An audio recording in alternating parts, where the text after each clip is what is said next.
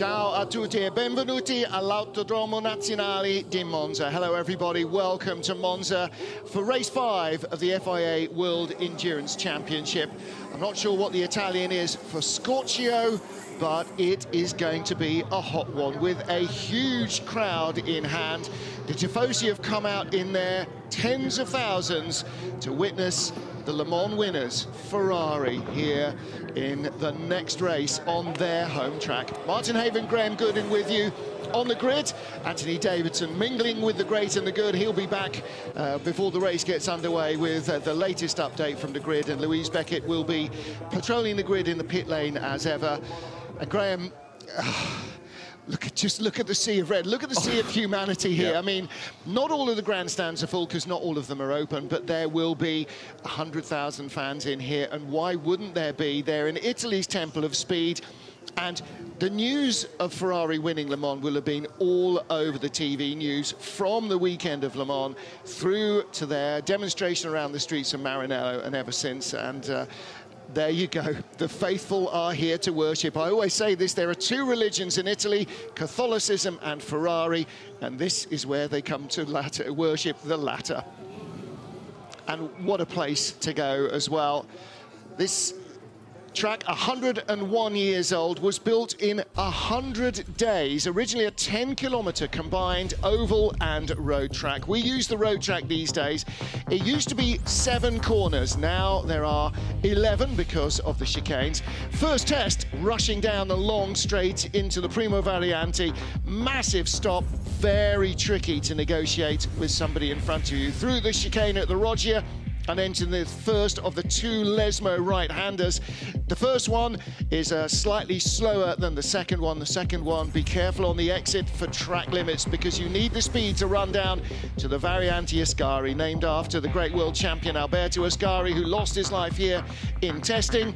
And again, resurfaced this year, allows you to carry a little bit more speed down to the Parabolica. Turn 11, the Curva Alboreto, named after another Ferrari legend. This is the season we've been waiting for, Martin. It's just been building and building and building. 2022 winners, of course, were Alpine. They're still here, but in LMP2 this year, of course, real team by WRT. WRT is certainly still here last year, and there are the race lap records. Romain Dumas, he's back. Felipe Albuquerque, 1:39.602, and Alessio Rivera in the GTE AM. It is blisteringly warm. Stands are full where they're open. And there is a absolutely massive atmosphere here. Did I hear from Louise Beckett there? Louise Beckett is on the grid, and some old friends of the show with you, Louise Beckett. I sure am. I am with Dindo Capello from Audi Le Mans. You've won many races here in WEC. It's lovely to see you here, and you must feel that this is a special occasion with so many people here watching. It's something really unbelievable, and for who like us loves endurance race and WEC, it's really a great achievement. And you know, of course, the victory of Le Mans a few weeks ago makes this happen, but I think the WEC they made a great job in the last few years. And I think I never seen the Tribune so crowded, if not Formula One in Italy. You know, Formula One is something special in Italy, but especially is Ferrari. I think this time at least 50% of the spectators are here because they love endurance and motorsport in general, which is, as I said, as you know, motorsport fan is a great achievement. It sure is. And what's your role here this weekend? What are you doing here this weekend? You have a part to play. Yeah, I'm the Grand Marshal of the race. I have to do the green flag, and it's a great emotion and also a great honor because for me, you know, Monza is like my home racetrack, and when the WEC called me to be Grand Marshal here was something really emotional, and I hope to be good with the green flag in a few minutes. You will be, I know it. Thank you very much. Lovely to see you here, Dindo Capello. See you later. Bye-bye. Yeah, Dindo Capello. Alan McNish was here as well, one of Dindo's long-term teammates and a colleague of ours over the last few seasons. And just, yeah, great to see Dindo being honoured as the Grand Marshal. Well, we used to have a regular banner in the stands in Dindo's time. No Dindo, no party. And he's very popular. Have him back there. Laura Wontrop-Klauser on the right-hand side there from GM Racing, and she's the lady in charge of all of these programmes. And Marek there from the FIA is one of the guys who's in charge of monitoring the performance of all the cars, the technical sides, the whole thing. There's an enormous army of technicians making sure that all the cars comply in every aspect of the regulations. Looking here, ORT by TF, second fastest lap in GTE AM, Ahmed Al-Hati. He was on pole at Spa, the first Omani driver ever to claim a World Championship pole, and they start in second place. Nico Molina and waving to the crowds. Huge support, of course, here for Ferrari, but lots of support for the other teams too, as Dindo was saying there. It is great to see so many fans coming here. I think Le Mans this year especially, especially if you're an Italian, because Ferrari won and because the history of them coming back after 50 years away. But Le Mans this year was an epic. It was really where hypercar came of age, because we had big factory teams in number, and that is only going to increase as we get to next year. René Arnoux there in the centre, a seven-time Formula One winner, of course, a Ferrari legend. Chatting there with Richard Mille. With his back to us is the president of the ACO, Pierre Fillon. You could see the CEO of Le Mans Endurance Management that runs WEC, Frédéric Leclerc, there as well. Jim Glickenhaus in a familiar cowboy hat. Not the only cowboy hat at Le Mans, because Ben Keating brought cowboy hats for all the team at Corvette Racing. This is the Iron Dames. They'll be taking the pole position yesterday in the hands of Sarah Bovy in dominant fashion, Martin. And the first female driver to claim pole position in an FIA World Championship at the same circuit in consecutive seasons, because she was our pole sitter here. That's Michelle Gatting. There was Sarah Bovy. So Sarah, pole sitter here last year, pole sitter here this year. Now, that team, boy, if they didn't have bad luck, they wouldn't have any luck at all. They are so on the cusp of a big breakthrough, and to do it here in Italy would just be fantastic for them. We can see the tricolore, the Italian national colours on the grid, and the Marina Militare, Italy's Naval Air Force, and the Marines of the Italian Navy will be delivering the flag shortly. We'll see them overhead. Getting into our LMP2 field, fifth fastest for Inter-Europol, our Le Mans winners in LMP2, the tiny team that could. This Polish family-owned team. There's Albert Costa chatting with Sean Gallel, with Sean Gallel. I was just sort of laughing there at the height difference between Albert Costa and Sean Gallel. There's at least a foot between them, isn't there? And that's, you know, one of the great things about sports car racing as opposed to open wheel racing is actually height is no hindrance. Absolutely right. Some very happy faces in these stands. I think a lot of people coming to endurance racing for the very first time, maybe. And what I've been hearing from one or two fans I've been speaking to in and around the paddock is they cannot believe the access they get here. Yeah. Autograph session earlier. That's, yes. Well, in the autograph session, the drivers, the tables are normally set up in the working bit of the pit lane. Yep. They were pushed back into the actual garages. The entire width of the pit lane, all three lanes of it, was rammed with humanity. It was absolutely... And, you know, for Friday, when the tickets were free, we had a regular-sized race day cried in on Friday alone. So fantastic to see so many fans, so many families here as well. 22 United Autosports car, third on the LMP2 grid. So we look down, you can see in the distance there the two NH90 helicopters approaching. And they'll be giving us quite a show. Ferrari hats and Danish flags, so some Nick Nielsen fans. Absolutely. In there. David Heinemeier Hansen will start in the car that was qualified by Pietro Fittipaldi. Nearly took pole position. Pietro was top of the pile in qualifying for some while, actually. In the end, they didn't quite manage to sneak through into pole position. So Heinemeier Hansen will start the race. Here they come. Yeah, here come the two SH60s of the Marina Militare, and performing a little bit of ceremonial duty, but you'll remember probably a month and a half ago, the huge flooding in Emilia-Romagna. They were in their full search and rescue and assistance mode as well. All hands on deck, literally at that stage. So those guys, as well as being a regular submarine hunting and offshore patrol, part of the Italian military were also inland search and rescue. So the two SH-60s, and they will bring in some Marines, riflemen from the San Marco Marine Brigade. Right over the grid now. There you go. Good hair. Yeah, can't imagine what team they're supporting. There's Rahel Frey, one of the drivers in the pink Porsche, the Iron Dames. And they will be delivering the green flag. And of course, a lot of the work of the Italian Navy and the search and rescue, particularly during the summer months, will be in the Mediterranean to the south of the country, where lots and lots of small boats are coming over. And a lot of them really in quite dire straits, where by the time they get towards the coast of Italy. Yeah, proud work for them, I'm sure. Absolutely so. This grid looking fantastic. The crowd looking even more fantastic. Here, though, is the shape of the future, Martin. This is the Isotta Fraschini demonstration laps from number 11 car. There is the hypercar, the racing version of this car, which the team hope will race the Hansa Vector Sport next year's FIA World Endurance Championship. The blue car is the Pista version. That is the track only, I feel like super duper track day version of the Isotta Fraschini. So what it is basically is the hypercar, but without the rules restrictions. Yeah. And there will be a road version as well, a Stradale. They've got a scale model of that here. Dr. Wolfgang Ulrich, among the representatives of the World Endurance Championship, Le Mans Endurance Management, long-time team boss of Audi, of course, and he's part of the guiding group here. That was a low pass indeed. That was a low pass, René Arnaud. Great to see René looking so healthy.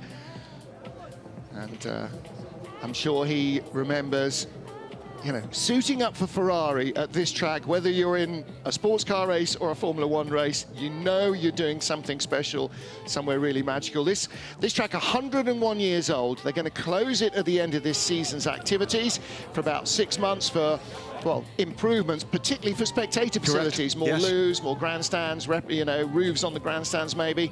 And you will see a whole new look to Monza. The track itself, don't touch, don't mess with this place. Maybe take the first chicane out so we can go straight down the straight into Curva Grande. And Davidson's done that in testing. He says, okay, it's not for the faint-hearted. No, so we had a number of teams doing that back in the day, pre-Le Mans. And having seen some of the footage of the cars going through their full tilt, it really is heart-in-the-mouth stuff. It probably is. That's where you need plenty of cojones to get the speed. There's your Peugeot team. Paul di Resta in the white shirt, obviously not going to be second into the car. He may not be driving for a few hours. There is the Tricolore below the helicopter. And the two helis will come into hover above the grid. And then the third San Marco Marine Brigade Fusiliers will abseil down from the helis. You've seen this, of course, at Le Mans with the L'Ami de l'Air. Fast descent. And these are big, heavy lifters. Grid is going to be cleared, and quickly. Won't be long before we get underway for the 6 hours of Monza for 2023. And Martin, it really has. Everything about the FIA World Endurance Championship seems to have had a hefty dose of adrenaline into this year. We've got all sorts of storylines. Hypercar, the plan has come together, and as we've already seen with the Isotta Fraschini, more to come as the helicopter comes down now for the flag to be handed over to Dindo Capello. So San Marco Marine Rifle Brigade will be the unit that has supplied the Marines that will bring the flag down. So the great and the good moving away. It will just be the mechanics responsible for starting the car and the starting driver. Cars, of course, now lined up in herringbone fashion along the pit wall as they would have been in the traditional Le Mans start. Drivers no longer run to their cars, jump in and fire up the engines, but that look to the grid remains the same.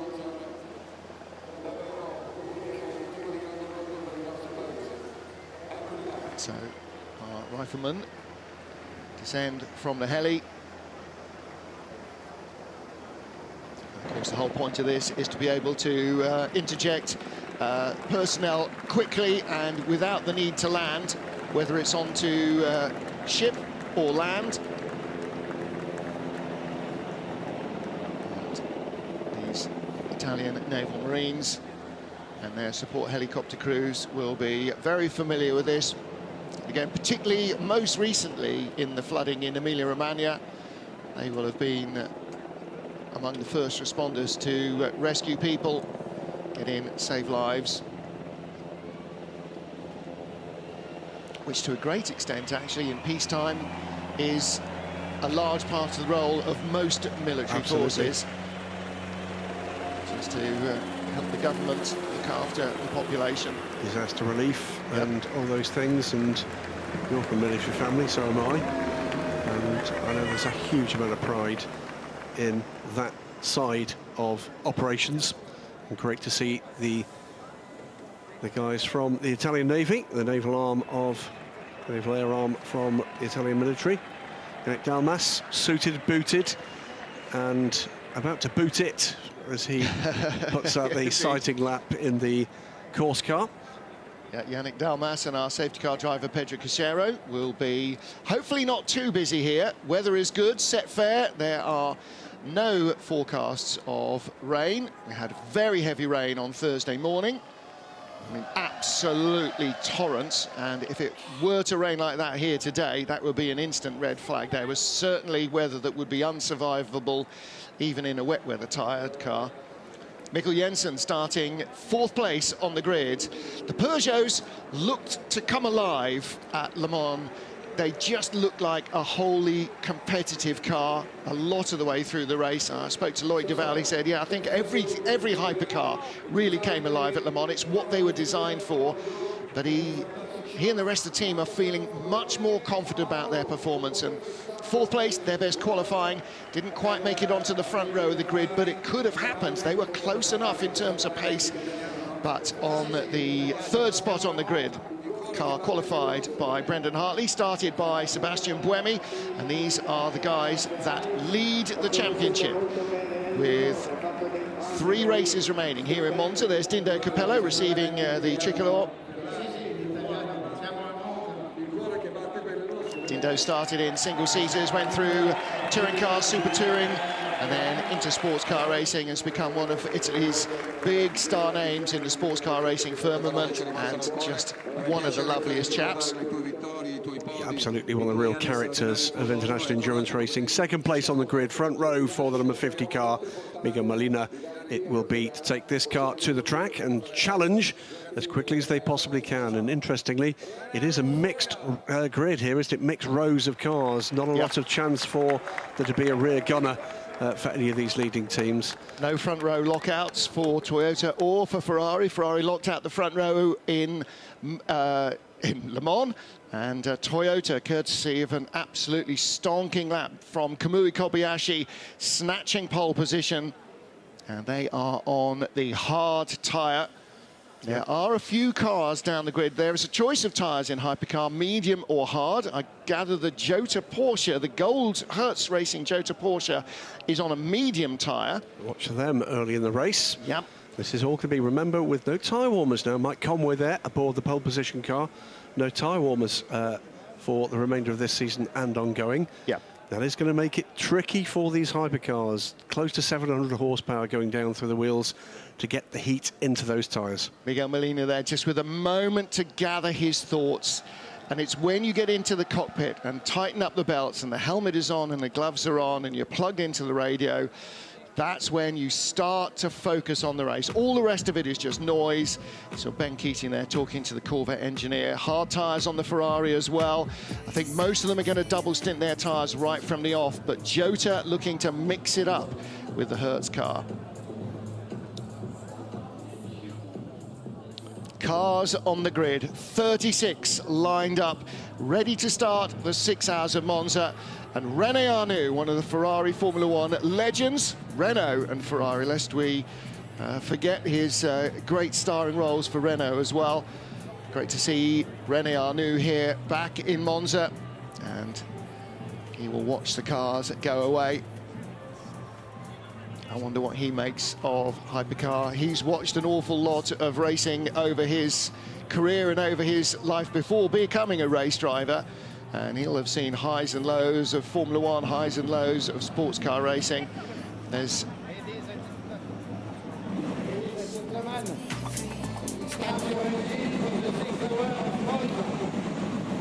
is no question that we are in the golden, the platinum era of sports car racing. Whatever era is your favourite, this is going to trump it, I think. Lest we forget, by the way, Rene has stood on the podium at Le Mans. He had 3 starts at the Le Mans 24 Hours, 1977, DNF there, in a Renault Alpine A442. And in 1994, he stood on the podium with Justin Bell and Bertrand Ballas in the Dodge Viper RT10, Ooh. the GT1 class, now, 12th overall. I would have probably had a stab that he raced here for Alpine Renault, because he was a Renault star in junior single-seaters and, of course, up to Formula One. But I had completely forgotten that he'd raced a Viper. Did race, by the way, the following year in '95 for Euro Motorsport. Now still with us, by the way, as Euro International in the European Le Mans Series in a Ferrari 333. Didn't go so well. Away they go, and they do make a fabulous sight formed up on the grid. And as they come around, this will be the first opportunity that many of these fans will have had to see the cars as a group. And it's not just seeing them, Martin, it's hearing them. It's seeing them, hearing them, smelling them, and enjoying the race. And again, great to see so many fans here, so many Ferrari fans, because don't forget, it is a Grand Prix weekend as well. So Ferrari are racing at Silverstone as well as at Monza. But there's a huge number of people here, huge number of Italian fans, huge number of fans from all over the place. I was chatting to some fans from the UK yesterday during the pit walk, and one of them coming to Monza, not just for his first sports car race, his first World Endurance race, his first motor race ever. And you know, Spa, Le Mans, Monza, these Portimao, these European races are so accessible from anywhere in Europe. It's great to see fans from all across Europe and further afield. Well, joining us in the booth from the grid, that looked a bit scorching down there, but it looked fun as well. Very hot, but very fun. And yeah, a lot of motivated drivers for this one. It's funny, after Le Mans, it feels like a lot of pressure has gone. A lot of anticipation that obviously builds up before that 24-hour race. And with that gone, done and dusted, now they can focus on the rest of this championship and really get stuck in. And for teams like Toyota that felt a little bit hard done by at Le Mans, this is revenge time.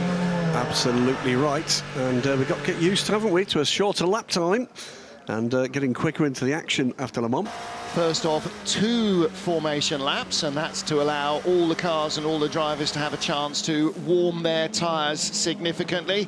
So they will roll past the fans once more, and the second formation lap. And when we get to the end of that, the safety car will pull off, and we will begin the 6 Hours of Monza, race 5 of the FIA World Endurance Championship. Wherever you're watching us around the globe, whether it is morning, afternoon, evening, or dead of night, thank you for joining us.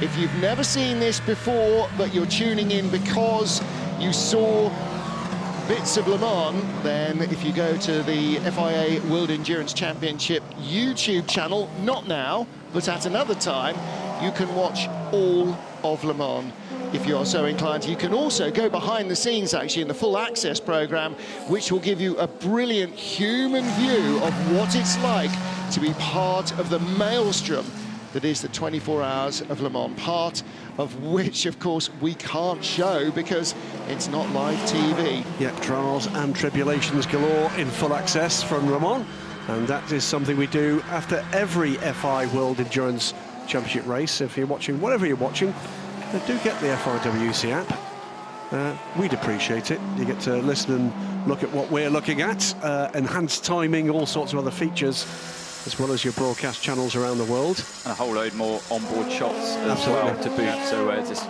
going aboard there with the Prema car on the run down towards the second chicane. And I quite like these double warm-up laps. It kind of builds the anticipation more, doesn't it? You can see the fans really eager to see these cars let loose. And in the hypercar category, not just a mix of hard and medium tyres between the cars, but Glickenhaus starting at least one of their cars with medium fronts and hard rears. So looking for a whole different balance in the car. But it is the number 7 Toyota that leads the field around. And that is Britain's Mike Conway. Miguel Molina alongside him on the front row. Then Sebastian Buemi in the second of the Toyotas. And Mikkel Jensen, the first of our pair of Peugeot. This is on board with Romain Dumas in the 708 Glickenhaus. You can see the sky blue car in the background there as they come out of Ascari and down towards Curva Alboreto. Parabolica as always was, with the Proton competition car, the new addition to hypercar here in the WeatherTech colours, the number 99 car. We'll be talking about that one, I'm sure, very shortly. That was Kazuki Nakajima, ex-driver for Toyota, now part of the management group alongside Rob Luypen. And yeah, actually bumped into Rob on the grid. And yeah, this is a race they'd desperately love to beat Ferrari at on home soil. So many questions here. Who's going to come out on top in the Porsche squad? Whether it's one of the privateer teams or the factory team. Will Toyota win? Can Ferrari claim a home victory? Is Peugeot as competitive over 6 hours as they looked in practice? So many questions to be answered and 6 hours of racing to answer them.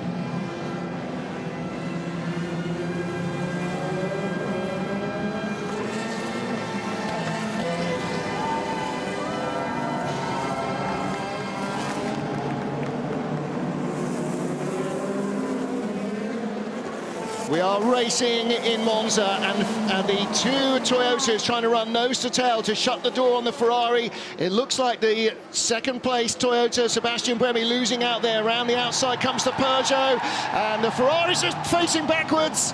51. That's the 51 car. 99 goes straight through the chicane. Ferrari 51 will go straight through as well. Just what they didn't need. So it is the Toyota Mike Conway that leads from the Ferrari of Miguel Molina, and the Peugeot of Mikkel Jensen up to third place. Alex Lynn fourth, the blue-nosed Cadillac.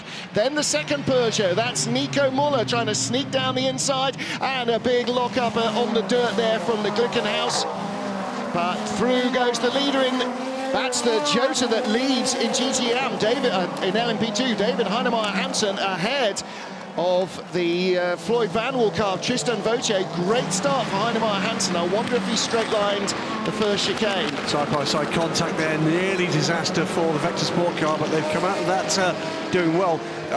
Well up in the early order. The Hertz Team Jota car up to 6th place after that melee. Yeah, so they've come out of this very well indeed. Yeah, started on medium tyres, Ant. It looked yeah, pretty racy into that first chicane. A small lock-up from the number 8 Toyota from Sebastian Buemi. Just made contact with the Ferrari, sending it round, and I think there might be a bit of damage there on the front left at least from the Toyota number 8. You can see weaving around in the background there, in between the Porsche and the Glickenhaus, coming through on the inside, trying in the final corner, but doesn't make it stick. The number 6 Porsche just hanging on there. That's Lawrence Vantour in the Porsche, Romain Dumas in the pale blue Glickenhaus, and behind him is the Proton competition car, Jimmy Bruni, battle for 4th place. This is the Cadillac of Alex Lynn, under pressure from Nico Muller, who goes around the outside. Nice move. Oh, but he goes straight on. He's going to have to give that place back, surely. Yeah. What's he going to do on the exit as we look further back? Here's the Ferrari, number 51, making up the lost time, that turnaround. I wonder what's going to happen there. Will we see any penalties come Toyota's way? Because I did feel like the Ferrari was... There's nothing he could have done in that situation.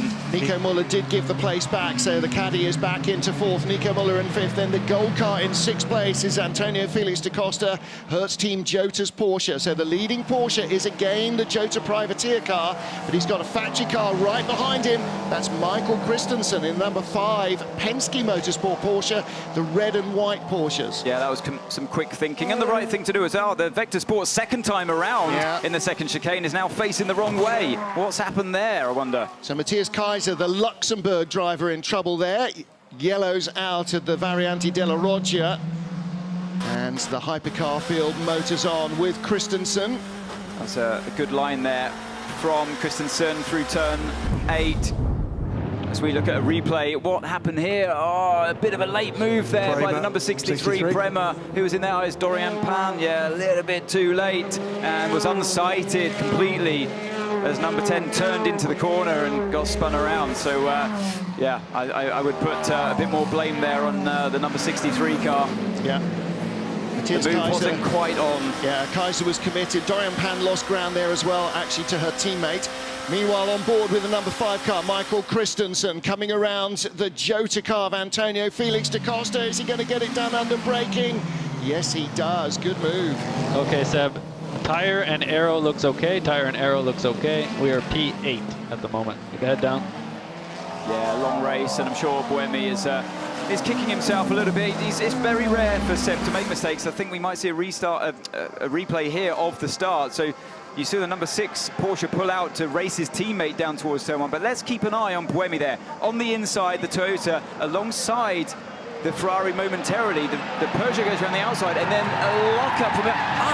Did Buemi get hit from behind from the Cadillac? I didn't see that. I think I'd like to see an onboard of the Cadillac. Almost collects the Corvette as he goes straight on as well. Here's another view. No, it was. Buemi had locked the inside front and actually made contact with the Peugeot and the Ferrari. And this is the onboard of Buemi. He's braking, he's got Ferrari in this. And it's just, that lockup came just at the wrong time. Left-hand dive plane, I think, is missing from that Toyota.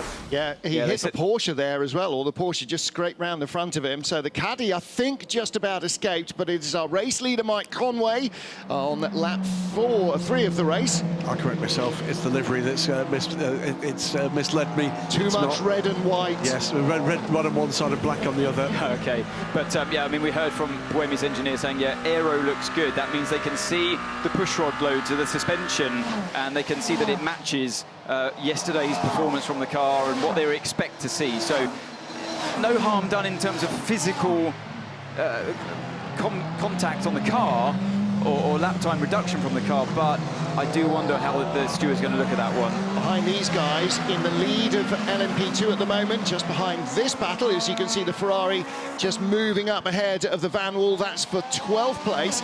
Leading in LMP2, Jota's David Heinemar Hansen, Ben Hanley within inches of his tailpipe, and there is our Le Mans winner, the 34 car. And that's a nice little pass down the inside from Kuba Śmiechowski. Now, he is the I was going to say junior, but least highly rated driver of the lineup. He went by Filip Ugran, the Romanian. So Polish driver passes Romanian driver. I think he might have been under attack from the Prema car into turn 1 and aggressively held on to his position. So let's see how that battle unfolds later on. After the incident, the previous lap where Dorian Pan clattered the Vector car, Ugran was released from behind her and has got by in the last lap. He's gone by the Alpine of Julien Canal. So that was nearly a second place he made up since that incident a lap ago. Yeah, two leaders trading fastest sectors and fastest laps. Last time around it went to Ferrari. The gap is 0.9 of a second. Let's hear what's going on with Jota.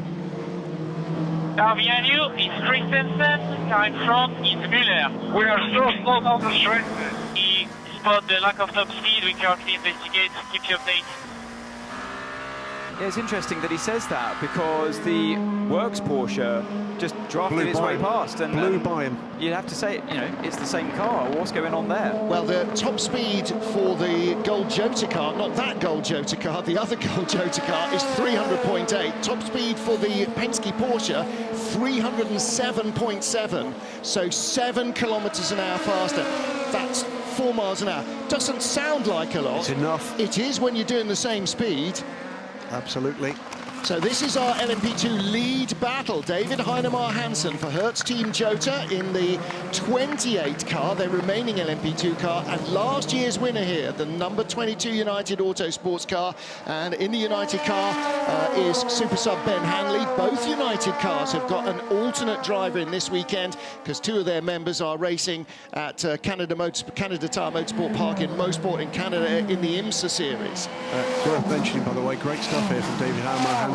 He is the lowest rated driver in the number 28 car, and that will better well up the inside. He's keeping it clean, that was a lunge from Hanley, and right look behind, at the here comes United the 23 car. United car's going to go by both of them. Round the outside of the Lesmo 2. Got to be careful on track limits. He makes up a place. That's Gator van der Gaard. Van der Gaard starting strong, as is his wont, and keeps his nose in front of Hanley.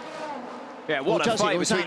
Is that Ben? Did Ben go by? Can't remember which is 23 which. from 22 now, I think. Yeah, Ben lost that position from a bit of a feisty move into Lesmo 1, and the two cars did make contact side by side. And it's quite a bizarre place to overtake, but Ben felt like he had the opportunity, went for it, didn't quite have enough of the car alongside to make the move stick. But yeah, that was proper LMP2, classic LMP2 battling. Van der Gaard, a platinum rated. Ben Hanley somehow only gold rated, which I'm slightly surprised at. David Heinemeier Hansen is a silver, and look at this, the Ferrari number 50, Miguel Molina, under threat by the 93 Peugeot. Yeah, Mikael Jensen at the wheel, young Danish driver, and closing at the moment on the Ferrari. So the fastest lap of the race last time around. So was that a mistake there in the first sector from the Ferrari? Because it looks like it's stretched that advantage once again through that the beginning of the middle sector. It was a 1:38.1 last time around from Miguel Molina, 1:37.6 from Jensen. They're going really well here. Yep.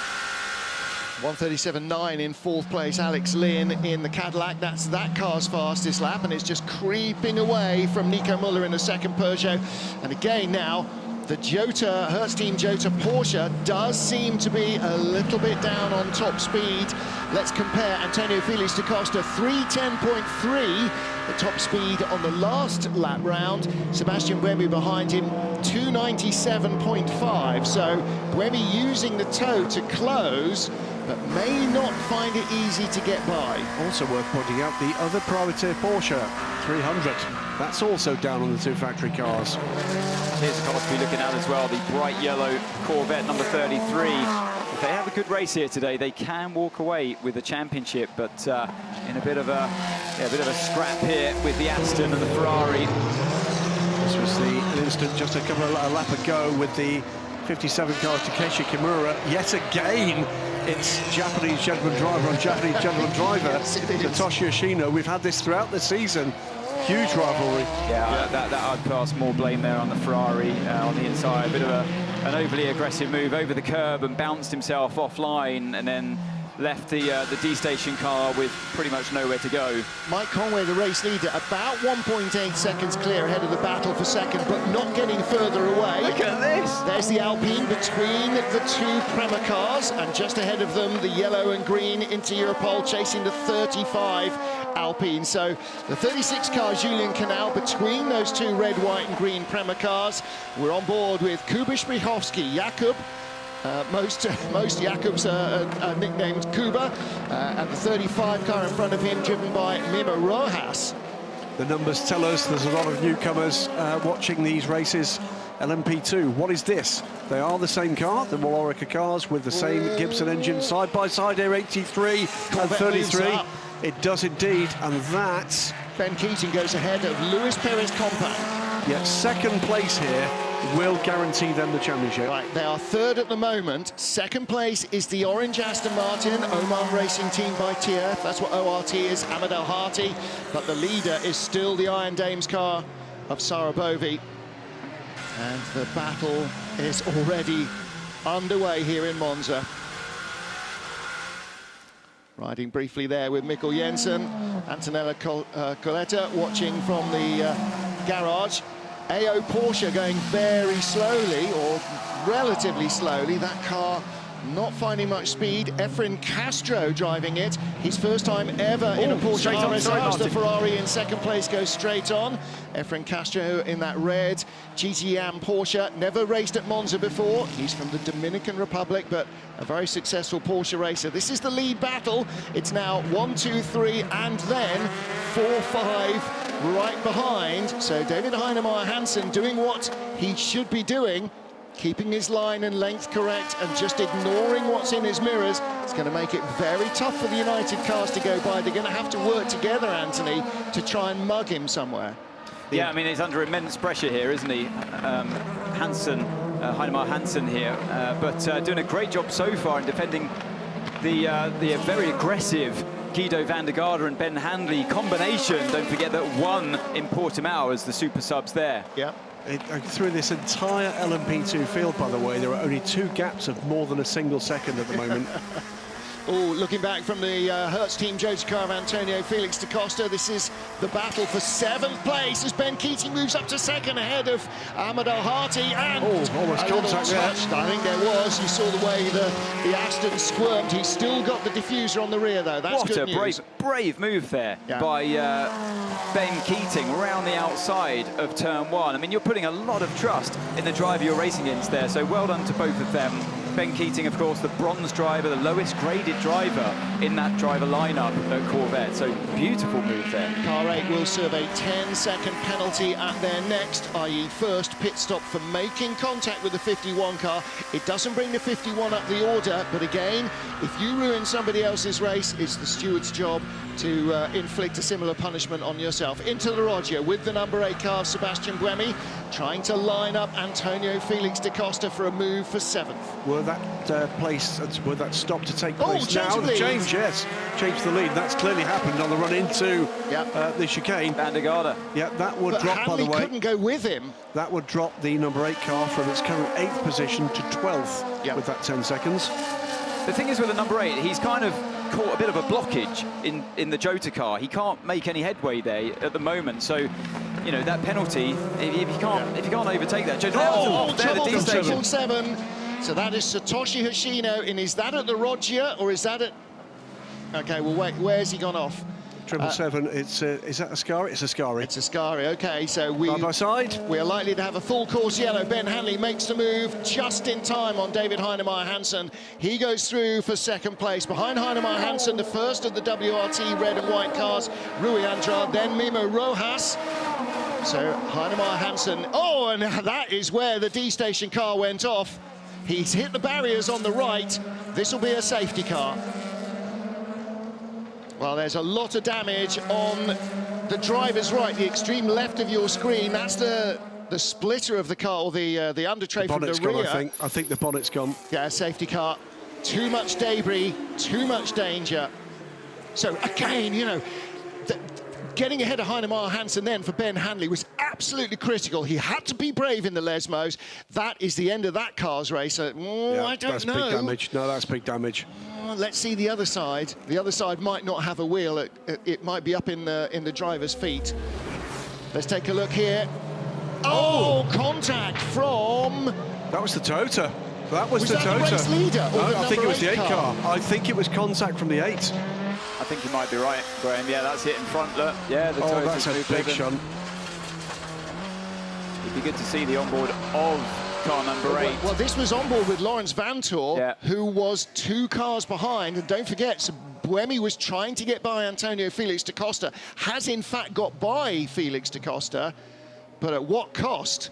D-station, out of the race, car wrecked. So this was the big bill. Well, this is the start. There's no further action on the start apart from the penalty for number 8 for contact with the 51 car. Yeah, so watch on the inside, the Toyota, the furthest to the right on the right-hand side of the track, and he locks up just at the last moment and spins around the Ferrari 51. That's why we're seeing the penalty there, the 10-second stop and go for car 8. It was hard for the front, very close. We saw the Ferrari and the Peugeot, loads of them going wide and through on the inside of turn 2, and Nakajima throws his hands up momentarily. This is on board with Buemi, and that's the contact that's cost him 1 penalty so far this race. We're yet to see what happened at the Ascari chicane from on board his car, and that's a good shot from on board the 94 car.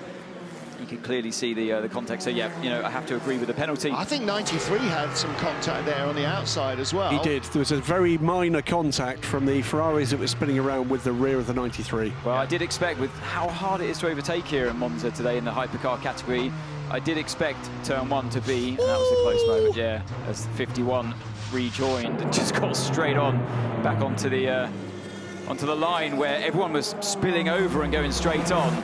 Man. But I did expect turn 1 to be hard fought today because it's so hard to overtake in hypercar, like we saw with the number 8 and the Jota car. Well, let's join Louise Beckett down in the pit lane and hear from Casper Stevenson. Casper Stevenson from the 777. I can see you're watching, looking at it, and the whole team behind you are. I mean, it's not been your season, has it? Yeah, it's been a hard first few races. I haven't seen the accident, but hopefully he's okay. But it looks like that'll be us out for the race. Yeah, it's a big shame, but yeah, it happens. Your team works so hard every single race here in WEC in 2023. Yeah, they do. I mean, sometimes we give them a bit too much work and with the repairs, but no, everyone works so hard, and D-Station and TF, and at some point we want to reward them with a good result, but it looks like you'll have to wait to the next race. I don't think you were here, were you, during it? So do you know what's happened out there? No, I wasn't. I was in the back of the truck. I just have the radio on because I don't have the... yeah, and I heard there was an incident, and then I saw that it looks like we're out. It's fine. I mean, it's hard at the start because all the cars come by at once, and yeah, it's fine. Thank you. No problem. Well, real shame for Casper, doesn't get to drive the car. Real shame for the TF Sport team as well. Tom Ferrier's crew do such a good job. Well, let's see what the radio traffic with Sebastian Buemi has to tell us. I think there is something on the rear. I have movement. I think there is something. Touch me a lot on the rear. Safety car, safety car, safety car. Guys. Left, I had movement. I think I have a puncture. Just check quickly. Yeah, it looks okay, Seb. Tires look okay to us. It's not okay. It's not. Well, they're seeing tyre pressure monitoring in the garage. What they're not seeing is whether the suspension arm is bent or not. And he's feeling, look at it, it's towing out awfully, or towing in awfully. So it's the right rear of his car that we saw when we were riding on board. That was a great shot looking back from the Jota. And the number 38 car with Buemi behind, and you could just see Buemi sort of drift over to the right-hand side of the track. And I don't think, still to this point, he's aware he hit that car, that he was moving over, because he's complaining, oh, there's right rear damage. He just said something hit me, I think, in the rear. No, Seb, you were going past another car. Something didn't hit you in the rear. You hit something as you went by. So this is a replay of the attempted pass on the 51 car. Peugeot coming down the inside. That's the 50. Oh, the 50 car, rather. Yeah, so this was for second place. That must have happened just after the incident we've been looking at with the... Well, could have done this, a D-Station car. I think the Ferrari might have been held up through the final corner, perhaps with the D-Station car, and that allowed the momentum on the side of the 93 Peugeot to make the move down the inside for turn one. Yeah, great racing between these two, and it's a surprise in many ways to see the Peugeot looking so strong and racy here at Monza. Well, this is the first time they've come to a track with a setup sheet, because this is where they made their debut last year. Linda Jackson there, the CEO of Peugeot, one of the huge group of Stellantis companies, which also includes Ferrari, courtesy of Fiat being part of that group. Carlos Tavares racing here in historic Formula 3. He's got a Rolt Nova Motor F3 car, Rolt RT3, that he races, an ex Thierry Boutsen car, I believe. So zipping my anorak right up, which I need to do actually, because it's pretty chilly in our commentary booth. Louise Beckett down in the pit lane, Sweltering will be thrilled to know that. So where are we? First full course yellow, first safety car. We went straight to last year. I was going to say we haven't had 37 minutes of full course yellows yet. Read all the graphic, Martin. Let's hear from the number 8 Toyota team as they unpack this. Sorry with how everything is unfolding. I'm doing my best. I'm sorry, guys. It's okay, mate. It's only 20 minutes gone. Still a long race to go. I think it might be quite a long race to go for the number 8 car. If they get away without a penalty for that, then I will be surprised. A lot of clear-up going on down at the Variante Ascari. As always, the stewards have a lot more information in terms of footage than we do, and the problem is here we're blocked by the Jota in front of the Toyota, that passing car there. So I do think it's a case of Seb thinks he's through and wants to get back onto the racing line. Here's the shot I was talking about before, on board with the Jota. Now, where does that Toyota go? Yeah. Well, the question that the stewards will look at is, did the Aston Martin move over, and you could see from that head-on shot that he basically kept his wheels straight in front. He was heading into the braking zone, and Seb was coming down the inside, and that does look like a miscalculation, unfortunately, on the part of the Toyota driver. Unfortunately, it happens from time to time. Seb is usually absolutely formidable and mistake-free. And I just feel like, you know, it can happen to anybody, and that proves it. He usually keeps his nose clean. He drives beautifully all the time. But once in a while, you have those bad patches as a driver, and I feel like he would just like to rewind and start this race again if he had the chance. And that was his apology to the team. You know, a very accomplished driver, multiple world champion in this, and multiple Le Mans winner as well. And yeah, this is difficult. It's hard to know in many ways. People will be thinking at home, look, why can't he tell the distance behind the car before he turns in? Well, they're long machines. Let's hear from him again. Okay, Seb, we've just seen the replay, and it looked like no touching. No touching. It looked very close, but no touching. No, touching. I accept it. Okay. All right. Well, that's Seb confirming he did. Accept it. I think he said I accept it just then. No, he said there was touching. Yeah. I felt it. Oh, I felt it. He said right at the beginning, something hit me in the back. Right. Let's just reset and just have a think about this rationally. In a straight line, would the D-station car just turn to the right and crash into the barrier? No. No. There was contact. Yeah. Yeah. Louise Beckett in the pit lane. I'm down at the Toyota garage, and I have to say the number 8 crew are not, you know, there's no activity going on here. I've spoken to the team. They are just assessing it at the moment. They don't necessarily think that the number 8 is going to come in, but as I say, they're assessing it. Well, again, Sebastian Buemi was definitely complaining there was something wrong with the right rear. The team are looking at the data they're getting from the monitoring system in the car, saying, no, the tyre pressures are fine, you haven't got a puncture, but he's feeling something out that feels like a puncture, or the right rear is a bit wayward. Yeah. It may be that he's picked up some muck on the tyres and it's unbalanced the wheel or something in that sort of little moment. No, he's a driver with a great feel. He'll be able to feel something. You know, you have to trust the driver in these kind of situations. He'll be feeling that there's something, maybe it's toe, the right rear, it's changed the toe angle of the car, and that's something that the engineers just won't be able to see. They can't see actively the toe of the car, and if Seb's picking that up, he's a driver with a great feel behind the steering wheel, and you feel that through the seat of the pants. So, and this is at slow speed. I wonder how it's going to feel when he starts to go at high speed again. Indeed. One very brief correction before we are bothered by thousands of Italian fans with pitchforks. Ferrari, not part of Stellantis, was spun off from the Fiat group back in 2016. But the machinations of international automotive trade, it's easily be confused. Oh, that's it. Do you want to get a scooter ready for him? After the yeah. That's interesting. That's interesting, because I was having a conversation with our graphics guy about the fact that John Elkann was headlined as a Stellantis board member. So I'm not quite sure what's going on there. Louise Beckett, are you any wiser on Stellantis, Fiat, Ferrari, Peugeot and all the others? No, I'm running up and down right now. So, oh, good, okay. Just looking at LMP2, I can see in United, both cars are looking to come in and have driver changes. We've got Phil Hansen ready for the 22 and Josh Pearson ready for the 23. Okay, interesting. There is still quite a lot of cleaning up to do.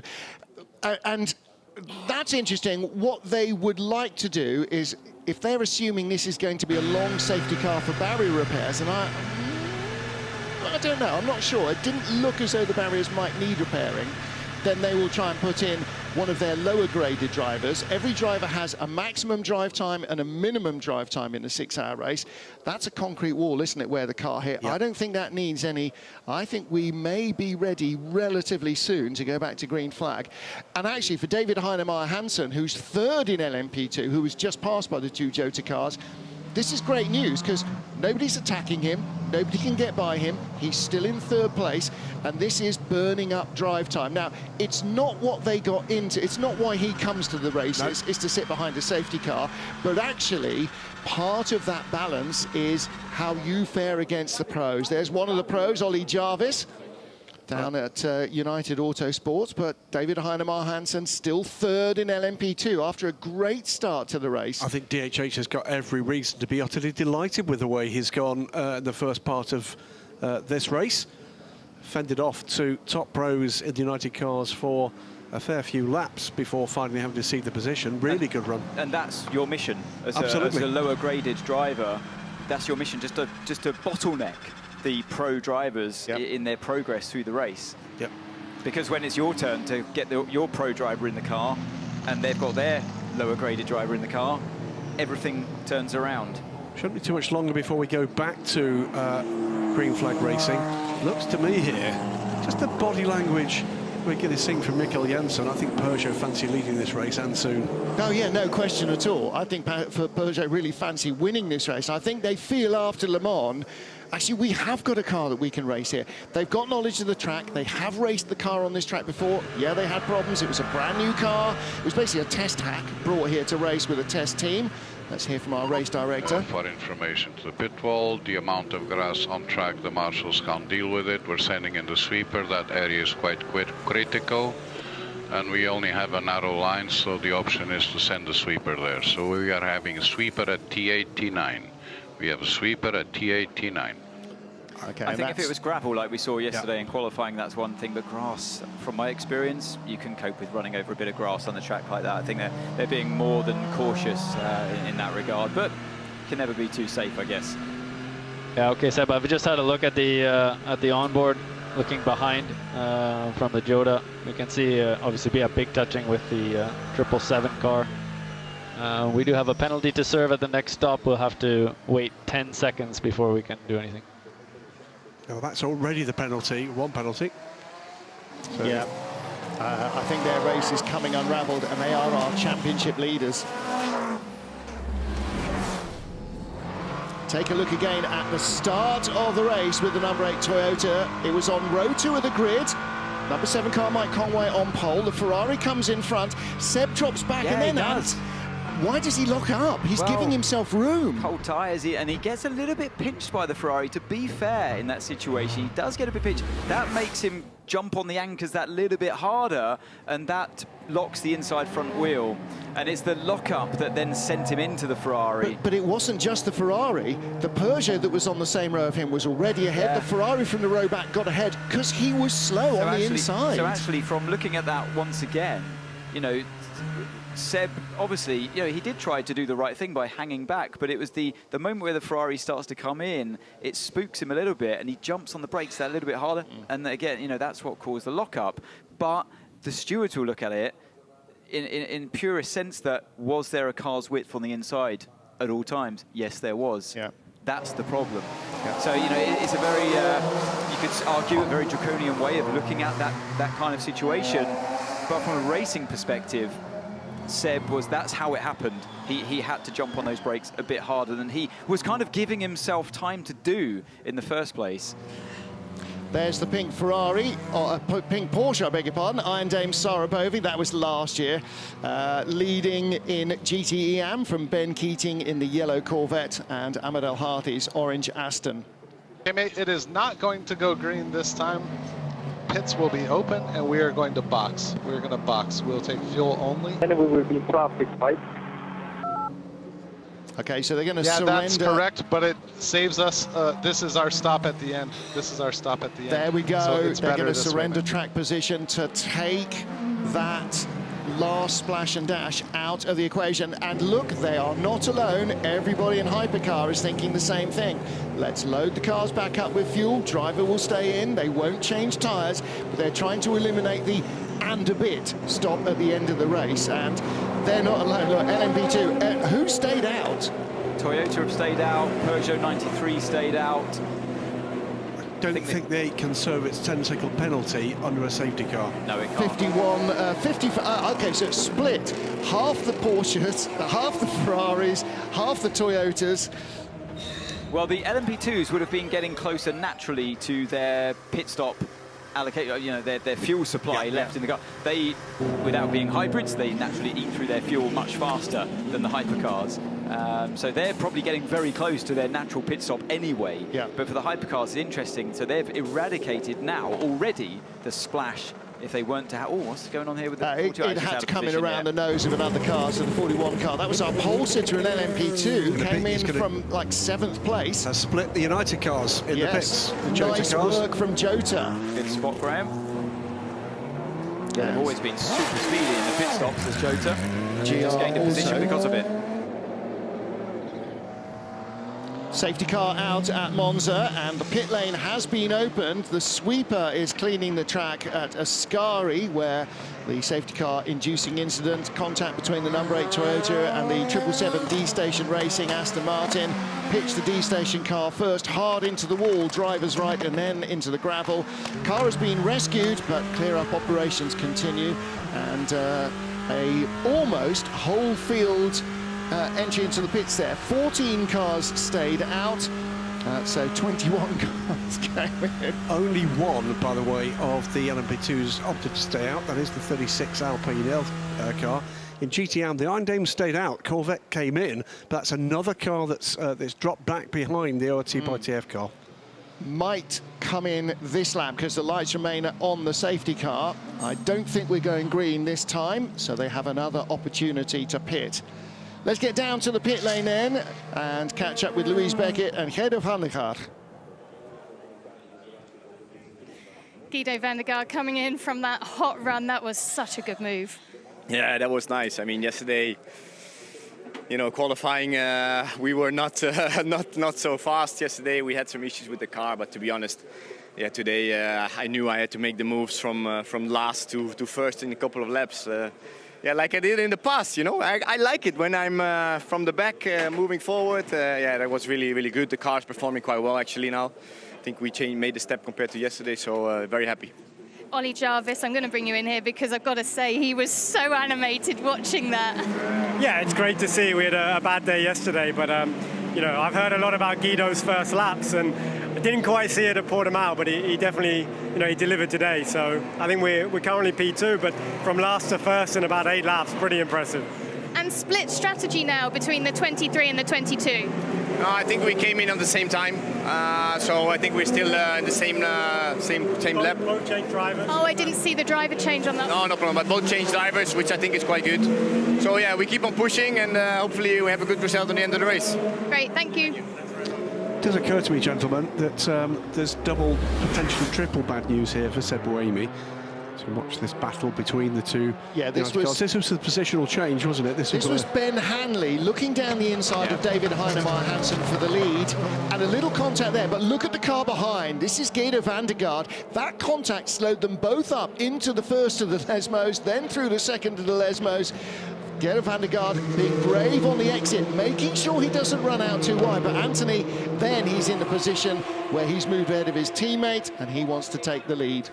Yeah, I think at one moment he was trying to think about going around the outside, possibly of the Jota as well, into the second Lesmo, and actually got a poor run on the exit because of it. And Hanley was threatening him once again down towards the Ascari chicane, but he managed to hang on to it, and later on in the lap found his way past Heinemeier Hansen. And he brought the car in, having started 11th in LMP2, having taken 10 places out of his rivals and come in as the leader.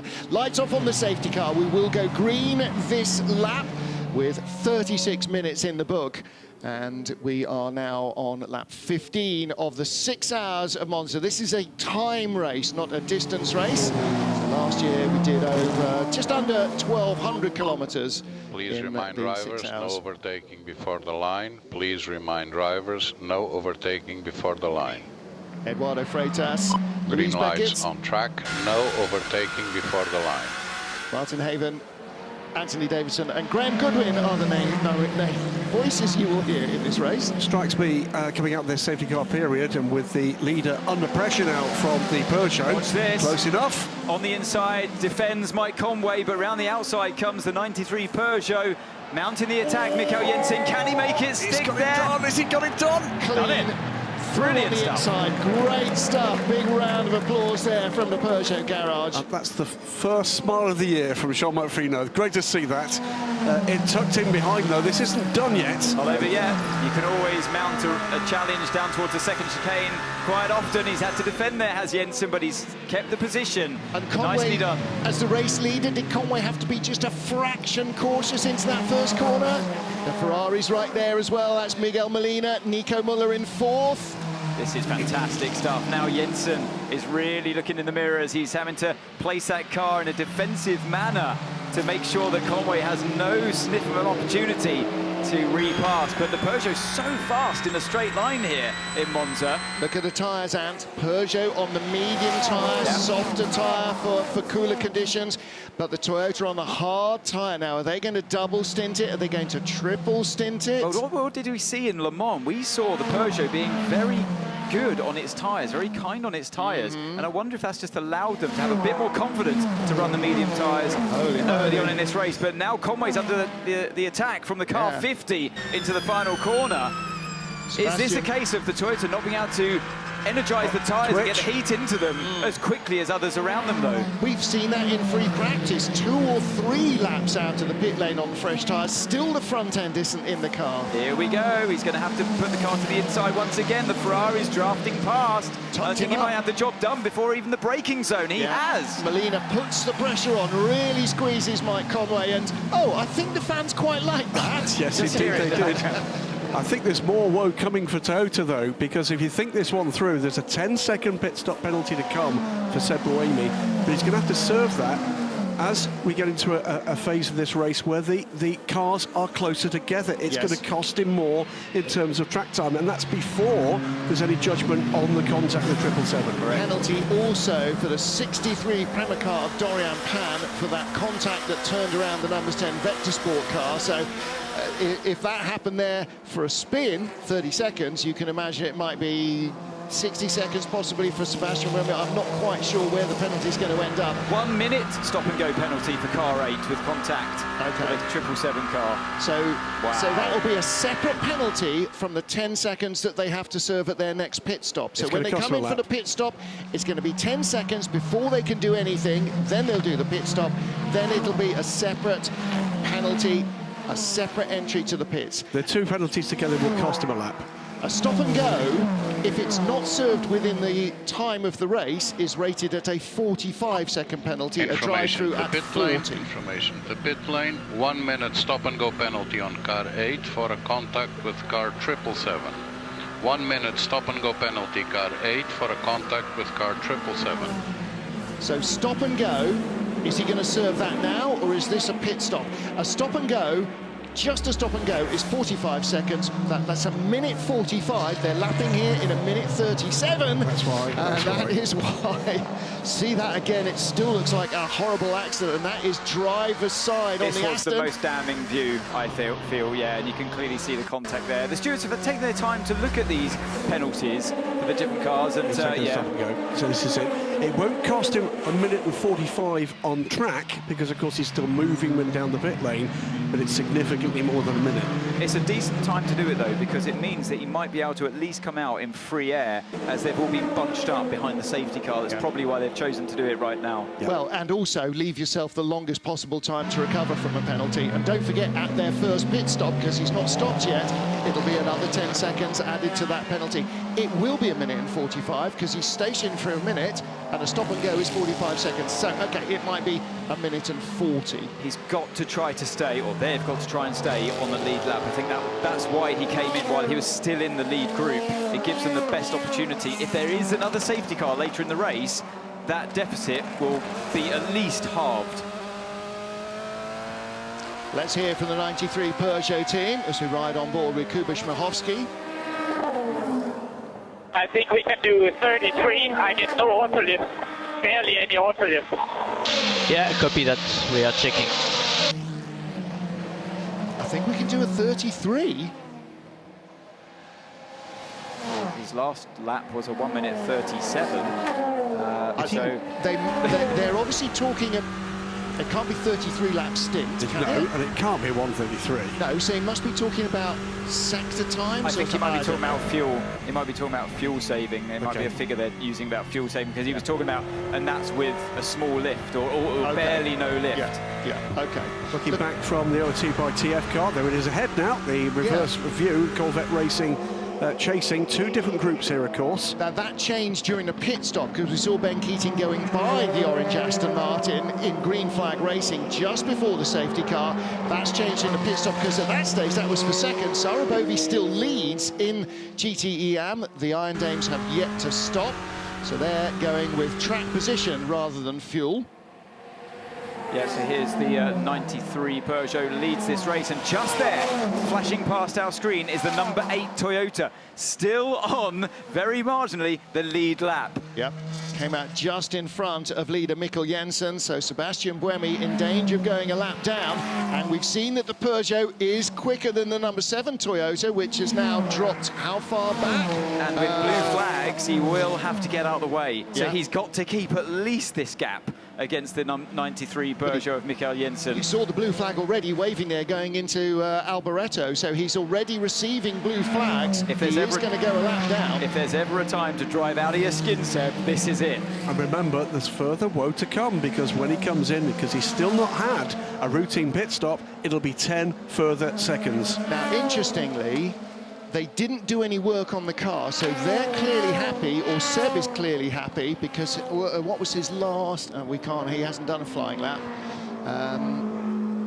Sector 2, 33.8, Sector 3, 34. It's about a second per sector slower than Mikkel Jensen, but he was on an out lap. Yeah. Looking here in LMP2, our leader is United Autosport's Josh Pearson in the 23 car. The Alpine of Memo Rojas has stopped. And that is ahead of Freddie Lubin, who's in the 22 United car. That's the darker blue car.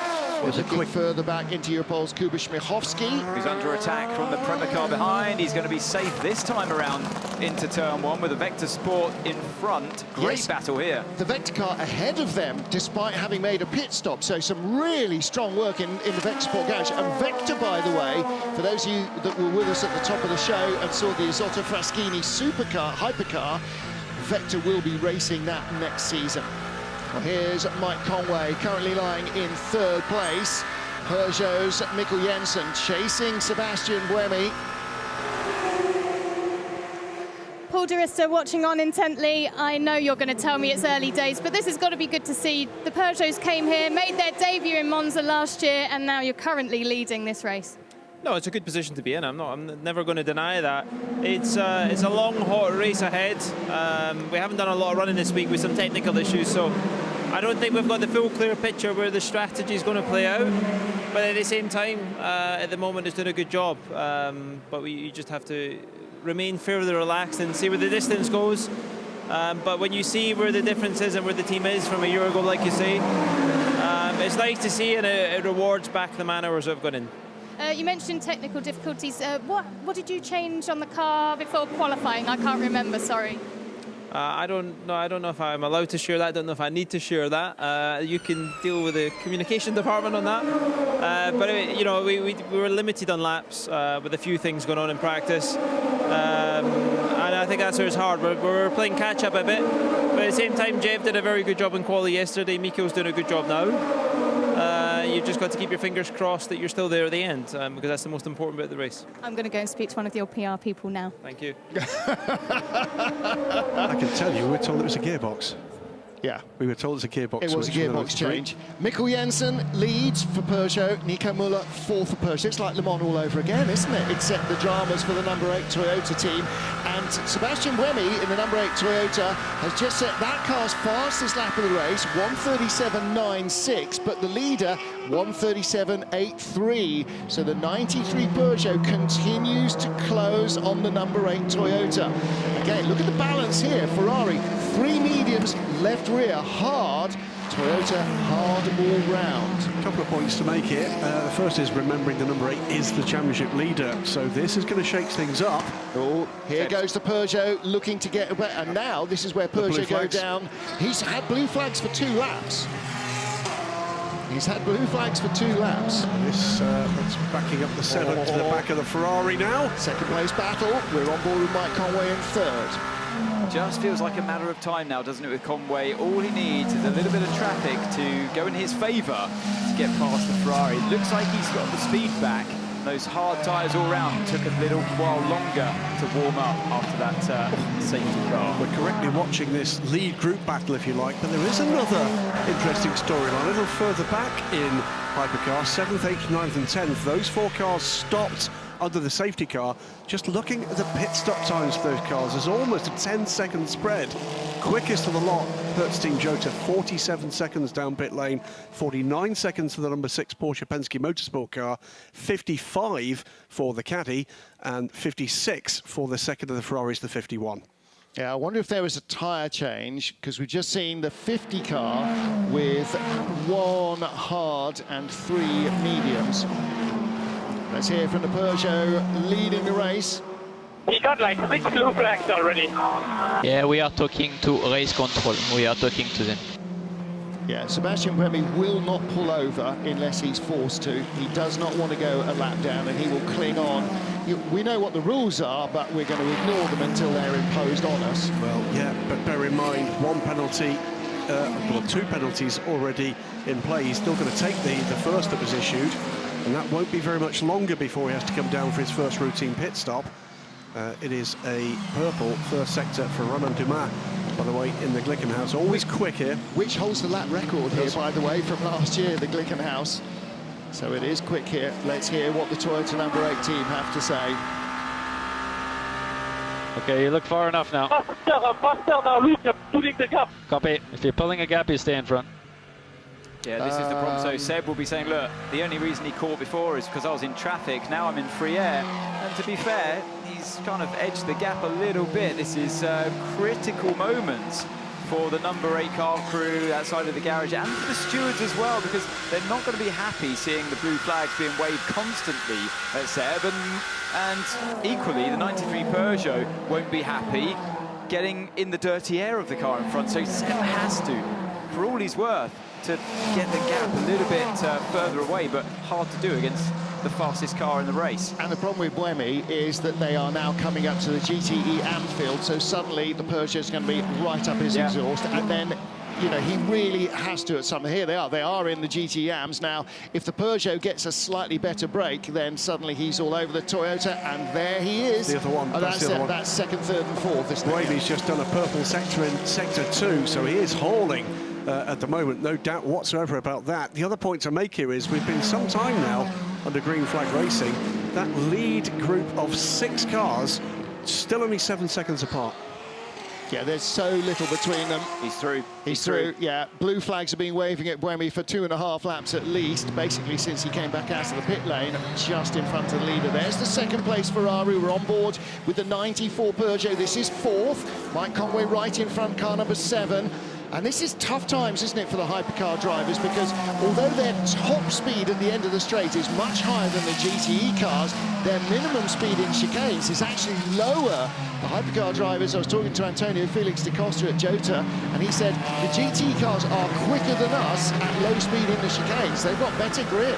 They've got more mechanical grip in many ways. Yeah, there's softer sprung. They've got very good tyres as well on those cars that can rival that of the hypercars.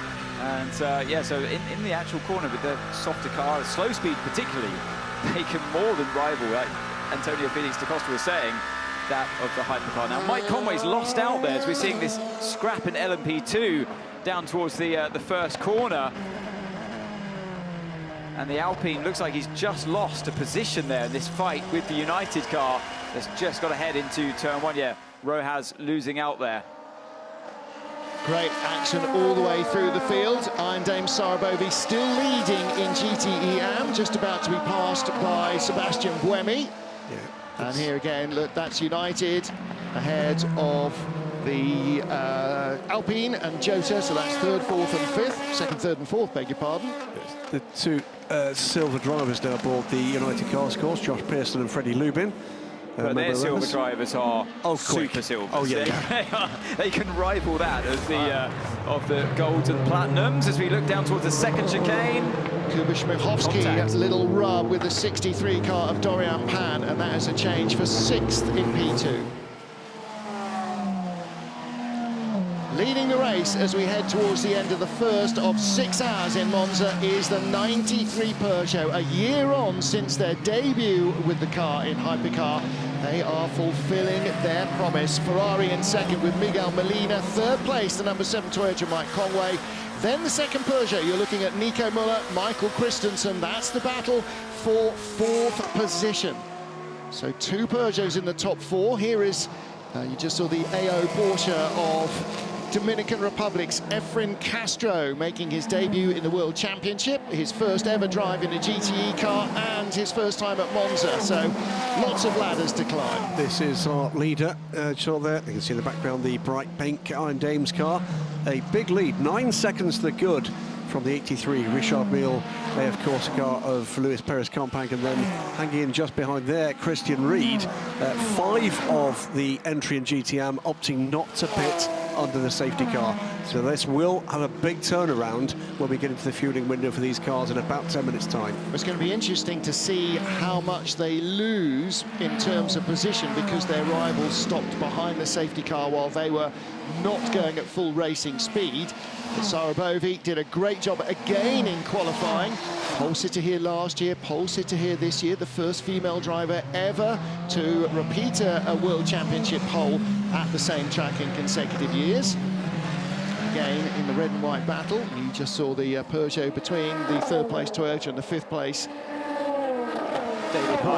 David Heinemeier Hansen there, still looking a bit racy against Mimo Rojas. Looks like he's catching him up. He's driven a really nice opening stint here in this race today, has Hansen in the car 28 Jota. But speaking of those super silvers, as we call them, the silver graded driver, Josh Pearson is doing a phenomenal job out in front to lead now by 9 seconds over the number 22 United Autosports car of Frederick Lubin. So just to prove the point we were saying about Josh Pearson being an almighty fast silver driver, he's really making hay at this point in the race. Isn't that nearly 10 seconds the good Josh Pearson over his teammate Freddie Lubin? Josh, younger but more experienced in these cars, and it's showing at the moment. Cracking couple of pit stops from United Autosports. Second place battle in GTE AM. Christian Ried behind in the 77 Porsche. That's the car that won here last year, or the number that won here last year. Christian was in the car then, is again. Had a slightly different team lineup with him. And chasing Luis Perez Companc in the Richard Mille Racing Ferrari, the AF Corsa run car. Behind them is the 21 AF Corsa car. And we're on board chasing down that machine with the ORT car of Ahmad Al-Hati. So GTE-AM, 2 clumps very close together. And that's the point, is the cars that stopped under the safety car are not that far behind here. This could be a championship-defining point for the Corvette crew. They currently sit 2nd in the train of cars that have made that first stop. Just saw the graphic there for the Peugeot. The 2 right side tyres have done 33 laps. We're on lap 28. The 2 left-hand side tyres have done 27 laps. So that's part of their qualifying set being used on the side of the car, Anthony Davidson, that does less work. So you've got the freshest tyres on the left side, and quite a lot of the teams have been doing left side only tyre change pit rehearsals during the week leading up to the race. Yeah, so they're part of your allocation, of course, over the whole weekend. So you have to use them in qualifying and the race, and you try to split them. You don't want to start, especially start the race. Quite a brave move, actually, to start with a side of your car on qualifying tyres. You take a lot more energy out of your tyres in qualifying, pushing them way over the limits, more than you would ever do in a racing situation. So, I mean, bit of a blow for the rest of the competition out there, knowing that they can have even more pace when they put an equal spread of brand new tyres on the car later on in the race. Watching the other P2 battles, but a big push underway at the moment from Mike Conway, the fastest middle sector of the race so far as he closes in behind Miguel Molina. And in fact, fastest lap of the race. And going with him is the Peugeot of Nico Muller right behind, who was just in 13 thousandths of a second slower. So Muller in the slipstream, following with Mike Conway. Louise Beckett's in the pit lane. What do you know?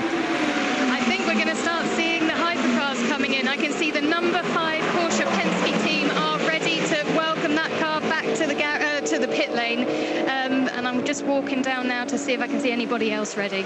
Yeah, the top 5 cars did not come in. So for Louise and our benefit, it will be both Peugeots, the 50 Ferrari, the 7 Toyota, and the 5 Porsche that did not come in. 94 Peugeot and the 708 Glickenhaus also joined that group, so 1 to 6 in this order. Indeed. Owes that pit stop.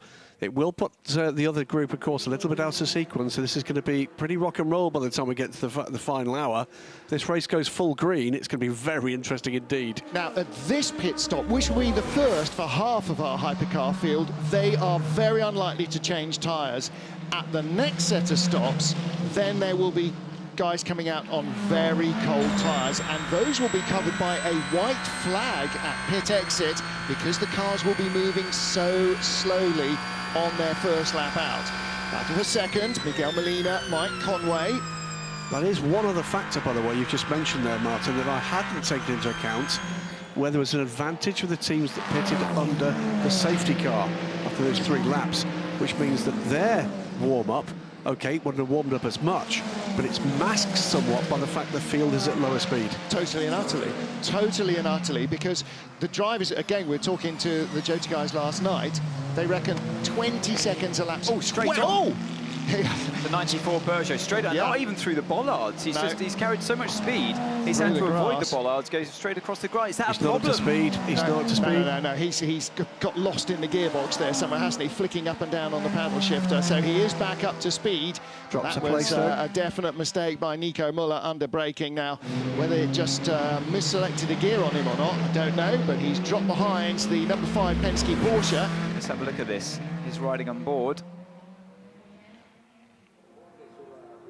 Can't hear the engine under me, but yeah, just very strange not to be able to slow the car down before the bollards. Yeah, in theory, he should have zigzagged through. Yeah.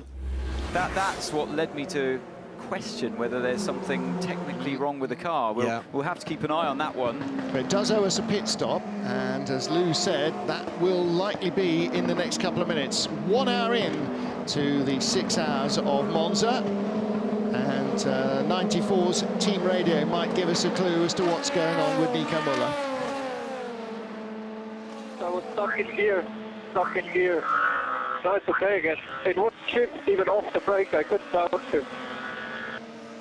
I thought there might have been a technical reason for that. It was a bit of a rare error, and the fact that he couldn't slow it down enough to get through the chicane of bollards, that flagged a bit of a warning shot for me, and yeah, so it's nice to have that confirmed there. And then you have to look for the to the 93 Peugeot that leads this race. It has been an Achilles heel for them, his reliability, all the way through this season, and when they returned to the World Endurance Championship as well here last year. It's got better, but that proves once again that it's not over quite yet. One final question about that. Now, you've been in more drivers' briefings than I have, significantly more. There is instruction about how you should rejoin. He didn't take the defined option. Could that be a penalty? He couldn't take the option because he was stuck in gear, so I mean, it's yeah, unlikely, because he'll just say, I couldn't slow down enough to zigzag through. I could have spread, you know, polystyrene blocks everywhere, but that wouldn't have helped anybody either. I think if they want to be cruel, yes. If they want to stick to the rulebook as it's written, then they can very much give the penalty. But if I was the steward, I would say it's because there was a technical problem with the car. To explain what we're talking about here, just in case that's a little bit kind of, airy-fairy. Yeah. Second chicane, there is a defined route you've got to follow to rejoin. And I don't know whether or not the same is true in instruction. There you go. The first chicane, if you go straight on, you have to go through the bollards. There you go. That's what they tell you in driver's briefing. Now, if you had brake failure and you didn't go through the bollards, but you miraculously got back through to the pits and they fixed your car later on, would they really give you a penalty for not going through the chicane? I would like to hope they wouldn't. Yeah. But if you want to stick to the rule, then yes, you could do in theory, but I think there is leeway for the situation. Absolutely right. Yeah, definitely. And there you go, as it pops up, car 94 reported to the stewards for not respecting race director's instructions. Might well be no further There action. might be. And one of the reasons nowadays that stewards take much longer to look at an event, 93, 94 is in, so is the number 5 Porsche. So this is routine pit stop time, but it is routine pit stop time, but this may go back into the garage. Don't forget, 93 had a gearbox change after qualifying, or before qualifying. So there's the 5 Porsche. 5 Porsche profited from this one, but this is the point where we see what damage has been done to the race position for the other group of cars. The first of the cars that has stopped is 30 seconds behind the race leader. That's 20 seconds. Well, 20 seconds. Okay. Jota's the first car that stopped, yes. So that is going to reverse the field. So for those who did not stop, they definitely lose out here, and they will be back in the pack. So the 93 car, the race leader, the 50 Ferrari, the 7 Toyota, 708 Glickenhaus, they'll be back in the pack, and Hertz Team Jota should lead this race at least until they now, with the other half of the hypercar field that are out of sync, plus some of our GTE AMs, plus any of our LMP2s. No, they all came in. LMP2 is pretty much all on the same fuel window. Here's the number 8 Toyota. This will be the stop. It adds 10 seconds, remember. Served at the beginning of the stop before the guys get hands-on. Yeah, now they've been lapped, they might as well serve it now. Peugeot 93 was the race leader. It is in. It will be fuel only. 50 Ferrari, I would think, will be fuel only as well. They need to make it quick. 93, the dollies go under. That is going into the garage. Why is that? Oh, no, it's just being squared up. It didn't come in square. And that's really going to cost them time here. They'll lose the lead because of that. Yep. Well, they'll lose the lead anyway because the Jota and the other cars that stopped under the safety car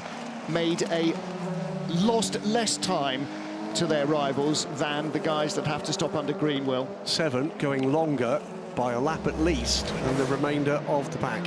Well, don't forget that Toyotas always do that anyway. 51 with a big lock-up behind the Cadillac. Now this is what you're supposed to do, go through the bollards. But yeah, that was a bit of an error there from... so number 7 Toyota, Mike Conway leading. Hertz Team Jota, Antonio Felix da Costa is 14 seconds back, and he is 2 seconds ahead of Lawrence Vantor in the number 6 Penske Porsche. 50 ahead. There's the Penske Porsche, that's Vantor, so that's where the 7 car, the 8 car comes back out. Conway's been heavily impeded here by slower cars on this in-lap. Yeah. Expect him to peel off to the right and come into the pits here. As you can see on the left-hand graphic, 1% energy remaining on the Toyota. 0%, how that is real Formula E fuel economy, isn't it? Fantastic stuff from Toyota. 28 Jota, by the way, was on pit lane as well. That's early for that car because that car did stop under the safety car. So great onboard shot here from the number 38 Hertz Team Jota. Felix da Costa at the wheel. Takes the lead.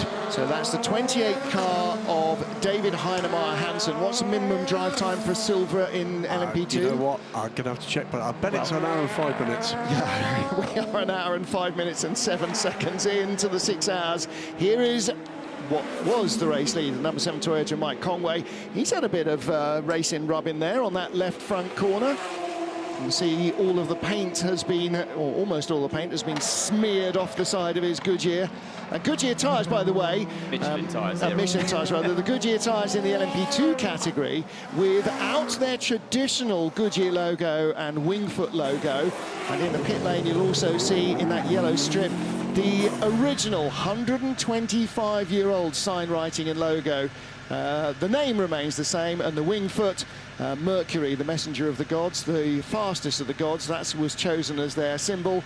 It's evolved over the last century and a quarter, but this year, here in Monza, we're using the 125-year-old logo. Out comes the number 7. Yeah, so close with the 93 Peugeot. You know the reason he didn't get the lead in front of the Peugeot there, as we're watching the overtake from the 33 against 21 into the second chicane, is because they had to do a pullback. Yep. A car came in just in front of Conway. They had to pull the car back before he could get going again. That's what cost them that position there. Sarabovi still leads in GTM from Christian Reed, and then the cars that have stopped. Ahmed El Harti in third place. He did stop, didn't he? Yeah, he did stop. So Ahmed El Harti ahead of Ben Keating in the yellow Corvette, and he's right up behind the Vector car. Oh, goodness me. That was close. Blimey, O'Reilly. I bet it felt close on board as well. And we were hanging out the nose of the car. Well, let's hear from Hertz Team Jota's Will Stevens. Will Stevens from the 38 Hertz Team Jota currently leading in this race. There's a lot going on, isn't there, in this first hour? Yeah, I mean, here at Monza it's always super busy and always a lot of yellows and safety cars. So the cars behind us currently, we sort of went off strategy a little bit with that safety car to try and pit. So at the moment we will still need to do a splash at the end. But obviously we are predicting more yellows to come, so hopefully that last splash will go away. So we need to just try and stay in front of our little race we're having with the cars behind currently, but so far so good. Just keep plugging away and see where we get to. Thank you. Cheers, thank you. Will Stevens, part of Hertz Team Beard. It's an interesting strategy, and I mean, you have to take that gamble. If you haven't got outright pace to win on merit, then, you know, do something different with the strategy, and that's what we saw teams do in that position. Yep. They weren't racing at the front at the time. They were in the lead group, but they looked like they were suffering a bit of straight line speed and was complaining that he was holding off the number 8 Toyota at the time. Gets a bit feisty there into the final corner in the LMP2. The Vector car, everybody going through, and that was, Matheus Kaiser was trying to get by Philippe Augran, but didn't. Change there, Christian Reed coming into the pit lane. So, the Iron Dames are in as well. So Sarabovi is in. And Ahmed El Harti now in the orange Aston Martin. ORT by TF is our race leader in GTM from the championship leader in the yellow Corvette. So, Iron Dames have gone full distance on the fuel. They eschewed the opportunity to top up in the safety car period. Christian Reed is in as well. And there is the new leader in GTM. Past goes the car that remains second in the race. So it's Porsche 1-2, Cadillac third place, and then the 51 Ferrari, the 99 Proton Porsche, that's the white WeatherTech car, and in sixth place the 50 AF Corsa Ferrari. Hello to Andy Blackmore watching at home in Canada, the man who designed the WeatherTech livery for that car. Another great looking livery. Felix da Costa really having to push in. You can see on the graphics at the bottom of your screen, a bit of a difference in strategy as well for the tyres. You've got 3 medium tyres on the Jota car and the 1 hard tyre, whereas the Porsche behind, the number 6, has got all 4 hard tyres. So you would expect at this point in the race the hard tyres just coming good, and they're starting to put more and more pressure. Is Vantor in the car in front. When you say coming good, you mean wearing less than the softer tyres. So, yeah, so that balance swings a little bit. Okay. Riding into Curva Alboreto, the Parabolica as was, with Lawrence Vantor in second place, with Vector Sport LMP2 car just having a little wobble there as the Porsche took the air off the rear wing of the Vector car. And it is Hertz Team Jota's Antonio Felix da Costa that Vantor is trying to hunt down. Not much between them. Last lap, 139.45 for the leader, 139.31 for the second place car. Here is a Peugeot Toyota battle. So this will be the 94 car and the 7 Toyota with... Is that the number 8 car? A lap down behind? It's 17th position, the number 8 car, but looking to unlap himself from these, I'm sure, if he can. Just one quick point as we watch this fascinating battle still raging on. The teams that chose to stay out under the safety car, that lost them a minute at this point in the race. Looking at where things stand in the overall order, that batch of hypercars a minute behind the lead group at the moment. And to bring us up to speed with the 93 Peugeot, that car with Mikkel Jensen still running, but in 10th place. So the 94 that had the problem, wasn't it? Nico Müller, whatever gearbox problem it was, has not cost him too much because that car is currently running in 8th place. Yeah, we saw, by the way, you look at the energy on screen, sorry Graham, you look at the energies there, so just to clear up what we were saying, so yes, they have the advantage, those cars that stopped under the safety car, but look at the energy, 20s, they're in the 19-20%, whereas the ones that have stopped under, say, the normal strategy, without pitting under the safety car, they're still in the high 80s, 90 for the van wall. So that will only come into play and unfold right at the end of the race. Absolutely right. And that is a combination of the internal combustion engine fuel. They're all using 100% sustainable fuel from Total, and that's the lead battle. Porsche on Porsche, and they're Porsche and Ferrari in the middle. The Cadillac is right there as well. The Ferrari's right there. So the gold car is Antonio Felix da Costa. We're second with Lawrence Vantor. Right behind is the Cadillac of Alex Lynn, and Antonio Giovinazzi in the Ferrari there in 4th place. You could call this the breakaway group, couldn't you? Like in a peloton there. Exactly right. This is great stuff. This is great stuff. So they will need to come in about 5 laps. That virtual energy graphic is hybrid electric power if you have a hybrid and internal combustion engine power. And the hybrid here is not a power boost. What it does is it comes in instead of some of the power output. I don't know how they do it, obviously witchcraft, alchemy and frogs, but somehow part electric hybrid drive and then part of the power of the internal combustion engine is taken away, so you never exceed the maximum available power limit. The problem here that Jota have is that we know they've got slow straight line speed, and that's a big weakness on a circuit like this in Monza.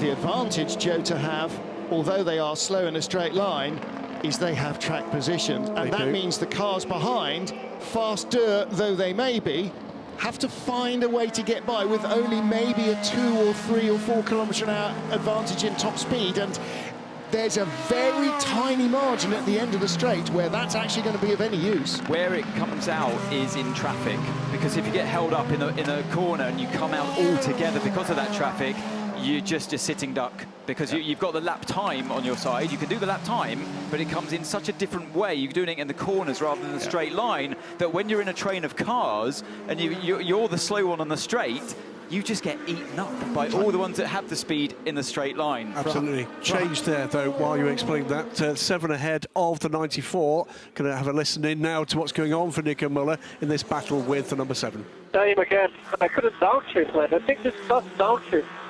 I broke ultra smooth. Right, so he had a problem under the downshift. That would have been into the Roger, and the Penske Porsche, the Toyota number 7 just slipped by him. Yeah, for 101 years, slipstream has been king at Monza, and I think for the next 101, it probably will be too. Very close here in that first chicane. So come back to this battle with the... this is the replay. Yeah, so exactly what we're talking about with Müller not able to slow the car down sufficiently well in the first chicane, and you just... Yeah, he almost had to go straight on again. Yep. Completely on the wrong line through the second corner, and gets a terrible exit because of it. And it didn't downshift, so it's 2 or 3 gears too high. So that's double jeopardy, isn't it? He gets in too fast, has to scramble around, and he's in 5th gear or 6th gear instead of 2nd. You rely as a driver, you rely on the extra compression from the engine to help slow you down. It's all part of the deceleration of the car in these hypercars. You do have engine braking coming from the combustion engine on the downshifts. And when you're stuck in a higher gear, it's like freewheeling. It's like dipping the clutch and trying to... You just lose a lot of your deceleration energy. We've got this lead group of 4 now trying to deal with the traffic that is the van wall that's coming down, I think 2 laps down now. So we'll listen to the 51 Ferrari. Hey mate, just about 4 laps to go. The guys on our strategy are all ahead, so this is for the win. All right. Well, that's one way of looking at it. That's one way to motivate your driver. Absolutely. The great thing about that engineer is he never undersells or oversells anything. Just real motivation. He could make a career as a motivational speaker if he wasn't such a good race engineer. No further action for the unconventional rejoin with the gear selection problem for Nico Müller earlier.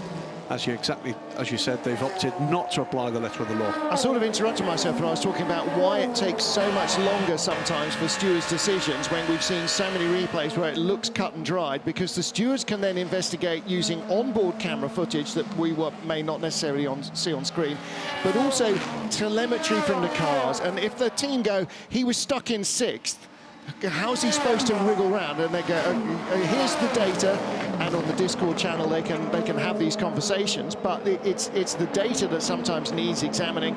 If there's for instance, 777 and 8, they will have looked at the steering input on the 8 and the steering input on the 777, and if 777 didn't meander into the way of Sebastian Buemi and they made contact, then it wasn't 777's correct.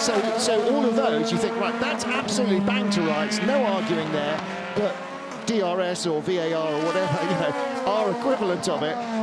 Examine the data, make sure that when you make a decision that may cost somebody the race and potentially a championship, then you are right. Battle here in LMP2. Oliver Rasmussen in the 28 Jota car, catching the 34 car of the hero of Le Mans, it got to be said, taking that win with clear injury. Fabio Scherer hopping to and from the car. I wonder how his foot is, because it's only a month away from having been run over. Rasmussen living up to perhaps his Scandinavian name with a bit of rallycross. Exactly. He's going to have to be careful there, because that was full track limit violation running out there, looking at that corner down at the second Lesmo. I've seen a few flag up on our telemetry that we have here already. They are watching it, so yeah, clearly all four wheels off the track. In this phase of the race, gentlemen, that Ferrari is struggling to stay with the two Porsches, the Cadillac. It keeps losing ground in traffic, and you saw it again there, flashing to get by the LMP2 car, the Prema car, and sometimes it breaks for you and sometimes it doesn't. But when they were behind, when they were all up behind Antonio Felix da Costa, boom, he was right with them, and then they'd all got spread out.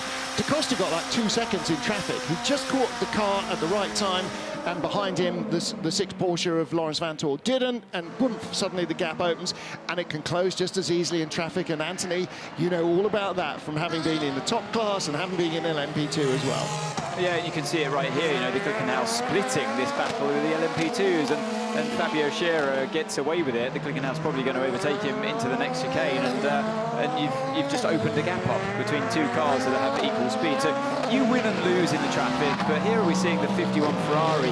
It is slowly catching this group in front. But let's not move away from a phenomenal run in the lead of this race from Antonio Felix da Costa. Yeah, he has managed to pull a gap on the Penske car and has kept it through traffic. And they'll all be in, and Proton are in already despite having 6% energy, so we've got some amber gamblers. Look, Alex Lynn down to 4%, hasn't completed the lap. In fact, they're starting another lap. Lawrence Vanthoor 8%, Antonio Felix da Costa 6%. So these guys with Proton, it's the first time they're running this car, so they're just being super cautious and running it not quite to the very, very limit of what they think it can do, but just give themselves a lap in hand. Then you double check the figures. Oh yeah, that's what we thought it should be. Great, okay, now we know where we are, so away we go. We should make it clear, when we say they've not run this car before, they hadn't run this car before at all until free practice here. But it's essentially being run by part of the crew that built it, by Multimatic engineers as well, with Proton on board. So yeah, Proton haven't built the car, and they haven't tested the car, they haven't practiced with the car, they've just been handed the keys. That's how customer racing works. Yeah, so we're watching this natural separation as the Cadillac comes into the pits here. They were the lowest on energy, as we saw last lap. We're seeing that natural ebb and flow between the traffic. So yeah, Jota, they got a bit more lucky last time around, and this time we can see the LMP2 battle. So down the Jota and LMP2, Rasmussen is starting to recatch the 34 car of Scherer. So yeah, driver change coming up here. Richard Westbrook ready to jump in after Alex Lynn. Yeah, great driver lineup in so many of these cars. I mean, stellar driver lineups. Le Mans was just almost the biggest meeting of the world's great sports car drivers that I think I've ever seen. And I've been last month was my 40th anniversary of my first Le Mans 24 Hours. So seen a few different ups and downs in sports car racing, from the highs of Group C to the highs of GTs to the highs of LMP1s and P1 hybrids. And now, what a buzz. What is a phenomenal era for sports car racing. Keep an eye while we're watching this LMP2 battle on the pace of that second group of hypercars, and in particular keeping an eye on Miguel Molina, who has pulled away something like 7 seconds, 6 to 7 seconds ahead of the number 5 Porsche Penske Motorsport car. Now, they were more or less nose to tail when they came out of the pits because, of course, it was on the safety car. But Miguel Molina is going very well indeed. Fabio Scherer under real pressure from Jota in LMP2 as the Hertz Team Jota car heading to the pit lane, followed by the 6 Porsche and the AF Corsa Ferrari. Is that on 0% energy, the AF Corsa 51 car? It is. So they, again, look, amber gamblers, 1%, 2%, 0%. And Antonio Felix da Costa, particularly having been, or as a current Formula E driver and having been a Formula E driver for years, will be very used to the concept of dealing in fractions of 1% of energy being a race-winning advantage. Number 2 Cadillac stopped for a second time, and that has dropped way back down the order. That was as these 3 cars will now, so that's going to be rejoined in a mini pack in some order, depending on the efficiency. Otherwise, these 3 pit stops underway. Louise Beckett is down in the pit lane, Lou. Unfortunately for the Cadillac, it wasn't the best pit stop. They seemed to stall or something, didn't get away as quickly as you would expect, had to restart and then get out. Yeah, 1 minute and 49 seconds. Lewis absolutely spot on with that. So 1 minute and 49 seconds. Is she ever wrong? Never. No. Never. But if that was, do we know if that was a full service pit stop? Well, Westbrook, it was a driver change and everything, so you would assume it went with tyres as well. Yeah. Race leader is now the number 50 AF Corsa Ferrari. Miguel Molina is the race leader from Porsche's number 5 car, Michael Christensen, and the number 7 Toyota, Mike Conway. So half the field cycle back up to the front as the other half cycle back down. But the net gain of having stopped under safety car is that those stops cost them less. If the others have to make their splash at the end under green flag, then that's going to be a hole below the waterline. Well, the key here is this. I talked a little while ago about Miguel Molina. He was 53 seconds behind the leader before the Jota car pitted. Jota have now pitted, and that second group is still led by the 38 car, but they're only 17 seconds behind. Ben Keating stops and a driver change. No driver change. I don't think I saw Keating get out. It may just have been giving him a drinks bottle.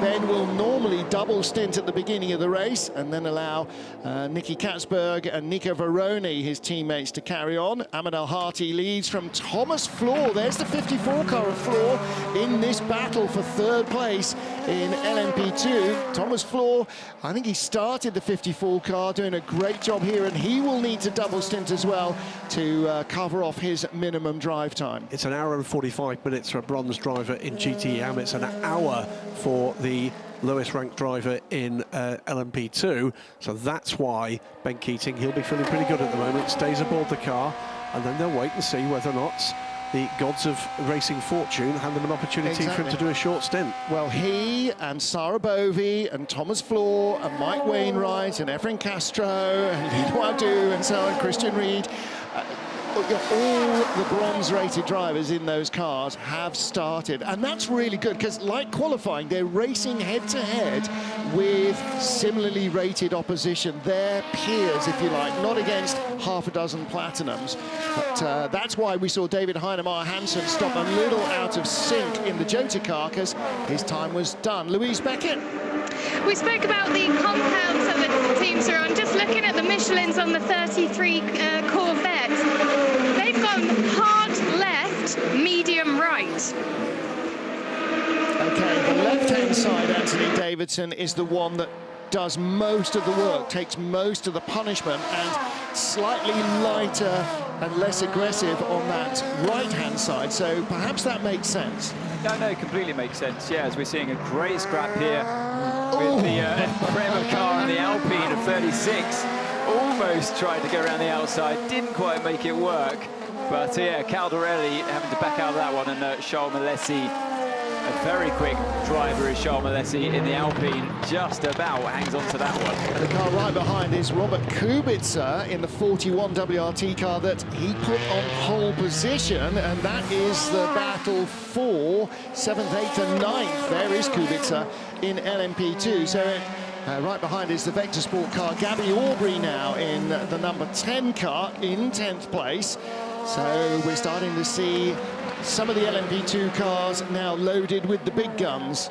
Yeah, they're gold or platinum drivers compared to the silvers or even bronzes that are out there, or were out there earlier on. Great scrap developing here. 4.5 hours and a little remaining in the race. Lots to see and do here in Monza. And it was stunning weather conditions at the start of the 6 hours of Monza. The Grand Marshal, Ronaldo Capelli, Roger Penske on the grid. Well, I was expecting him to be at CTMP for the IMSA race, but he's staying here all weekend. There's Dindo receiving the flag from the Marina Nazionale. And Toyota first, Ferrari second on the grid. Real drama on the run down to the first corner. Sebastian Buemi, the second of the Toyotas, on the inside line, being a little cautious, leaving himself some room. A couple of cars went by, but made contact as he locked up with the Ferrari, which was spun around, and that would cost Buemi. Peugeot looking strong though early on in the race, moving up the order to take the lead away. And then drama for Buemi as he made contact with Satoshi Hoshino in the 777D station racing Aston Martin, shunting the Aston into the wall, bringing out the safety car and ending the race for the 777 crew. Mike Conway, the race leader, under pressure from the 93 Peugeot. And around the outside, Mikkel Jensen taking the lead to the delight of the team as they mark a year since the car made its debut. 50 Ferrari then moving up into second place ahead of the Toyota. Number 7 car struggling to stay with the front runners. 94 Peugeot right behind. Drive-through and a long stop for Sebastian Buemi after that incident. Hertz Team Jota stopping behind the safety car and moving up into the lead of the race. It's currently the number 50 car of Miguel Molina, who leads after the first hour and a half of the 6 hours of Monza. In LMP2, United Autosports are 1-2, and ORT by TF, the Aston Martin Vanderbilt Harvey, is our GTE AM leader. Still no indication as to how these differing strategies are going to work out. Half the field in LMP2, in GTE AM and in Hypercar stopped behind the safety car. All of LMP2 did. They were nearly due a stop anyway. So that's a little bit clearer. Their positions are realistically what they are. But again, depending on when we have safety cars, if we have safety cars or full course yellows, some cars in Hypercar and in GTE AM may be a bit hung out to dry in terms of fuel towards the end of the race. But with 4.5 hours still to go, that could all change very quickly. Absolutely, it's a big, big ask to get this full green to the end. While we're watching those highlights, something happened in the second chicane with the 94 Peugeot, and they've been reported to the stewards for making track limits with advantage. So yeah, it's that problem. It's the downshift problem again. So that's why he went straight on. But this time, they feel like he actually gained an advantage from doing that in terms of not track position, but you know, in terms of lap time. Yes. Definitely. I didn't see whether he actually gained a lap time advantage by it, but in that one moment, in that one corner, they feel, look, okay, we let you off by not going around the bollards. That was a technical problem, but this time you actually went faster through that section of the track. So now we've got a little bit of an issue here. So look, either fix the car or we're going to start dishing out penalties. That's how I feel they're looking at this now. I think you're probably right. That wasn't on the last lap where he was 4/10 slower than the chasing car of Hertz Team Jota's Antonio Felix da Costa. It may well have been on the previous lap to that, but I haven't got that data. So Michael Christensen in second place, Mike Conway in third. There are some of the slew of red and white cars. I know, I don't understand either, but apparently red and white are the only paint colours available for hybrids. So Michael Christensen in second, and Mike Conway chasing in third place. That lead group, by the way, is pulling ahead a little from our other group. 17 seconds it was to the good over the 38 car in fifth. We'll listen in what's going on with Mikkel Jensen, the 93 car that led this race, remember? I've lost in the rear, a lot of braking. I need some help from Victor. Should I go forward or better to survive like this here? Is it mainly second chicane or it's overall question? First chicane and second chicane. Mainly first chicane. Rear braking. Losing the rear, locking the rear. Now, we talked a little bit in free practice about brake migration. Maybe he needs to work a little bit on that.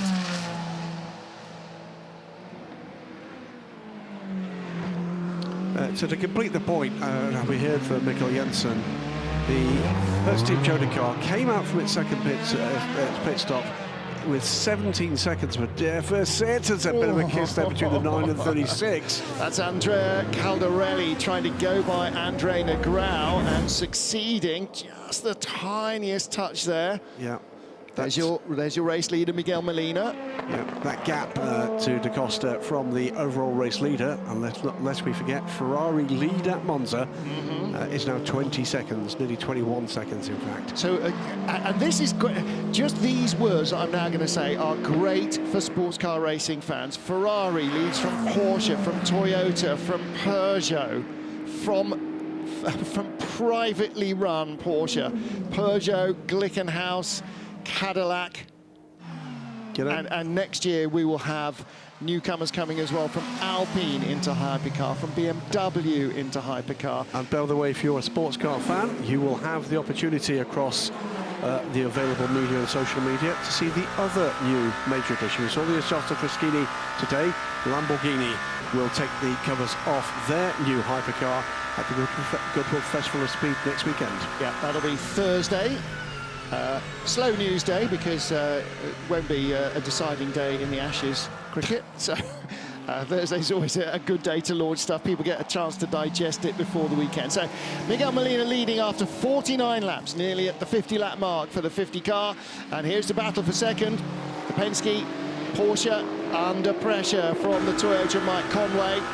Conway still on the same set of tyres with which he started this race. That car has only made one stop. They did not come in, nor did the 50 Ferrari, nor did the 5 Porsche behind the safety car. So we've got split strategies going on.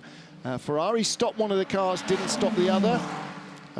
Toyota, well, yeah, they had 2 forced stops, so they did end up having to stop. And the 94 Peugeot in 4th place, Nico Müller. He is the last of the cars at the moment in the lead group that has only made 1 stop. But as you can hear, both of the Peugeots and Davidson struggling with the rear end. Maybe transmission related, maybe in Nico's case, a bit of a brake balance or something. Yeah, so the 94 Peugeot actually, as you say that, Martin, has lost position or track position to the car 8. Not an actual position on track because car 8's lapped, but Buemi has found his way past the 94 Peugeot. So I don't know what happened there to Nico Müller. Maybe it's been another moment with the we know he's got that downshift problem, but Conway is on the attack here, seeing the replay through the Ascari chicane. He's trying to figure out a way he can get that Toyota in front of the Porsche of Michael Christensen. Minimum drive time in GTE AM, 1 hour 30 minutes. Thomas Floor pits to hand over the 54 AF Corsa car. Just inside 90 minutes run, or just over 90 minutes run in the 6 hours of Monza.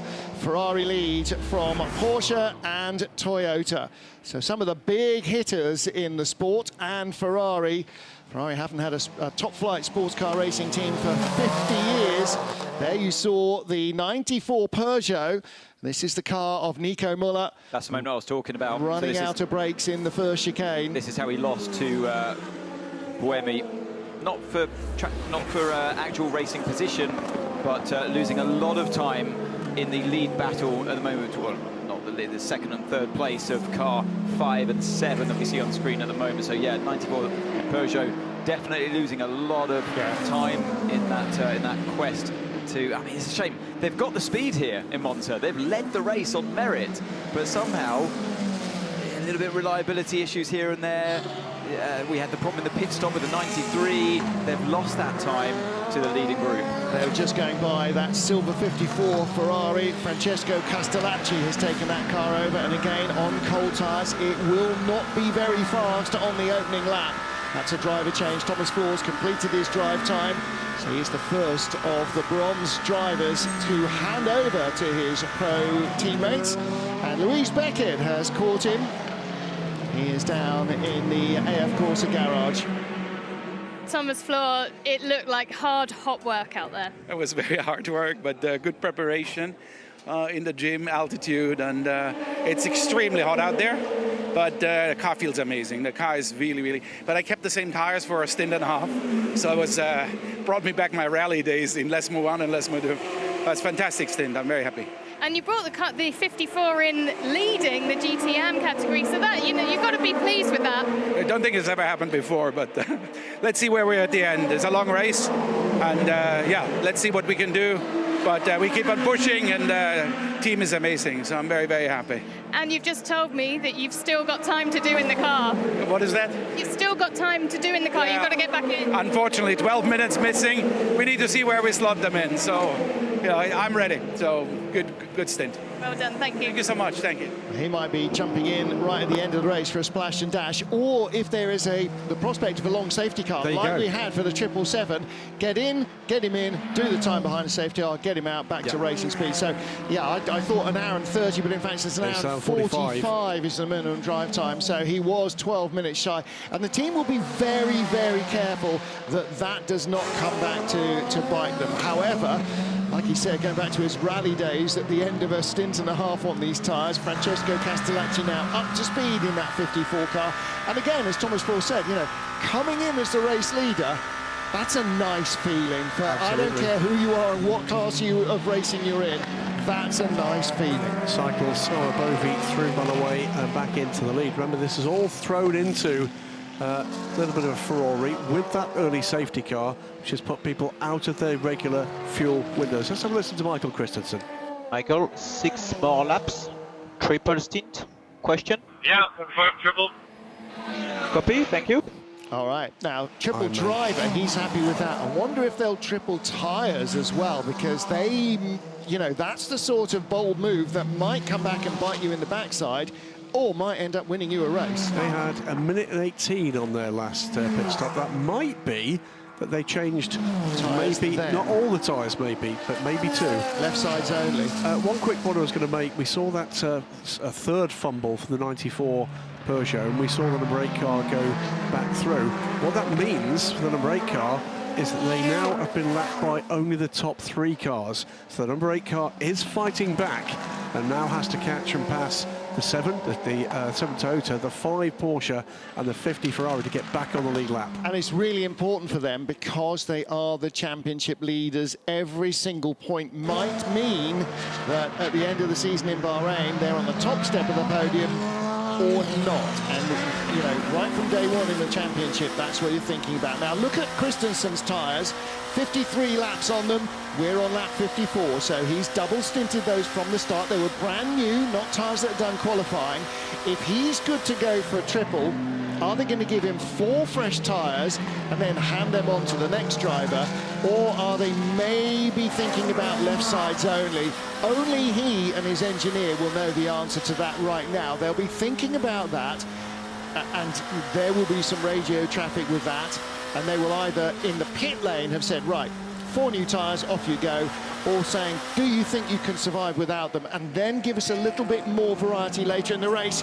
Great dive bomb from the Jota Sport car of Oliver Rasmussen, goes by Fabio Scherer. That's been brewing for quite some time, hasn't it, between those two? And a great decisive move there by Rasmussen. How can he have caught Scherer napping? He's been, you know, almost pushing Scherer along like bumper cars for the last 20 minutes. But boy, he absolutely hurled it up the inside. That was full send. That's for 3rd place in LMP2, and the 2nd place car right ahead of him. That's the 2nd of the 2 United Autosports car, Freddie Lubin.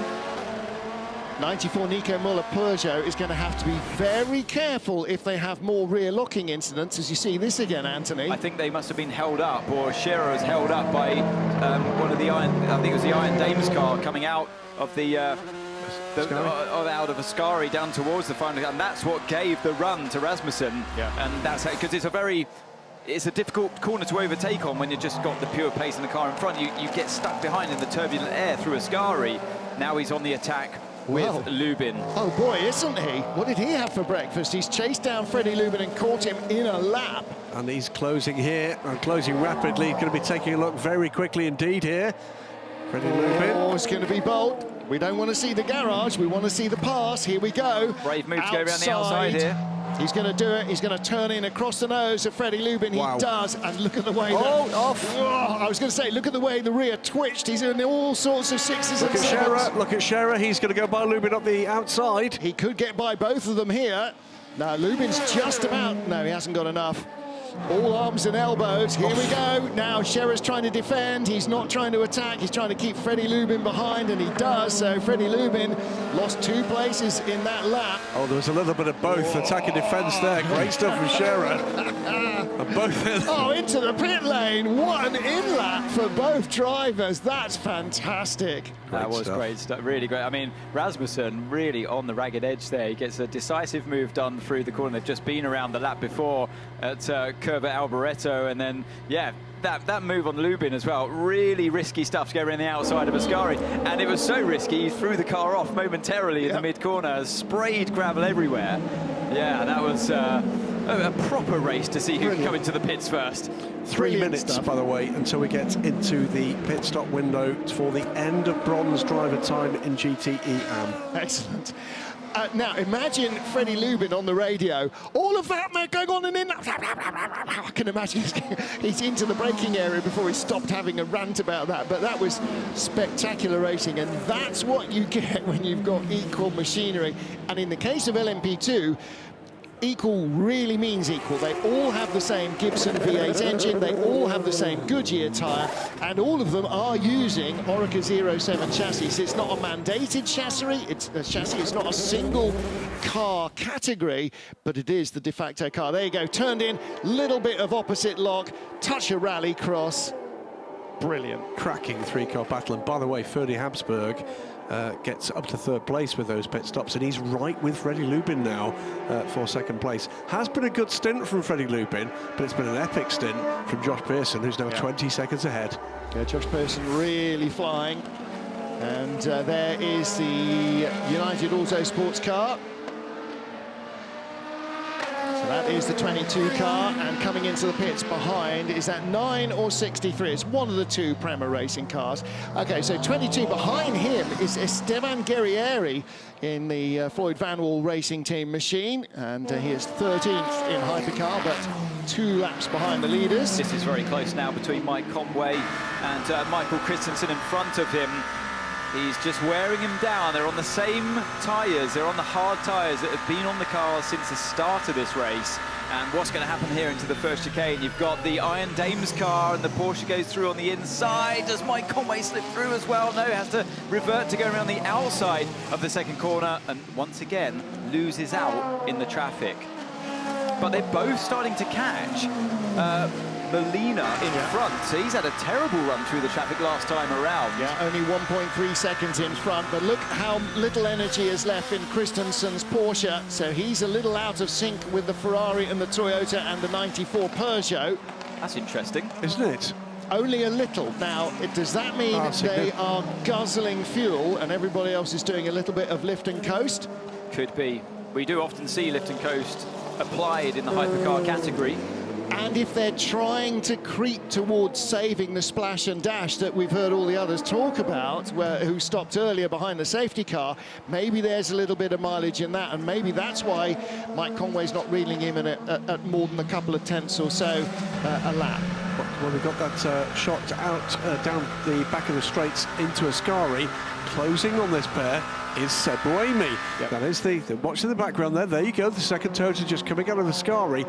That's the distance between the lead group and the car that desperately wants to unlap himself from them. And that's the thing about endurance racing, Graham, you cannot ever give up. There's still 4 hours, 14 minutes remaining in this race.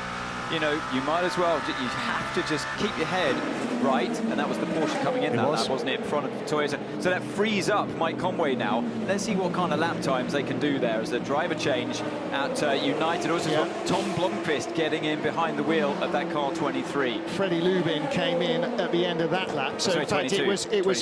it was his prior in lap when he was being dive bombed by the guys that were coming in. But that's because it's got to the end of that driving stint. So Blomqvist gets in. Also in is Andre Negrão in the 35 Alpine and Prema's number 9 car, driven by Andrea Caldarelli. Looking here again at Mike Conway, just chipping away, chiseling away. This is part of the race driver's job, is just to be as relentless as you can, always in the mirrors of Christensen.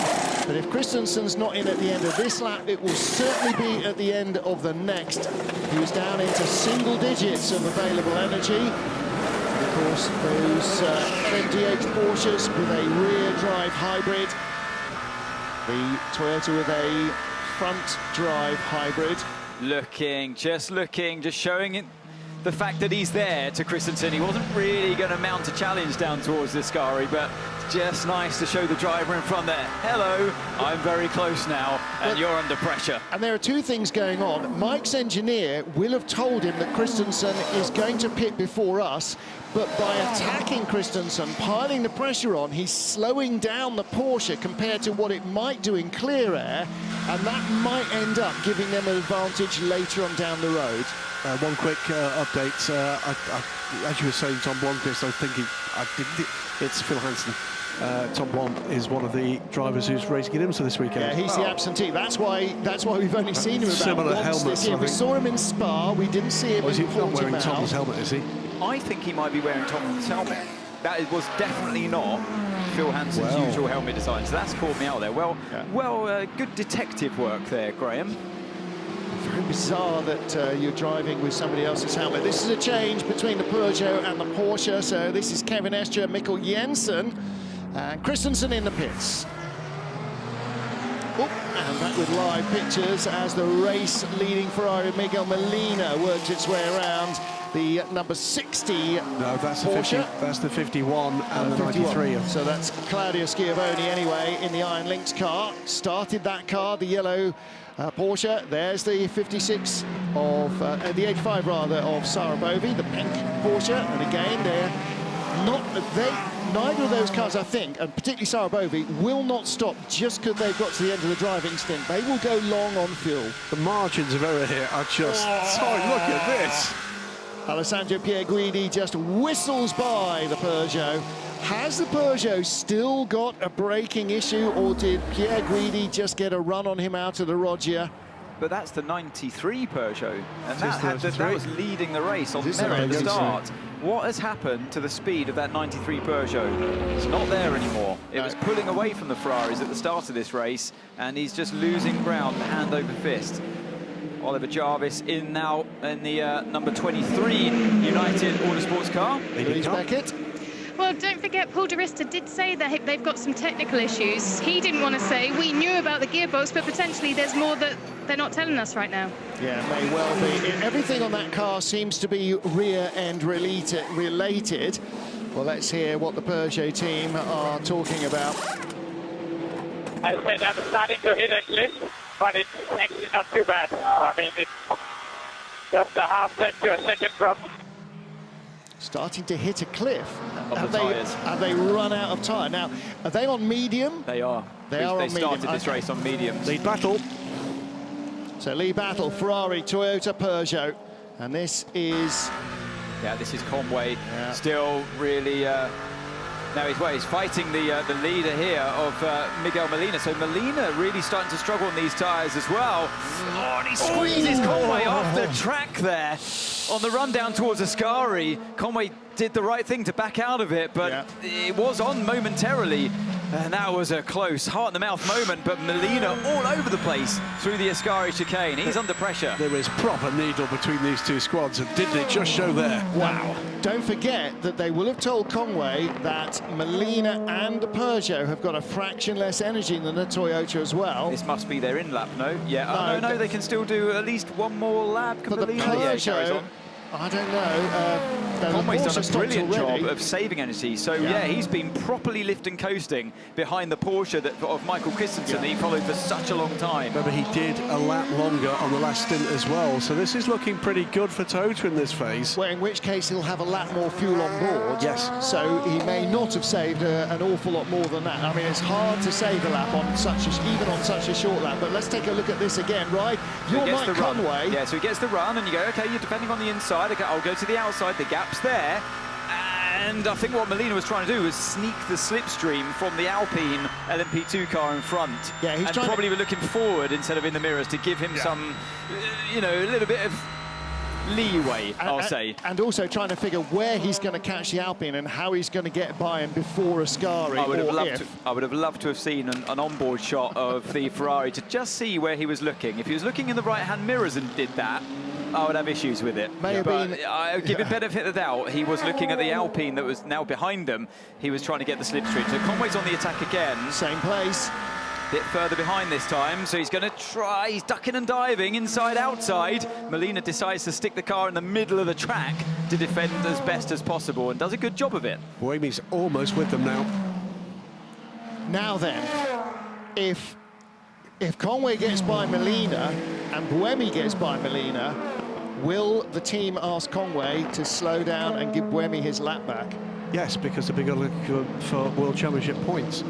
Well, They'll get World Championship points so anyway. Here comes Molina into the pits. So Conway's got that extra bit of energy still remaining. He went a lap longer last time. They're a bit offset by one lap, aren't they? And Buemi's in as well. So it's a moot point. The Toyota needed fuel anyway, the number 8 car, because don't forget they came in slightly askew and have served a whole host of penalties. So driver change here for the number 8 and for the number 50. So pit work here could make a difference in terms of this unlapping for the number 8. So in theory, the fuel stop should be exactly the same time, the way that the rules are written. Tyres. So it's all down to how the pit crew perform, and the tyre change. Drivers are swapped. That usually takes around 20 to 25 seconds. You've got to wait for the fuel to go in before you can then do the tyres. So as the driver adjusts their seat belts and gets himself comfortable and ready for action, the car will go up on the jacks, and then the tyre change begins, and that's about another 20 seconds. Here we go, you can hear the guns going. Getting themselves uncomfortable. He's just tightening and tightening and tightening and tightening and tightening the belts there, Mikkel Jensen, because no amount of tight is tight enough given the violence of these cars. That is a smooth stop, and away he goes. Now, don't forget, his outlap will be very slow because he's on brand new stone-cold tyres. But Conway's in-lap has also been very slow because he's been in a sea of traffic as he works his way towards the final corner. What we do get the chance to see for the first time in this race, by the way, right now, is which of these cars turns on the tyres the quickest. We know that in much colder conditions at Spa, the Ferrari really struggled, but it's going to be the 8 versus the 50 that's going to be the interesting one. Well, and also that's interesting, which tyre compound do they go on? Absolutely right. Let's see if we can have a spot. We're looking for those marks on the sidewall of those Michelin tyres. Yellow signifies the mediums, and the white is the hard. 6 car is going to come through here. Conway's in. Jose Maria Lopez takes over. Sorry, I'm using my Formula 1 terminology for the tyres. It's the red for the hard tyres. Yeah. Porsche Penske Motorsport leads the motor race. Kevin Estre goes through ahead of the 51, which I think has just gone by the 38. Yes, it has. So Mike Conway in the pits, and so too the number 8 car. Ryo Hirakawa has just left the pit lane in the number 8 Toyota. So there's been a driver change. 1 minute 27 on the stop, 1 minute 18 the last stop for Porsche. What about Michael Christensen? Did he make that stop? 1 minute 9. He owes us a stop, doesn't he? He's going to triple. So the car number 38, team manager, that's the Jota team, the car we're looking at on the screen here, has been called to race control immediately. Must be some kind of pit lane infringement. The Jota, number 38 car, we're just seeing in shot there with left-hand indicators, right-hand indicators and four-way flashes going. I'm not quite sure what that signifies about the car, but the 38 team manager being summoned with immediate effect. Extreme prejudice to race control. Just the left-hand flashes, I think. It was going left then right, and then all four, or both fronts together. I think there may be some kind of recycling of that. Tend not to do it at full racing speed. That tends to switch the engine on and off again. No, you're right. There is something odd going on with their lights. Now, it may just be that he's knocked something on and is unaware of it. You often see cars driving along with their four-way hazard lights on. Genuinely, could that be why they're being asked to go to race control?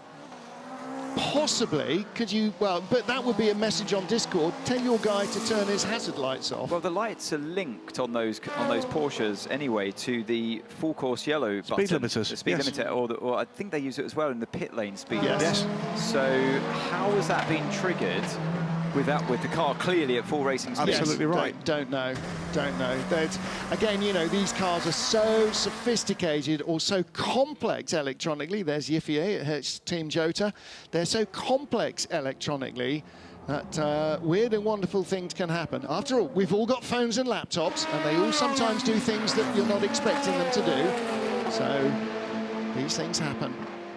Busy three-class racing action. There's Claudio Schiavone's yellow Porsche being passed by a bunch of LMP2s. United Autosports' Oliver Jarvis, the dark blue car, Ferdy Habsburg, red and white behind him.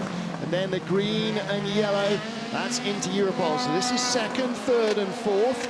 The Inter Europol car, Fabio Scherer, Andre Negrão not far behind in the next to the Alpines either.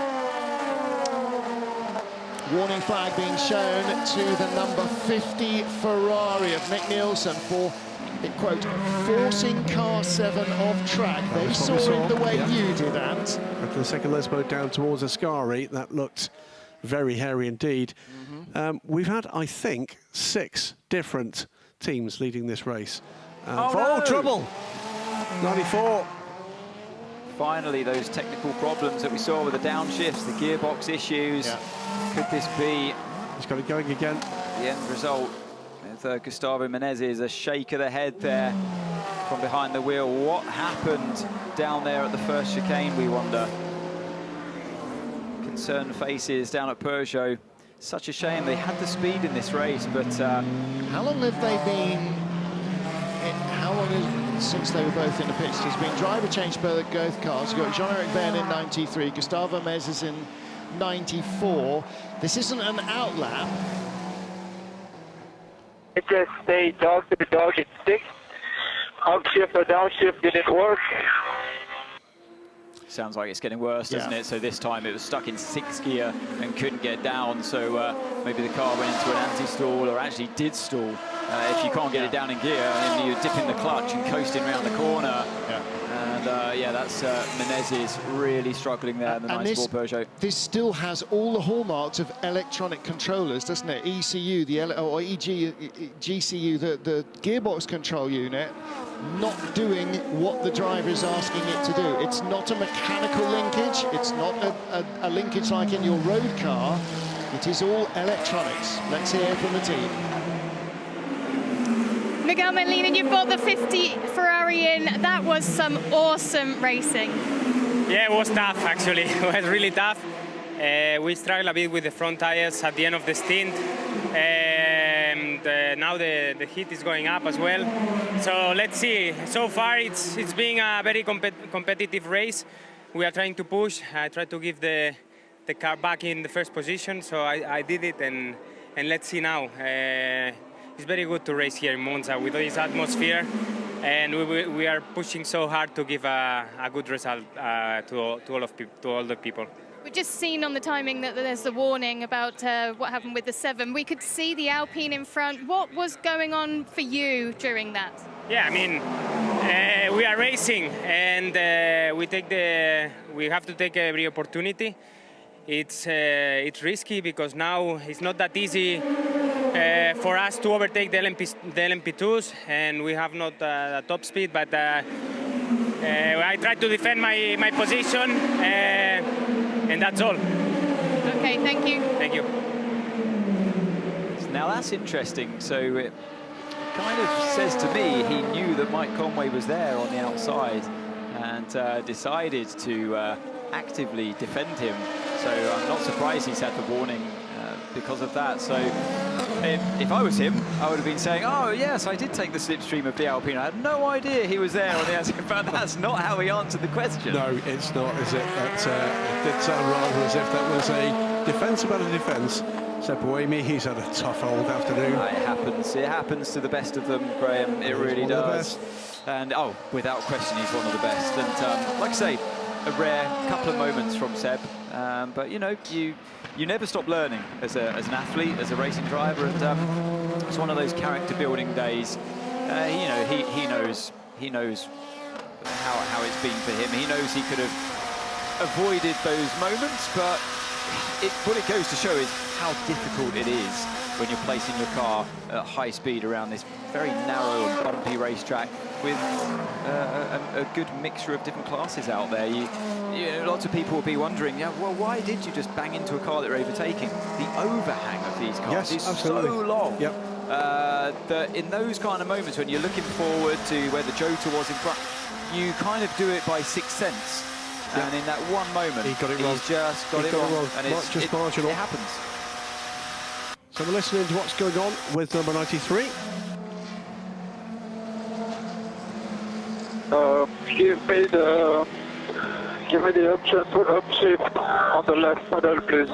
Let me check if we can. Let me check if we can. They're increasingly in woes, aren't they, with their gear shifts. We're already 2 hours in, by the way, to this 6-hour race, and boy, oh boy, if we get another 4 hours at this kind of pace, you're going to start hearing us losing our voices again.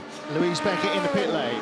I can see the Peugeot team ready for the car to come in, and I can see the dollies out. That may just be precautionary, but let's see. Yeah, may well be. Interesting that Jean-Eric Verne was asking them to give him the option to upshift and downshift on one set of paddles. Look at the Porsche coming through the middle there between the Porsche and the Ferrari in the GTE class. Very brave stuff there by Kevin Estre, but you wouldn't expect anything less from him.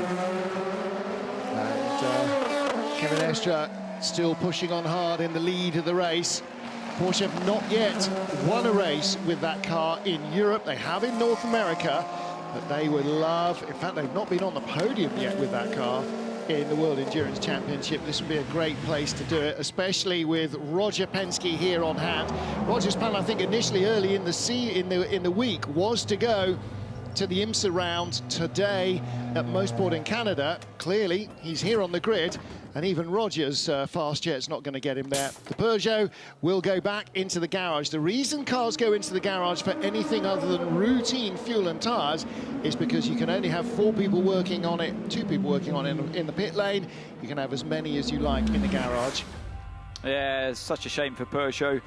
They turned up here in Monza with great speed and in many ways a bit unexpected, but they showed a bit of pace in Le Mans, and that certainly carried through to this weekend here in Monza. So it's a day of what could have been for them, and you do feel like once they saw that reliability issue out with the car, they'll be genuinely challenging the front runners for victories, because they were at the start of this race today. Yeah, you heard Jean-Eric Verne in the 93 car asking the team to see if they could somehow tell him how to rewire the flappy paddles so that instead of pulling right to go up a gear and left to go down a gear, he can pull left to go down and push left to go up. And if that's possible, they might survive without a pit stop for remedial work. And part of what happens with the 94 car, now that it's in the garage, if they can trace what the issue is, they might be able to work a workaround for the 93. So it's not all over. It's not looking as glorious as it was. Jota lead in LMP2, the 28 car of Oliver Rasmussen, putting clear air between him and United's Ollie Jarvis, WRT's Ferdy Habsburg, and then Fabio Scherer and Andre Negrão in the battle for 3rd and 4th in LMP2. There is the Peugeot, and not a lot going on around it because it will be electronics in the back that need examining. And the laptop is the best way to do that. You see the umbilical cord connecting the car to the power. Well, the rear end of the car is off, isn't it? That's where that's where the business is happening. And here was the moment with 94. You can't downshift. You've got no retardation, no slowdown in the car, and your only option as a driver is to sail on, unfortunately, through the middle of the corner. So you're a bit of a passenger at that moment. The car's out of control, and they've done the right thing by pitting it, and they've got to sort it out. Yeah, there's one thing, not being able to accelerate, not being able to stop is much more of an issue. This is great. Lopez. For effectively the lead of the peloton, as I would call it. You've got the breakaway group in the front, the guys that pitted under the safety car earlier on, but that was a pivotal move there for Jose Maria Lopez. He's finally got that number 7 Toyota past the number 5 Porsche of Michael Christensen. Christensen is really struggling at the beginning of this. He's got a puncture. What's that? It's just is that just shadow? Yeah, just that. But don't forget, so did they decide to stay on those same set of tyres with Michael Christensen on board? And that's the deficit, that's the pace loss, that he's just rocketing backwards, isn't he, at this stage? Well, you saw how quickly the Toyota's gone by. Now the Ferrari's shot by as well. They're going to queue up behind him. Well, we heard them asking, can you do a triple? Yes, I can do a triple. Well, can the tyres do a triple? Okay, Christensen, 68 laps in. Ferrari, 68 laps in. We are on lap 69 of the race. So the Ferrari's tyres are the same age, and that is a big off at the second of the Lesmos. Vector Sport on the second Lesmo, yeah, must have just dipped a wheel on the outside. And that's Gabby Aubrey. Now, was anybody else involved? That is likely to be a safety car. So anybody who's struggling for fuel and tyres, this might be a get-out-of-jail-free card.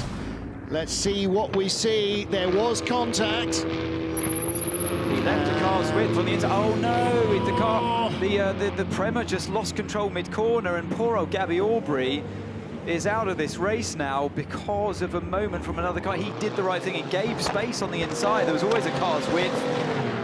The number 9 he clips the curb on the inside, and that sends the car. Yeah, really unfortunate for Gabby Aubrey. The Alpine right behind is Charles Lacey. That went right across his bows. That could have been a 3-car end of race. So yeah, Ben Viscal in the number 9 Prema. Was it the 9 or the 63? It was the number 9, yeah. He's got that wrong there. He's clipped the inside. You can't really use the inside curve in Lesmo 2. How good is this team? How good is this team? Car in the gravel, that's going to be at least a full course yellow. Bang, pit lane. Yeah, they've always been good with their strategy down at Jota, but that looked like a bit of a clumsy pit stop. It took a while to get going there. Well, that may not be driver, that may be car. Yeah, could be. And there is another driver waiting there as well, so they may well be going in to do a driver change for Oliver Rasmussen. So, yeah, he loses control mid-corner, does Bent Viscal. They can't do a driver change for Oliver Rasmussen with the safety car now. No. So if the 38 car got in before that safety car came out, that was indeed a really marginal call, but could well be very valuable indeed. Well, if you've got a minute penalty for Buemi for effectively taking a car out of a race, you've got to be expecting a minute penalty coming for Ben Viscal and Prema Racing as well. It's, the stewards will have to do the same thing. You've already set precedent in the race, and what a moment that was. Oh yeah, really tough for Gabby Aubrey, just getting slapped off there, and that's the end of Lesmo 2 gravel trap, as John Watson will tell you, is not much space before you get to the wall. Incident involving cars 10 and 9 at turn 7 under investigation.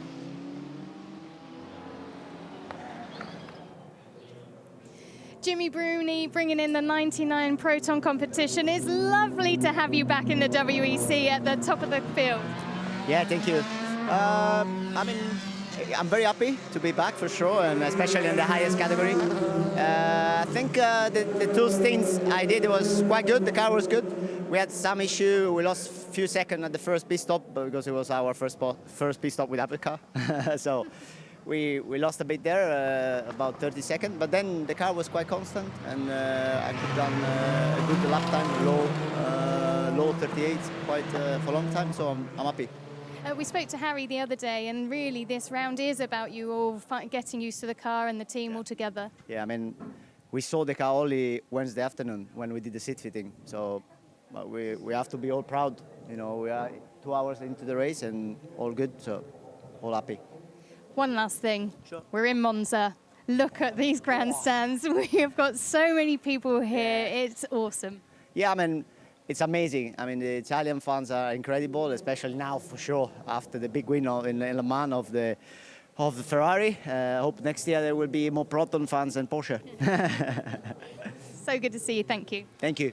Bye. So while that was all going on, Martin, we had dramas for the Hertz Team Jota car. And it's a roll-on drama because, as we've seen several times in free practice, the Porsches start up, leave the pit lane, and then immediately die before they get to the first chicane or out of the first chicane. That's what happened to the 38 car. Antonio Felix da Costa stayed in. He's also been pinged for speeding in the pit lane, and that won't be on the way in. It may be that the speed limiter wasn't working on the way out. And then when he got it restarted, well, so listen to this.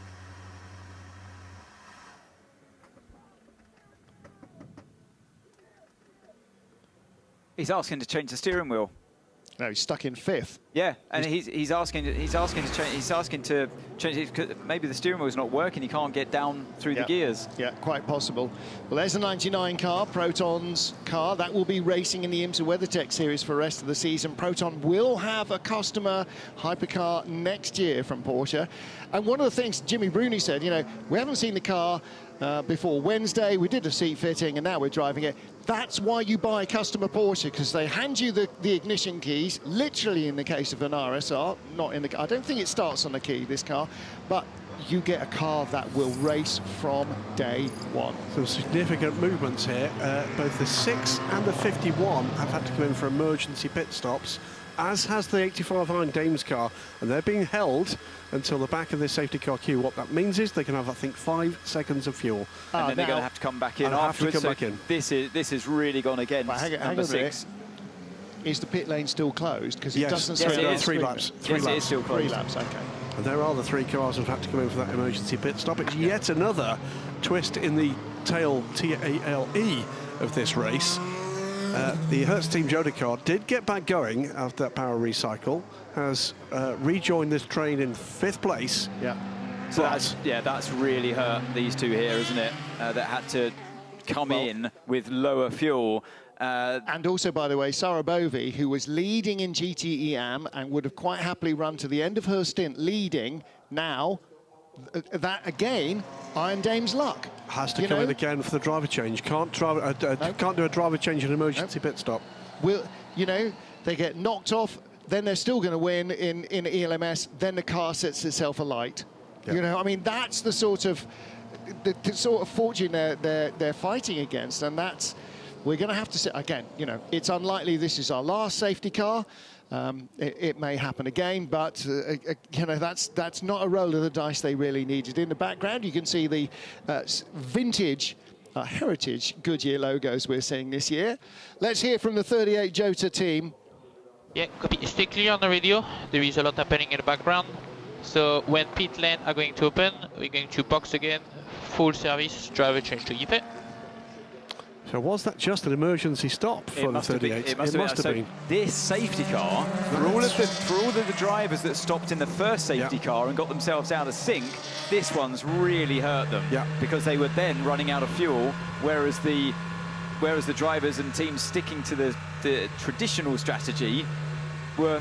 This safety car has worked out beautifully for them. Yep. What's the other thing we've just seen happen behind the safety car? Wave round. Yeah, so cars that are behind their class leader get to go around and rejoin the front of the safety car. Cars in class that are in the hypercar that are a lap down or more get a lap back. Hello, number 8 Toyota. Well, I can see Graham. You were looking at the circuit map where we can see all the cars. Can't see the 8. I don't think he was behind class leader. So the Glickenhaus has been waved through. I'm not sure if Buemi is being waved through. More coming now. Yeah.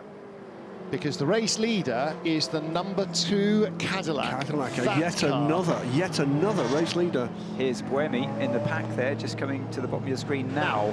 Race director does not tell you that you are eligible for a wave by. You have to know. Right, the other quick point to make clear is we saw Antonio Felix da Costa very animated on pit lane. If we're right, and that was an emergency pit stop, they can't change the wheel. You can't do anything other than put fuel in the car.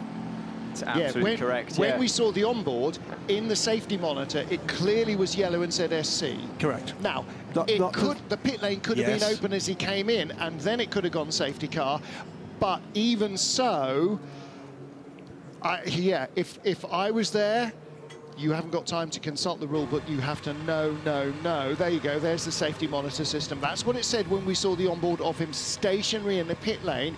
If he came in and the pits were still open but closed as he was on pit lane, in theory, he should be allowed to do a full fuel stop or any other work or a driver change. So he must have had to come in while they were closed. He managed to get out there. He didn't have a red light at the end of the pit lane. He was stopped on circuit, you remember? Because so the safety car queue had gone by. Correct. It's only red while the safety car queue is in progress. So then he was just a lap. green. He was a lap out of sync compared to the others that came in after him. Okay, so that makes sense. Wow, very, very complicated, particularly for Jota's point of view. So confirmed and not a surprise, out of the race is the number 10 Vector Sport car. And point being made by the team is that was the second hit from actually one of each of the Prema cars. Was the early hit on Matthias Kaiser with Dorian Pan, and then the number 9 car at the hands of Ben Viscal. So rotten luck for Vector Sport again. They've been the Prema magnet bowling ball, yes, or the Prema Skittles, haven't they? It's just, the problem was that, you know, Ben Viscal was out of control mid-corner in Lesmo and checked up against Gabby Aubrey's Vector Sport car to rebalance itself to get going. So, yeah, I do expect a penalty coming their way. It was at this very corner here that we were riding on board with the car 50. Just going to correct myself as well. It wasn't Buemi that we saw on screen. Obviously, he did the driver change. We saw him walking past the camera. He has changed to Ryo Hirakawa. One other quick point, by the way. We only have 3 teams in Hypercar that have not led this race now.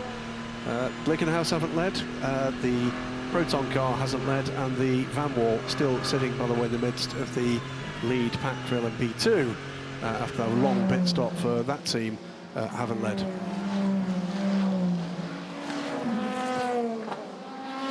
We can go down to Louise in the pit lane.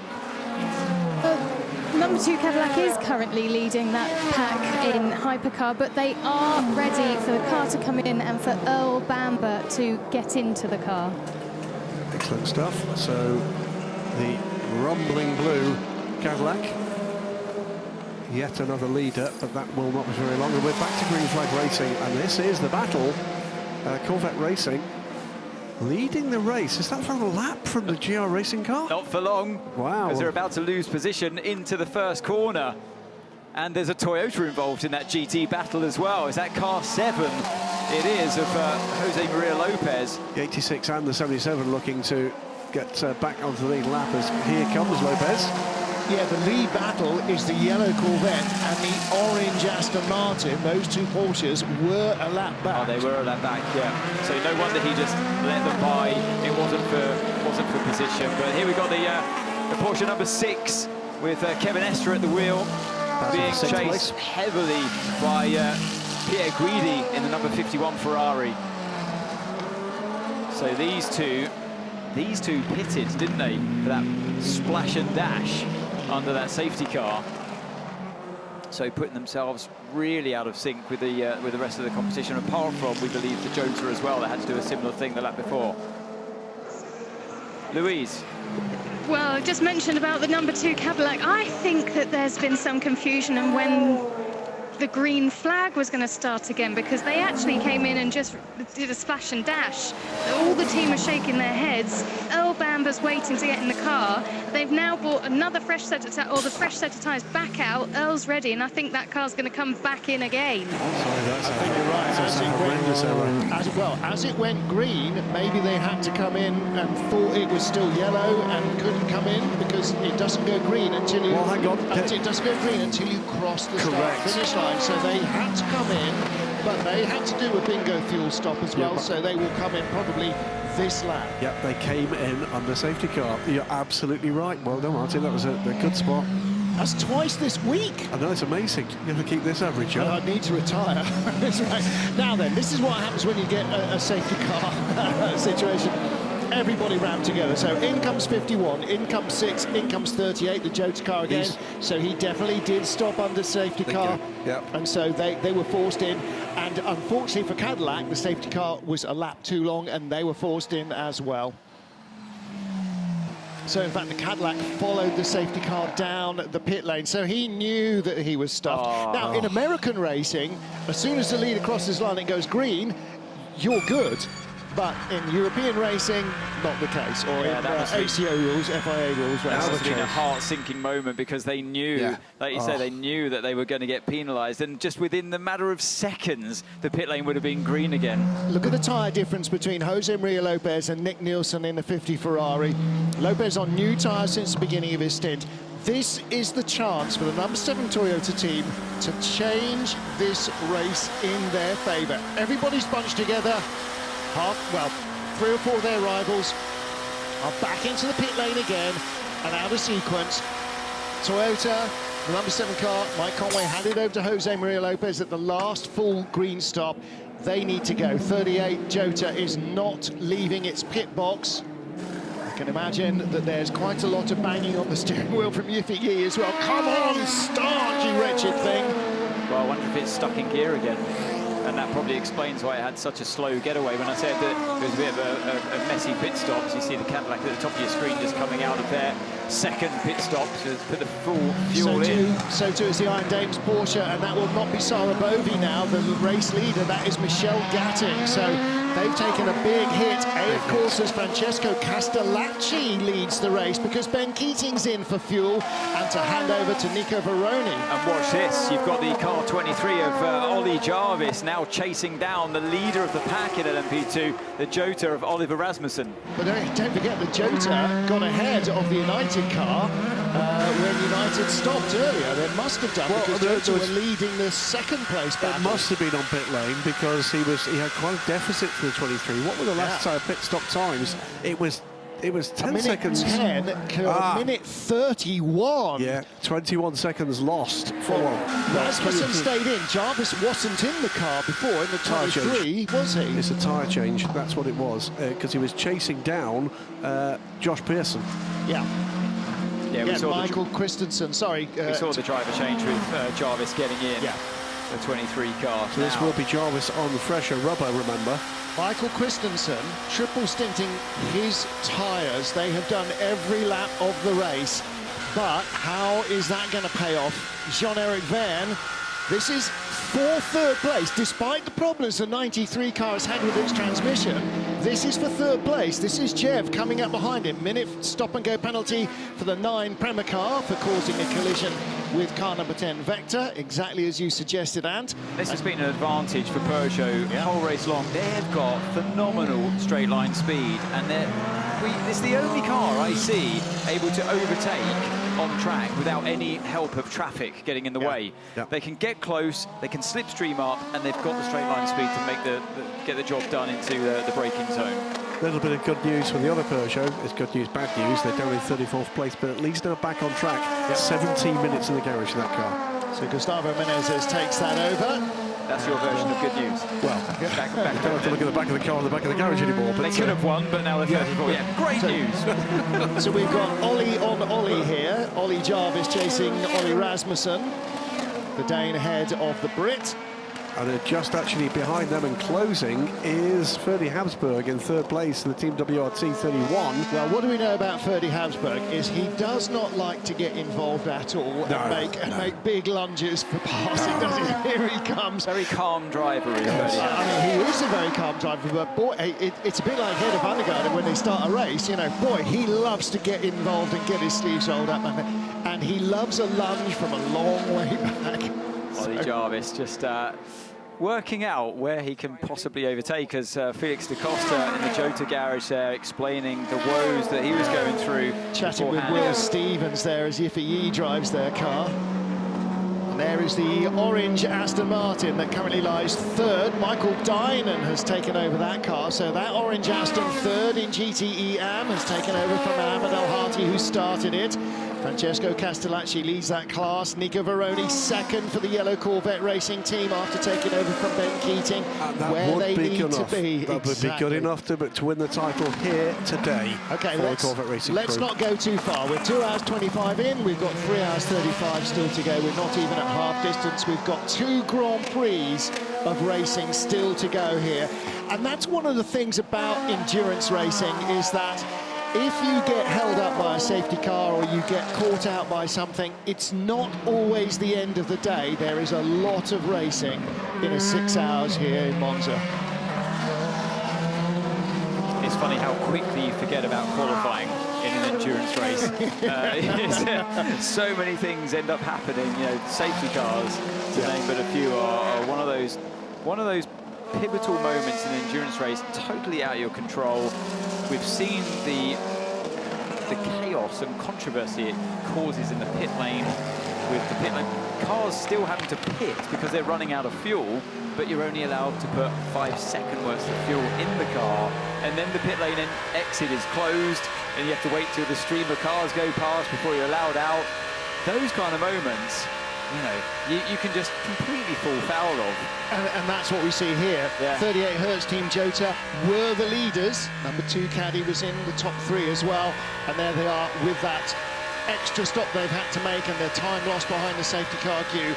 They're down at the bottom of the top 10. Still battling for position, still going as quickly as they were, and hoping that the next roll of the dice will come up snake eyes for them and not for somebody else. So it's, yeah, you know, sometimes fortune plays a part in life, and endurance racing very often plays a large part. Wow, it's full of jeopardy, isn't it? An endurance race, particularly the World Endurance Championship, because you've got so many competitive teams, even in the hypercar category now, and that's great to see. So, yeah, look at this battle on the run down towards turn 1. Oh, the LMP2 Alpine trying to shove its nose down the inside of the Jota Porsche as the Aston Martin ran out a little wide. No, I think he did it on purpose. Absolutely, I think he absolutely did. He saw all the stuff coming up behind him. I'm not having part of that because they want to win this race.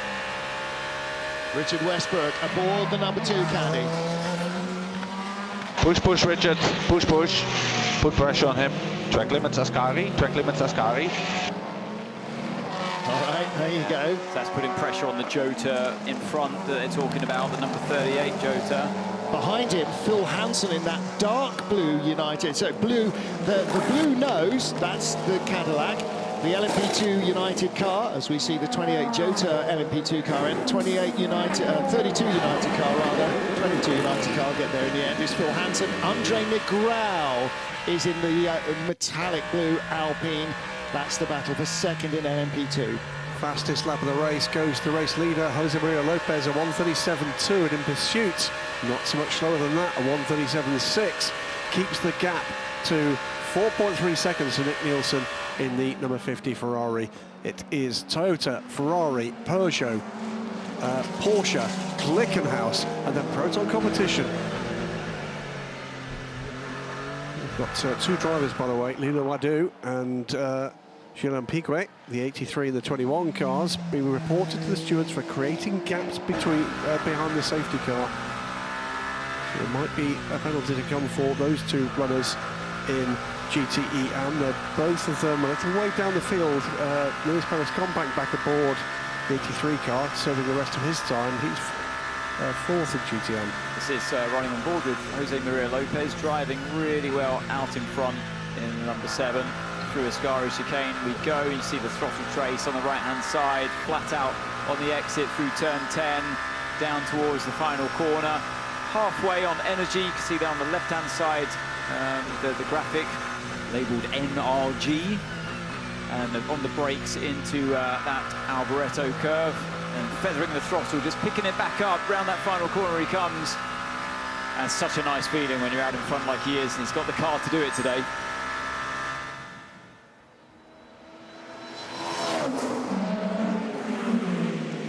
Antonio, Felix da Costa, we saw it playing out. What was going on in 38? Tell us.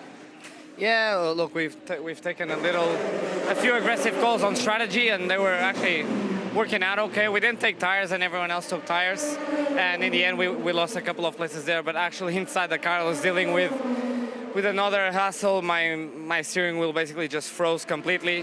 I could still up and downshift, but none of the buttons and obviously none of the information was correct as it was just frozen. So trying to deal with that, yeah, the pit stop took way too long because of it, and then we had to power cycle the car once I left the pit lane. So just honestly, things out of our control. I thought we were doing a really good job with what we had. So unfortunately, we've just been hit with stuff that we, as a team, can't control. So try to recover from that. Still 3.5 hours to go, halfway kind of thing. So see what we can do. All right, thank you. Yeah, that explains why there's all sorts of weird light combinations going on, things flashing on and off on the steering wheel. And we saw him coming into the pit lane. He was clearly not in 5th gear, but that's what the indicator was telling him. So, yeah, nothing working, and so you have to power cycle. In the background, by the way, you can see the full access crew busy reporting from inside the Jota team. And in 10 days' time, you'll be able to go to the World Endurance Championship YouTube channel and a 40-minute program giving you some of the inside stories behind the racing, behind the garage walls.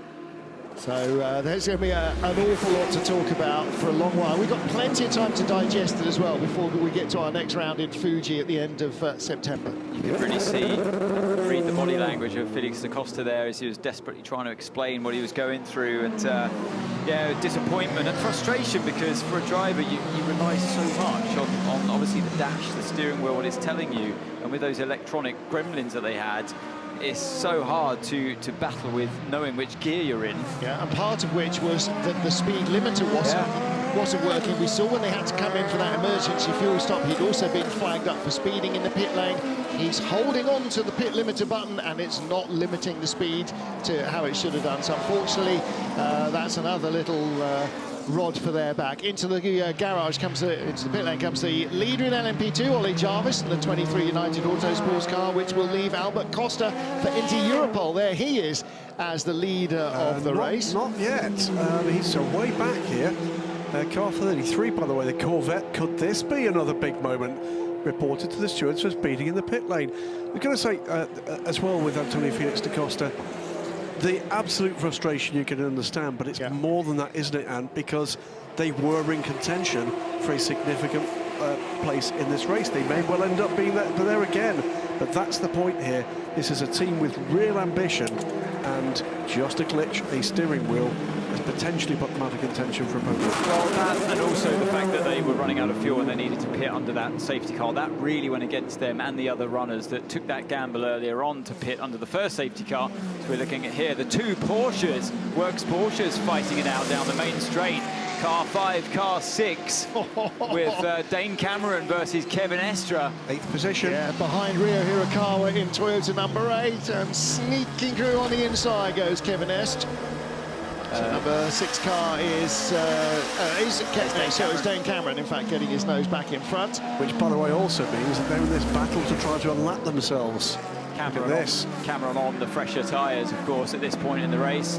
Watch Rio Hirakawa here. 3 wide here. That was going by both of them into Curva Alboreto. Big stuff from the Japanese driver. Young Toyota driver taking over the seat vacated by Kaz Nakajima a couple of seasons ago.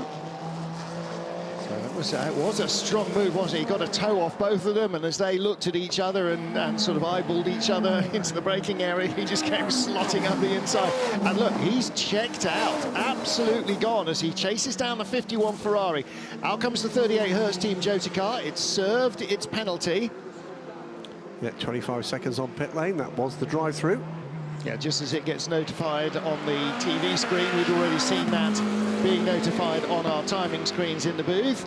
And if you want to look at the timing screen, live timing, and delve into some of the driver stint lengths and so on, you can do that on the FIA WEC app. And on the website, indeed. Yep. Both with expert mode, which gives you all sorts of additional information. We unpick the cocktail that is always an FI World Endurance Championship race. And it's been no less than that here, has it? It's been all action.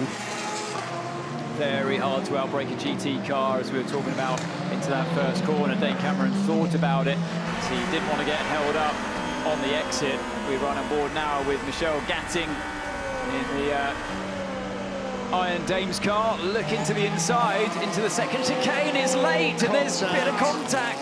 Oh, somehow, the 83 Ferrari. Luis Perez compact, good save. Good save. Wasn't it just? And you could see Michelle trying to get her nose out of the hole that she was digging for herself, trying to avoid that contact. She knew he was coming in. Yeah, that was a little bit late there. A similar move in many ways to that of Dorian Pan at the start of the race in LMP2. You've got to have more of the car alongside as you turn in to turn 4. Another car, of course, that suffered having to have that emergency pit stop, so basically down pit lane twice. Yep. And just for a moment, something swings back in their favour. We see on screens that the drive-through penalty is confirmed for the Corvette for speeding in pit lane, currently sitting second. There we see again that clash. He did very well there, didn't he? Anthony, drivers at home might be thinking, well, why didn't she just slow down a bit more? Because you're already braking quite heavily, and I think she had gone past that moment of no return. When you're going down the inside, you suddenly think, uh-oh, this is going to be tight, because the driver's starting to turn in on the racing line. And yeah, she finally has found her way past. It was inevitable, but yeah, there was definite contact there, and I would pass the majority of the blame, 100% of the blame on her in that situation. And the reason when you get into that situation is you're not gradually braking like you do with a road car. You are braking at the absolute limit. It's like the ABS is on, pulsing under, and everything on the parcel shelf is shooting by you and hitting the windscreen. That's how hard you're braking in road car terms. I'm never getting in the car with you. Well, that's why you've got your own car to come to the circuit. You're not in the glorious Panda Sport Hybrid. Oh, the Panda Sport Hybrid is quite this actually finally got around. I mean, round the outside, so she clearly had a lot more speed, and maybe that's what made her think, look, into this second share, I'm going to be able to break you, and then actually was caught by surprise at the speed that the Ferrari could carry into the corner, and then yeah, you get into a bit of a Seb Buemi situation at the start of the race where you have to brake more, you have a bit of a lock-up, and it's a closing gap, and there's nothing you can do. And whenever I see a front wheel hit a rear wheel in an attempted overtaking move, it was never on. Red Air Porsche just being passed. That's one of our GT AM category cars, and that is Guillermo Mura de Oliveira. So making his second WEC start. He raced in Portimao as well, but he's had a few races here at Monza, track he likes a lot. But again, his teammate brand new to the circuit and to the car. So Guillermo in his second start in that AO car. There's the Corvette making that drive-through penalty. It's Nico Veroni at the wheel of the 33 car. Yeah, we don't know if it was Ben Keating coming in that earned it or Nico Veroni going out that earned it, but we do know that whoever's in the car has to serve it. So completely correct. Yeah, Nico goes through. Drops behind the GR and the 77 Dempsey Proton car. So that puts them right ahead of the Iron Dames. Game on again. Yeah. That does see the pendulum of championship win swing away from the Corvette today at least. Yep. The other significant movement, by the way, is a new second-place car in LMP2, splitting the United Autosports car. It's Albert Costa on a charge in the number 34 Inter Europol car. Yeah. It's the Jota 28 and the Alpine 36. This is now the battle for 5th in class. But remember, again here, the variety of different strategies in play because of those two safety cars. Fastest race lap for Yippee Yee of the Hertz Team Jota's race so far. So the 38 Porsche seems to be going properly now. Also the fastest lap of the race for WRT's number 31 car in the hands of Robin Fines. Also the fastest lap of the race for the 35 Alpine in the hands of Ollie Caldwell, presumably with both hands on the wheel. Would be fair to say, by the way, that fastest lap for Ollie Caldwell is about 2.5 tenths slower than Robin Fines' quick lap. That's a good time from young Ollie Caldwell. Yeah, and getting himself well up to speed as he really beds himself in. Charles Milesi versus Pietro Fittipaldi. Fittipaldi started second in that gold Jota car and was for a long time very nearly the pole position man. He was very quick indeed in qualifying, just got pipped in the end by Sarah Bovey, who's gone by Nico Veroni. Yep, she's on a tear, isn't she, right now? This could be quite the contest with Veroni getting back up to speed. Now, we didn't quite see how close she was as he filed back in. I think she was steaming right up behind him, so she's just got by at the end of that lap. Race leader Francesco Castellacci in GTM is on pit lane now. Let's not forget, it's not the final race in Europe, by the way, for GTE machinery. We've still got the European Le Mans Series to be completed. It is the final WC race in Europe for these cars. Driver change. Who's getting in? That car will be back in 12 minutes. Would you? I think that was Thomas Flora. They're not going to put him out for another full stint. So I think Francesco has done a full stint. I think Thomas Flora is going in now to do his final 12 minutes. Get it out of the way. Don't hang on in the desperate hope that you can do it under a safety car later in the race. Michael Dynan leading in GTE AM for ORT by TF as the 54 Ferrari's on the pit lane. Not yet. He's half a lap behind, isn't he? They were almost a full lap behind the race leader, but there was that driver change, that driver stint to burn. Then that battle for what should be third between GR Racing and Dempsey Proton, their nose to tail. Then the Iron Dames, the pink Porsche, has gone by the Corvette of Nico Veroni. And Nico Veroni and Michel Gatting are equal-rated silver drivers, so that is a battle of equals, the young Argentine versus Michel Gatting, the Danish driver. Worth mentioning GR Racing, by the way, they're in a good vein of form at the moment. Mike Wainwright with Ricardo Pera and Ben Barker at podium at Le Mans, and at a crucial time for GT teams as the battles behind the scenes go on for who's going to be back here in 2024 in LMGT3, and we're not clear yet what's going to happen with Porsche. GR Racing absolutely in the mix and wanted to be part of that picture, and these kind of performances can only help. More fast laps coming in. Nick Nielsen in the 50 Ferrari sets that car's fastest lap of the race, a 1:37.4. Rio Hirakawa in the number 8 Toyota sets that car's fastest lap of the race, 1:37.2. Fastest lap of the race also for Mikkel Pedersen in the 77 Dempsey Proton car. Well, that's partly because of a slipstream of Ricardo Pera in the GR car. And fastest lap of the race as well for the AO Porsche, the 56 car. That's been driven by Guillaume Mourides de Oliveira. So despite the increasing track temperatures, and it will be absolutely flailingly hot, the track, some of these cars going quickly. There's the 77 Dempsey Proton car, just said its fastest lap, race lap, and they are now closing in on Michael Dynan. So this is a three-way battle, Graham. It is a new fastest lap of the race, this time for Jose Maria Lopez. Came with a purple sector in Sector 2. It's a 1:36.869 and Trouble for the 22 United car. There's another car involved further down the track there. Two cars involved in this incident. It's the 83 car. So there's been a coming together in the second Lesmo. Wouldn't be the first, isn't the last. That's Luis Perez Companc in the 83 car we just saw battling a couple of laps ago. Does get it out of the gravel at least. Good news. So the yellow flags will be waved back in. No safety car. Let's see why. So, yeah, it goes for a move on the inside. A bit of a late lunge there, I have to say. That's a risky overtake on the inside of Lesmo 2 for Phil Hansen. You can see clearly from that high shot that the Ferrari was right in the middle of the black tyre marks, was right on line. He was right on line, taking the racing line, and you're putting too much trust in an AM driver there in that situation to not just turn in. Contact, turn in, over. Okay. Let me know if you've got any flat spots or anything. Track temperature is 52 degrees Celsius. That's 100 and something. That is a hot racetrack, and yet the fastest lap of the race has just been set. Yeah, so Hansen continuing to lose positions there. 41.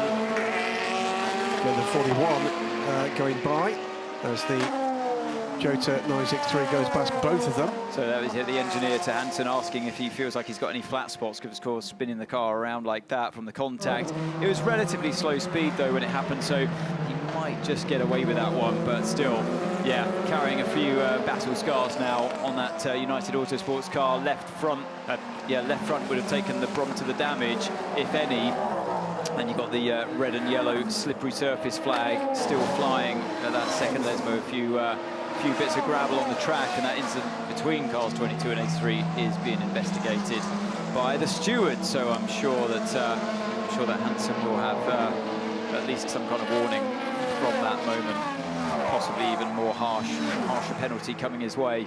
Yeah. I wouldn't be surprised because, yeah, it was a bit of it's a move you look back on as a driver and think, yeah, looking at it from a different angle, it probably looked like it was on from inside the car, to be fair, but I've been in those kind of moments myself, and when you look at a different view, especially the onboard view from the Ferrari's GT driver, you have to say, look, you are putting too much trust in the hands of an AM driver to try and get out of the way, but it's such a hard corner to get out of the way of. But he was doing exactly what all the pros say to do. Yeah. Stay on the racing line, then we know where you're going. If you don't, yeah, it's a change for third. And that is the 77 car in the hands of Mikkel Penson going past Michael Dynan. It was, by the way, Thomas Fleur, completely correct, getting back into it was the silver helmet. Yeah. But it's going to cost them dearly with Thomas losing time, of course, to the more professional drivers on track, but still needed to not as much again. If they don't put him in before the end of the race, and waiting for a safety car is just asking for too much trouble. So Thomas probably with another couple of laps to do. Unfortunately for them, the full course yellow broke at the wrong place. There is the Alpine battle with the Jota car right behind. This is for fourth in LMP2. Charles Milesi in the blue car with the red, white and gold of Pietro Fittipaldi right behind him. And these two cars are about 5 seconds back from the third place battle in the class. Number 9 car there just tucked in behind is a lap down. There's the Alpine garage. There's Hertz Team Jota. So it is Hertz Team Jota running their Porsche in hypercar and their LMP2 category from the same garage with the same shirts on. Milesi just gives himself a bit of breathing space there by overtaking the 33 Corvette into the Ascari chicane. Just separates that himself, and the fighting Jota 28 behind him of Fittipaldi. Oh, and it could have almost been the 38 on 28 didn't quite work there, did it? Into team battle, 2 different classes, of course, don't forget. They used to run in the same category, now one of them's in the hypercar category. This is getting messy. And that was the United car ducking into the pit lane there. That was, I thought, was that Cattle? Oh, no, it wasn't. It was the 4. It was the Well, it was the back of the Vandal, yes, you're right, sorry. So, Yiffy in 11th place going by Pietro Fittipaldi. That's not for position. It is, they are, however, relatives in the same team, although in different classes. For the first part of the year, Jota ran 2 LMP2 cars, as they have done for many years. Then they came on stream with this hypercar Porsche in Spa-Francorchamps, and then raced that car at Le Mans, and will continue to do so as well. And in comes the 50 Ferrari from second place. So Jose Maria Lopez will really extend the advantage now. He should come in the next lap, I think, for the number 7 Toyota team. Interestingly, though, the car number 8 with Hirakawa, who's doing a brilliant job at the moment, just sets really a personal best first sector as well as the car's fastest lap time of the race. He is catching the car 51 of Alessandro Pierguidi hand over fist. The last couple of laps has been around a second faster, and he was also catching the 50 car. So, yeah, he's absolutely flying. Car 7, obviously, with Jose Maria Lopez leads the race, so he is still a lap down. But that's a genuine race for position between himself and car 51 now. Lopez, 5% energy left. He will be in the next lap. Ryo Hirakawa, 2% energy. In fact, he'll be in this lap. I think this is Hirakawa. This is his statement stint. I don't think we've seen the best of him at any stage yet in his season and a half in WEC. This is where suddenly, this is why Toyota chose him, and this is really the first time I think that we've seen that kind of raw aggression out of him. Maybe he feels there's nothing to lose, and that does a whole different thing for your frame of mind as a driver, doesn't it? Yeah, he was put under huge pressure at Le Mans. You know, he was fighting a car that had a little bit of extra track speed over him, and you know, the Ferrari was, I feel like it was the better car in Le Mans, and it was asking a lot from Hirakawa in that stage of the race to pile that pressure on and say, look, get out there, take risks, let's see what you can do, and he threw it off the road in a desperate attempt to try and close in the gap. There was, I'm trying to remember what the statement was from Toyota this week that explained that incident. There was an issue for the car. It wasn't just a driver error. It was loose at the back all the time as well, so it may just have been that was a factor of something in the car. Here's a battle for position. Iron Dames Michel Gatting goes by Michael Dynon, and that is a change for 4th, and there could be a change for 5th coming up as well, as Nicola Veroni right behind. Nico with a run on the American driver, Michael Dynon. Here he goes. He's going to have to go the long way round out of the Solario down to Variante Ascari, but he gets it done before they get into the braking area. I'll tell you what, I'm not counting out here, certainly for the overall. Cars that have been a lap down being in the mix for the win at the end of this race. We're not even halfway through. We are not even halfway through this race. Standard Peugeot practice of hoiking all the stuff out of the air at the air vents at the front, because that's part of the downforce generating underfloor area. That car in from 3rd place. Jean-Eric Verne stays at the wheel. 2 penalties coming for GT AM cars for the car 83 and car 21. This is something we saw earlier for leaving gaps behind the safety car. It's going to be 10 seconds out into the next pit stop of both those cars. They currently sit. Yeah, both AF Corsa Ferraris. 83 is the Richard Mille car, and the 21 AF Corsa Ferrari as well. Thinking about it was Nicholas Veroni. Leader in. Yeah, into the first corner. That fight with the Iron Dames car. Yeah. But yeah, so I love watching those two. It's always going to boil down to those two, you get the feeling. It does so often, doesn't it? It does. But, by the way, Thomas Floor, still leading in GT AM, brought the car in after the end of his first stint and a half in GT AM, will bring it in the lead of GT AM again. This is really hot up now between these two. Yeah. The Porsche's early pace advantage is going away. Now the Corvette is at least a match for the pink Porsche. Again, unbelievable. I don't know what. Second place at the moment, this car, number 99. Yes. Neil Jarni at the helm. And still, the 7 car not off pit lane. Could the 99 car take the lead here? This is a long stop from the Toyota team. There it comes. How long was that? That is going to be popping up. It's 1:11. That's about right, but he does. Proton take the lead. What a moment for them in the debut for their car.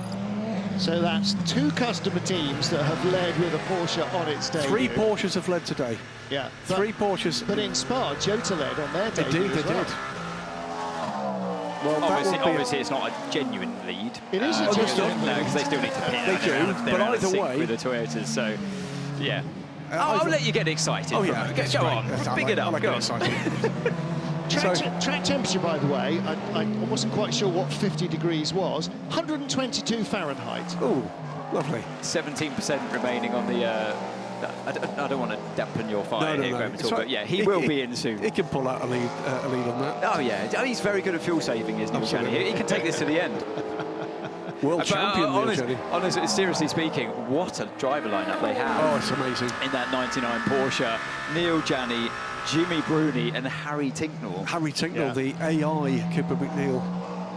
If you've seen him if you've seen Cooper I don't know McNeil, what you're talking about. Tall driver in WeatherTech overalls, and but Harry Tinknell, what a delight to see him back in a top-class car. And Graham, trot out the stat about Harry Tinknell and World Endurance. Well, with the debut of this car here this weekend, it means that Harry Tinknell becomes the first driver to contest every WEC class ever. I'm not counting LMP2 Pro-Am because that's a subclass of LMP2, but he has contested in LMP1 with Nissan, LMP2 with GT Pro, with both Aston Martin and Ford, GT Am with Proton, and now Hypercar. That is some record. Yep. Certainly is. And he's only how old? 33, is he? I think he tells us I think he's far older than that. 31 we're hearing from Louise in areas. 31, she's been checking his Tinder page. And going down. Lots and lots of success on both sides of the Atlantic as well. And that's why he's a big favourite with Multimatic, who of course are the people that build these chassis. What happened here into the Ascari chicane between the 94, 51, Peugeot and 51. Going up to 4th place ahead of the Peugeots. That's the 93 car is Jean-Eric Verne. Alessandro Pierguidi, an Italian in a Ferrari at Monza, was never going to let that opportunity go, was he? Ale is, I mean, imagine being these guys who come from being pro Ferrari GT racers, given the task of bedding in this hypercar program, take Ferrari back to the top of World Endurance Championship racing, the top class for the first time in half a century, and then the team wins Le Mans, and now you get a chance to win outright in Monza. They've won in GT in Monza, but now the chance to win outright. These guys are just living the dream right now. Oh, trouble for Thomas Floor. It is what was the race leader in GTE Am and has come to a halt at the exit of the first chicane. Was that a change for the lead overall? Oh dear, no, there wasn't a change to the lead. But it's going to be at some point. But well, it will be at the next lap because Neil Jarni is due in, and if this goes full course yellow, this could really benefit the 99 Proton team. No, it won't, because he can't put on a full course yellow. He'd have to do emergency service. Okay. 3 laps, I think, again, isn't it? That's the new rule change this year. 3 laps before the pit lane closed light disappears. In which case, if you're 99, get in now. So get in the pit while you can, but he hasn't. We've added Proton competition to the list of teams that have led the race. That means only 2 teams in Hypercar haven't led the race, and that is Glickenhaus. They've run second at one point in this race around the pit stop cycle, and the Van Wall that currently sits down in 21st place. This is how it can so easily go against you when you're doing everything right in terms of strategy, and then, well, let's see how long that yellow flag is. On the pit wall at Proton, they're going, please move, please move. Get Control or delete. Come on, Thomas, please move, please move. Don't go full course yellow because they are in this lap. Now, here's the battle between the Iron Dames, Porsche. This is for the championship. This is for the championship at this stage of the race. Be. Mikkel Pedersen leads GT Am for Dempsey Proton. This is the battle for second in GT Am. That would be enough for the Corvette. There goes the Glickenhaus going by. Double yellow removed. Yep. They're on, slightly newer hards on the left side of the Corvette. Maybe that's giving him just a fraction more tyre bite than the older tyres all round. In comes 99. That's what they needed for it not to go full course yellow. That's the kind of luck you need, isn't it? Yeah. In a motor race. Little kind of feel of a 905 Peugeot-ish sort of livery there. Just a little bit. That. Yeah, put a bit of yellow in there, and suddenly you've got Peugeot Sport colours. To just confirm, or rather clarify what you said a little earlier about that car will be air freighted after this race across the United States and will complete the IMSA WeatherTech Sports Car Championship. Meantime, in the weeks that follow, the second Proton 963 will be delivered to the team. Will be air freighted to Fuji. Will be air freighted to Fuji. Directions. So it's a very ambitious programme from Christian Reed and co. As we watch this battle in GTs, there was one driver out there that would have been praying for a safety car, and that would have been Ryo Hirakawa, because on track he's ahead of the sister car number 7, obviously almost a lap down. If there had been a safety car, that would have brought them right back into the race. His lap back, and the way that Rio's got the afterburners lit, that could have meant anything. Right, Michelle Gatting under pressure from Nico Veroni. So she's defending into the first corner. That's going to compromise the exit of this one, but we've seen very similar straight line speeds from these two, and you get that natural separation on the exit. The car in front gets the foot down earlier on the accelerator. You get that natural buffer. Now in the slipstream is Veroni through Curva Grande. They come. And there's the leader. Yeah. He's only at the Rogia, so that is first, second and third in GTE Am. 99 is in and out. Ben Hanley in and out in the 22 car. Thomas Floor has made it back to the pit lane. That is great news for the 54 car. However, unfortunately, does not come back in as the race leader. But comes back in, I'm afraid, as low as 10th. So they are still in the race. They are indeed. 2 minutes ago, they might not have been. So to give you an idea how close this race is, Proton Competition came in from the lead under a green flag lap and come out in 8th position. Unfortunately, that 54 has been pushed into the garage. Yeah, okay, if you can catch up with them and find out for why, Keats, for why, that had all the hallmarks of it not being a driver incident, but that 21. Is at 21, it That's is. 21 in the gravel, and deep in the gravel. Can he get it moving? I'm not sure he can. Man. Oh dear. How has this happened? That car 6th in GTE AM. Now, what is this going to do if we need an intervention? Oh, contact again in the Lesmos. It is. This is the 60 car going down the inside. Squeeze out of room. Matteo Cassoni, you should know better. Yeah, that's pretty clear cut there. No further action, by the way, interestingly, between Phil Hansen and Phil Hansen. Yeah, in that second Lesmo. No further action. Yeah. Really? That was a lucky escape, I think. I think so. Was really a lucky escape. That is going to require, I think, a full course yellow. At the very least. And we're going to full course yellow in 20 seconds time. 20 seconds for full course yellow. The number 8 Toyota, by the way, is still in front as we speak of the number 7. Now he'll be going... Safety car. Oh, he definitely needs a safety car. Yeah. 9, 8, 7, 6, 5, 4, 3, 2, 1. Full course yellow, full course yellow. So what happens under a full course yellow, for those who have not seen World Endurance before, is that effectively every car and the gap between them all the way around the circuit remains constant, because they all go down to 80 kilometers an hour. They're all on the speed limiter. You saw the Corvette close up slightly, and that is because there is a fractional margin of error for when it gets down to 0 on the count. And the Corvette's engineer may well have counted another beat before he counted down to 0 to the driver. And so you close up another couple of meters. Lots of these cars, you'll see lights flashing front and rear to show they're on the pit lane speed limiter, but they are all Car effectively... 38, give the position back to car 41. Car 38, give the position back to car 31. Ooh, somebody dived 41, sorry, 41. 38 must drop back one position. That must have been as we went into full course that's yellow. Hertz Team Jota. And that was WRT coming out of the pit lane, the 41 car with Robert Kubica. So that was coming out of the pit lane. So, yeah. Now, just thank you very much to the guys in the truck giving us the energy graphic a moment or two ago.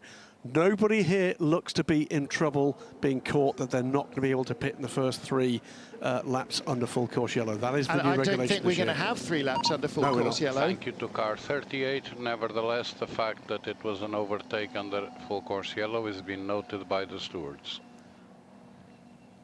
Right, well, you know, that's a situation where he is coming down, ready to get onto the T7, limiter. all cars to were totally to the right. At T7, all cars to were totally to the right. And we can see T7 exactly why. or Lesmo 2, as it's known, and Simon Mann being recovered to terra firma should get going.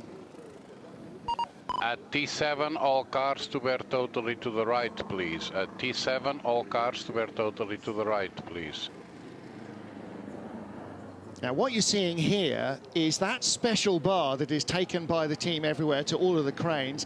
They have a set of lifting hooks which marry into holes in the roof, mounting points in the roof. So every single car has them. And in fact, we saw in the scrutineering at Le Mans, they had a crane there. Part of the scrutineering process at Le Mans is that every car is lifted up and jiggled a bit to make sure that they're firmly mounted and are firmly in place, so that all cars can be moved without having to fix straps to broken bits left, right or centre. So he's now on his way, Simon Mann. Once this recovery vehicle is back in place, then Eduardo will start the countdown and release cars from full course yellow, and we should be back up to speed. But for Hertz Team Jota, trying to keep speed up as much as possible and then come down to... We are removing full course yellow at 15:33:15. At 15:33:15, we are removing full course yellow. Which is in 40 seconds time. So the Jota Porsche was trying to come down to 80, and coming out of the pit lane, building up to speed and then back down to 80 was the 41 car. So it was... The interesting thing here, when you're under a full course yellow, unlike when you exit a slow speed corner, I was talking about, the car in front gets the jump because you get on the gas earlier. 9, here, you both press the full course 7, yellow button. 6, 5, 4, together. 3, 2, 1. Full course yellow removed. Go, go, go. They get into the second chicane, but unfortunately, because of where they were on the circuit, you're immediately into those slow-speed corners. Would have been really interesting if you were, say, coming out of the final corner, for example. You'd be much closer to the car in front. You press the button at the same time, and you both accelerate at the same time, unlike when you're going around the corner and the car in front naturally gets that advantage. Now, riding on board with the Corvette, people will wonder why, if they're all doing no more than 80, he was closing on the Porsche, because the teams will give themselves a tiny margin for error. So the Porsche might have been set at 79 kilometers an hour and the Corvette at 79.5. We've all been on a motorway, an autostrada, whatever, where two trucks that are limited by law to exactly the same speed. One is taking 14 kilometers to pass the other because he's got a quarter of a kilometer an hour more top speed. That's what happens here. You're not allowed to pass, so if you creep right up behind the Porsche, you've just got to then back off the throttle a fraction somehow. What I also found a little cheat that you could do when you're behind the car in front, you could shortcut effectively, like take tighter lines around the corner, so you're covering less distance, like running on the inside of a running track. Exactly. And, although you'd sometimes drive on the marbles because of it, you would gain on the car in front. It's quite fun and interesting to see drivers that would make that mistake of not doing it. 2 hours, 54 minutes remain. We've just passed the 3-hour mark after a brief full-course yellow period to recover. A Ferrari that was knocked off into the Lesmo. Simon Mans, number 21A, of course, the car is back on track and circulating a few positions down. Jose Maria Lopez leads for the number 7 Toyota Gazoo racing team. Ferrari second and third. And this is a battle for position. The 99 Proton Porsche car number 8 and the number 8 Toyota Rio Hirakawa chasing Neil Jarni. Jarni, Le Mans winner and world champion. Rio Hirakawa, also a world champion last year in the World Endurance Championship. I think is back on the lead lap. And yes, that comes courtesy of a slightly short fuel stop last time around. 54 seconds for the number 8 car, and that has regained the lead lap. But that's what we said before, yeah. At that moment they were praying for a safety car, because then although they're on the lead lap, the car number 7 is effectively very close behind them. Yes. But if there is a safety car, then they will close right up in terms of track position. That's what they were hoping for, yeah. I mean, it was never going to happen under that situation, because the digger got onto the gravel, and it's only when you're likely to see a safety car, like we saw when the Aston went into the barriers, when there's bodywork all over the track. It needs humans on the circuit to clear it up, and to make it as safe as possible, you need to bunch the cars up. Here comes the Toyota. This should be an easy pass. This is pole position, and don't forget, before he stopped for fuel, Neil Jarni was leading. If there is a safety car in remaining half of the race, then suddenly these cars get to join right back onto the tail of the lead queue. And don't forget, when we have the wave by, it will be to put all the hypercars together, then all the LMP2s together, then all the GTE cars together. So it could be much closer. Looking back. This is the change for Aaron Dames at 33. And that was into the Roger. Michelle Gatting around. Compromised by the P2 car, heavily compromised. Ouch. Yeah.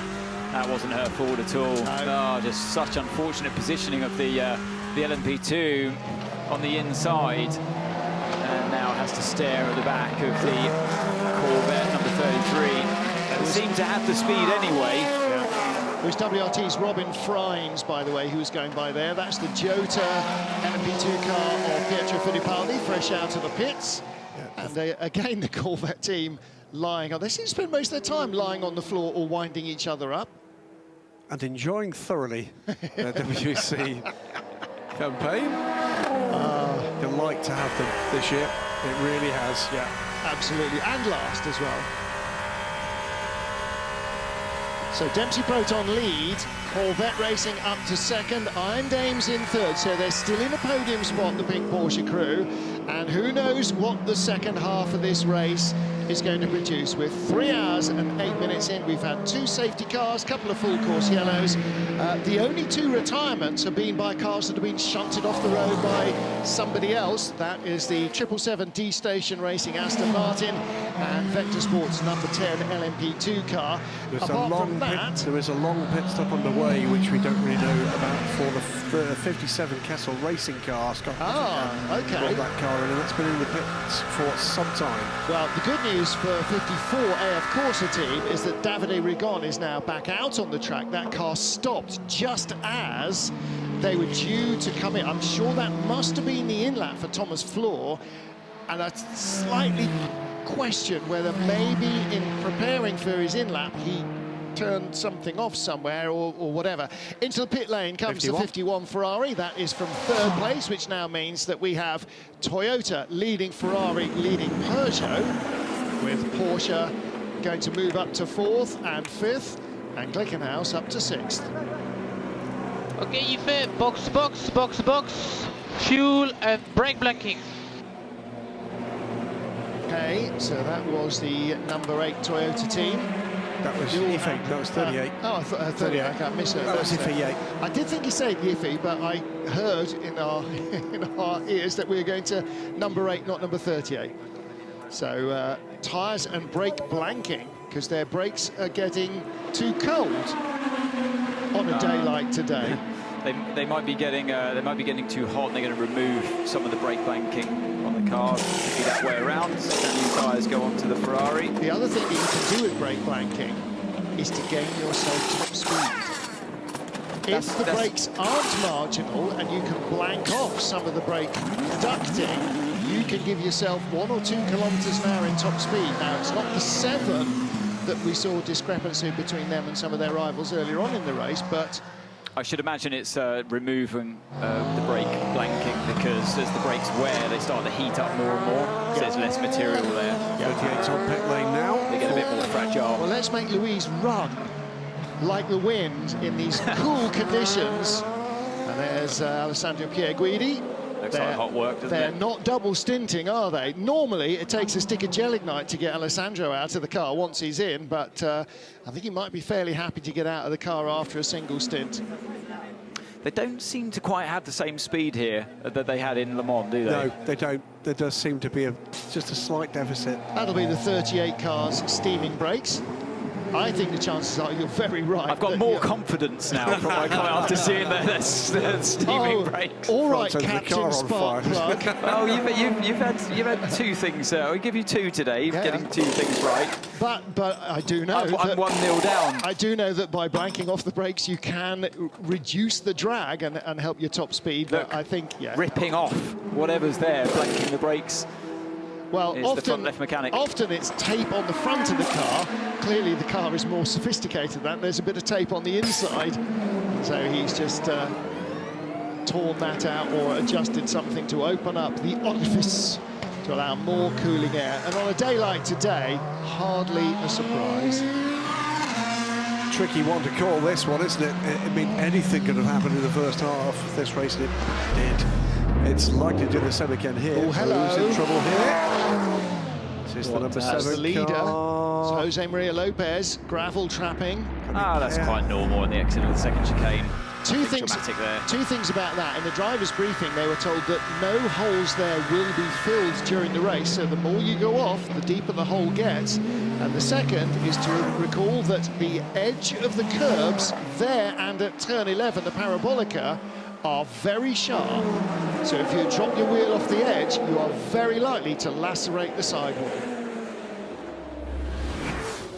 Halfway through the 6 hours of Monza on a scorching Sunday in the Royal Park here. Dindo Capello, the Grand Marshal for the race. Roger Penske here with his team, as is Laura Wontrop-Klauser, the head of GM Racing. And René Arnoux, one of the Formula 1 legends from Italy, also joining the great and the good. He gave the command to start engines, and as they race down to the first corner with Toyota and Ferrari on the front row, Sebastian Buemi from row 2 in the number 8 Toyota, dropping back a fraction to give himself room to manoeuvre, but a lock-up and then turning around, the 51 Ferrari earned him an early penalty.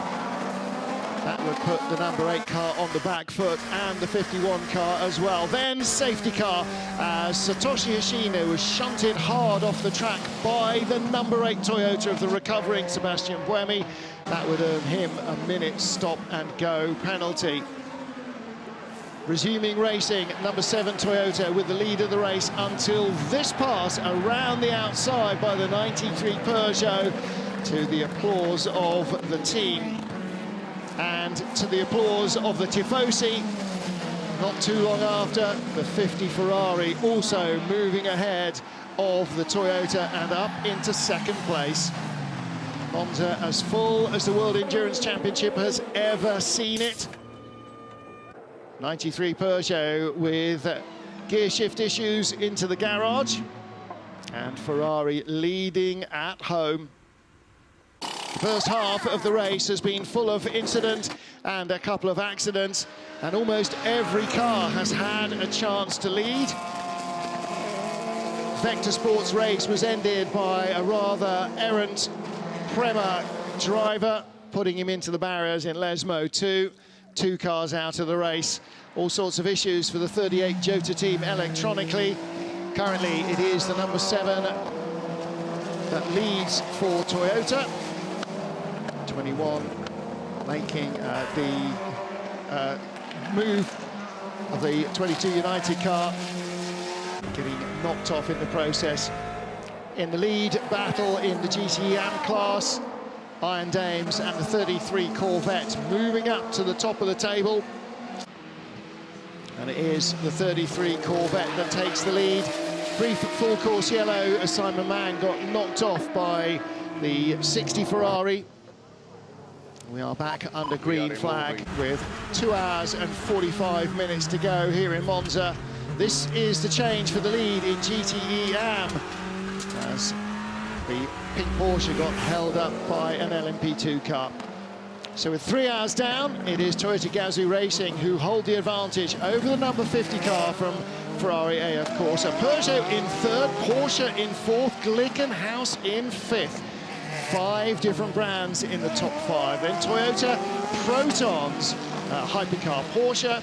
Then the second of the Ferraris, the second of the Penske Porsches, and the Cadillac ahead of Hertz Team Jota, who've had their delays, and Floyd Vanwall. The recovering 94 Peugeot, after gearbox issues, is out on track. United, WRT and Inter Europol currently at the head of LMP2, Corvette, Iron Dames and ORT by TF, meaning it is a Corvette, a Porsche and an Aston Martin at the head of the field in GTE AM. With the order, guys, shaken up twice with safety cars. Really, right now, I'd love to be sitting at one of the strategy positions in one of these leading teams, because if it goes full green, so much is going to be dependent on where these guys are within their fuel window towards the end of this race. Oh, you mean if it just remains full green, no more safety cars? Absolutely, yeah. Because what you've got still are 2 groups of cars that alternate at the top of the leaderboard. But we've got Glickenhaus now cycling back through to 5th position. They've been as high as 2nd on that switcheroo, if you like. I think, though, Graham, that the car 7s, that the reason why you didn't see the front runners pit in that initial safety car is because they know they have inherent speed over the guys that did it. Absolutely. Bucking Bronco number 6. Look at that, too much curb there, and that was the moment the 777 went off, or got hit off the track. Lots of incidents so far through this race today here in Monza. A proper race of attrition as well, mechanically. Both Peugeots really falling foul of that, but still in the race, still in a podium position is the 93 Peugeot with Jean-Eric Verne behind the wheel, but they got a quick car, and I feel like if it remains green through to the end of this race, with 2 hours 41 minutes to go, they could find themselves back in the hunt here. Well, that was 30 seconds of the Monza Rally show. Yeah, it really was. But that's just a few of the incidents that we've seen through what is that 3 hours and 19 minutes left. Have already elapsed. 2 hours 41 minutes still to go. Still quick laps coming. James Collado now aboard the 51 car ring in 8th position.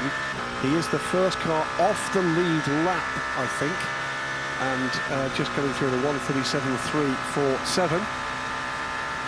Yeah, fastest lap of that car's race so far. Jose Maria Lopez will ride on board with the race leader into the Primo Variante. Nick Nielsen second for Ferrari, and Jean-Eric Vergne third for Peugeot. It was a year ago this race that Peugeot debuted their hypercar as a racing car. It'll be really interesting if they can grab a podium here. It would be their first podium finish, so that would be a big, big feather in their cap. Kessel Racing's Ferrari number 57 car in the GTM class, as yellow car guy machine, has been in the garage for quite a while.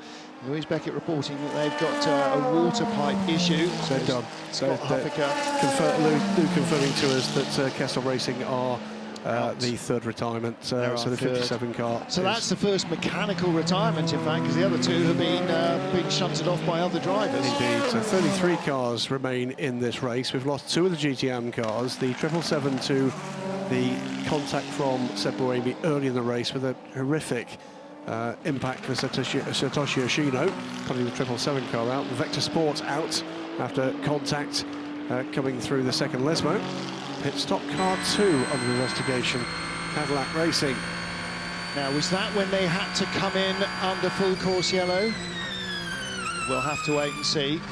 On board with Nick Nielsen in the 50 Ferrari in second place, out of the Variante Ascari. Yeah, he's down 25 seconds down the road from Jose Maria Lopez. So Lopez really putting in some excellent lap times, consistent as well. A strong stint from him. Fastest car in hypercar, though, currently in 4th place, Dane Cameron in the number 5 Penske Motorsport Porsche 963. Louise Beckett in the pit lanes, very quiet there, Lou. I can tell you that that number 5, driven by Dane Cameron, is actually just about to come in. It looks like they're just fueling, but I will keep you posted. All right, excellent. 2 more cars setting really fast race laps, the fastest of their races. The number 36 Alpine in 6th place, Mathieu Vaxivière, and behind him, Ben Hanley. And how much behind? 1 second behind Ben Hanley in the 22 United Autosports car. Ben Hanley having his 2nd race with the team. 2nd or 3rd? As he substitutes for Tom Blomqvist. Oops, little false getaway for the TF Sport Aston Martin. This is the ORT Oman Racing Team by TF. Michael Dynan brought it in. Is that at the end of his stint? We'll see in moments. Maybe we'll wait and not. see if Charlie Eastwood gets in it. Dynan's still there. Dynan stays in. Charlie Eastwood will do the last couple of hours of the race, I would imagine. Yeah, this race and 2 more this year until the end of TF Sports' relationship with the FI World Endurance Championship with Aston Martin. It's been so successful. And maybe the end of Aston Martin in the World Endurance Championship for a short while. There is a GT3 Aston Martin. The GT category next year converts from GTE, the current spec cars, to LMGT3, which is a sort of universal category. In is the 33 car from the lead, so too the Iron Dames from 2nd place. Now, in an ideal world, the Iron Dames would win this and the Corvette would still be in the top 3 and win the title. However, however, the Corvette team want to win this. Of course they do. As much as the Iron Dames team do, so... And this has been one of the stories through this year, hasn't it? And last. I mean, this has been running 2 full seasons. The GTM battle this year is this... It's the sportsmanlike behaviour between these 2 teams. Yeah, it's a little bit of a... I mean, it didn't slow down much, but it's a tiny slow stop there on the right rear. Here comes the GR Racing car. Now this is going to go by the Iron Dames at least, has gone into the lead. Going to go by both. So GR Racing, Mike Wainwright started that, did 2 stints in that car. And it is now Ricardo Pera, so the Mexican driver remains on board. And he's got a little bit of a head of steam from the 33 car. Don't forget, 33 will be full of fuel. And the Dempsey Proton car didn't go through, did it? No, he was 6 seconds behind GR Racing, so he has not gone through. Yes, he has. Yes, he has. Has he? Yes. Well, we... Oh, no, he it's hasn't. going to be really close. Sorry, where are we? No, we didn't see him go past. We saw the Corvette coming out. I think I just did see him going. Yes, he is. He's second. Yeah, he has. He's passed him on the way through Curva Grande.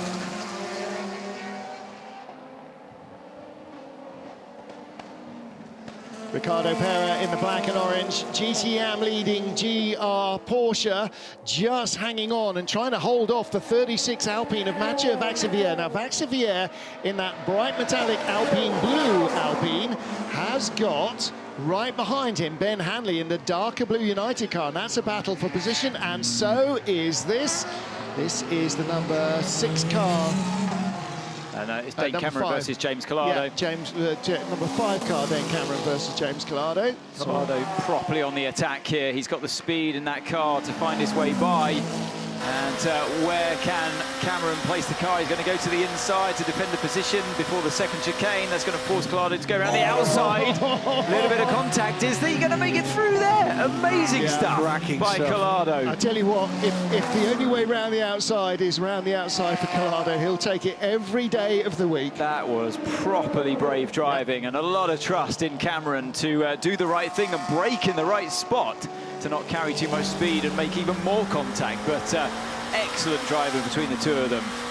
Cameron on the back foot. He's maybe hasn't got quite got the tyres there under him at the moment. And Collado could sense that as he was catching so quickly. Another car taken, another position taken for Collado as he works his way through the field. Next on his shopping list is Neil Janney in the 99 Proton competition car. And we're back to this battle. That's the final car on the lead lap. Yeah, number 8 car has just stopped. Brendan Hartley's taken over, so they've dropped off the lead lap again, that second Toyota. Mathieu Vaxivière in the Alpine blue Alpine. 3 races more for Alpine in LMP2. They've been a really top-class LMP2 competitor. They've won titles, they've won at Le Mans, but now they will come back next year with a pair of hypercars. United Autosports, number 22 car, all over the back of him, Ben Hanley. Number 8 still on the lead lap. Well, the timing screen said otherwise, but then they haven't cycled through an entire lap yet, so we'll take that. We can see him on the screen. There is Philippe Signot, the boss of Senior Tech.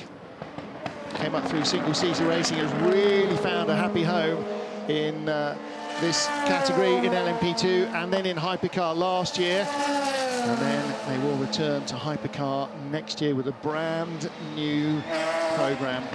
Yeah, what they've been doing down at Toyota with the car number 8 is shortening the pit stops each time to ensure that it stays on the lead lap. Yeah. And at some stage, that's going to come back and bite them in the backside because they're going to be so short on fuel somewhere, aren't they? They're going to lose a lap on that. What they're hoping for is obviously another safety car. That's their only hope, to stay on the lead lap and get themselves back into this race today.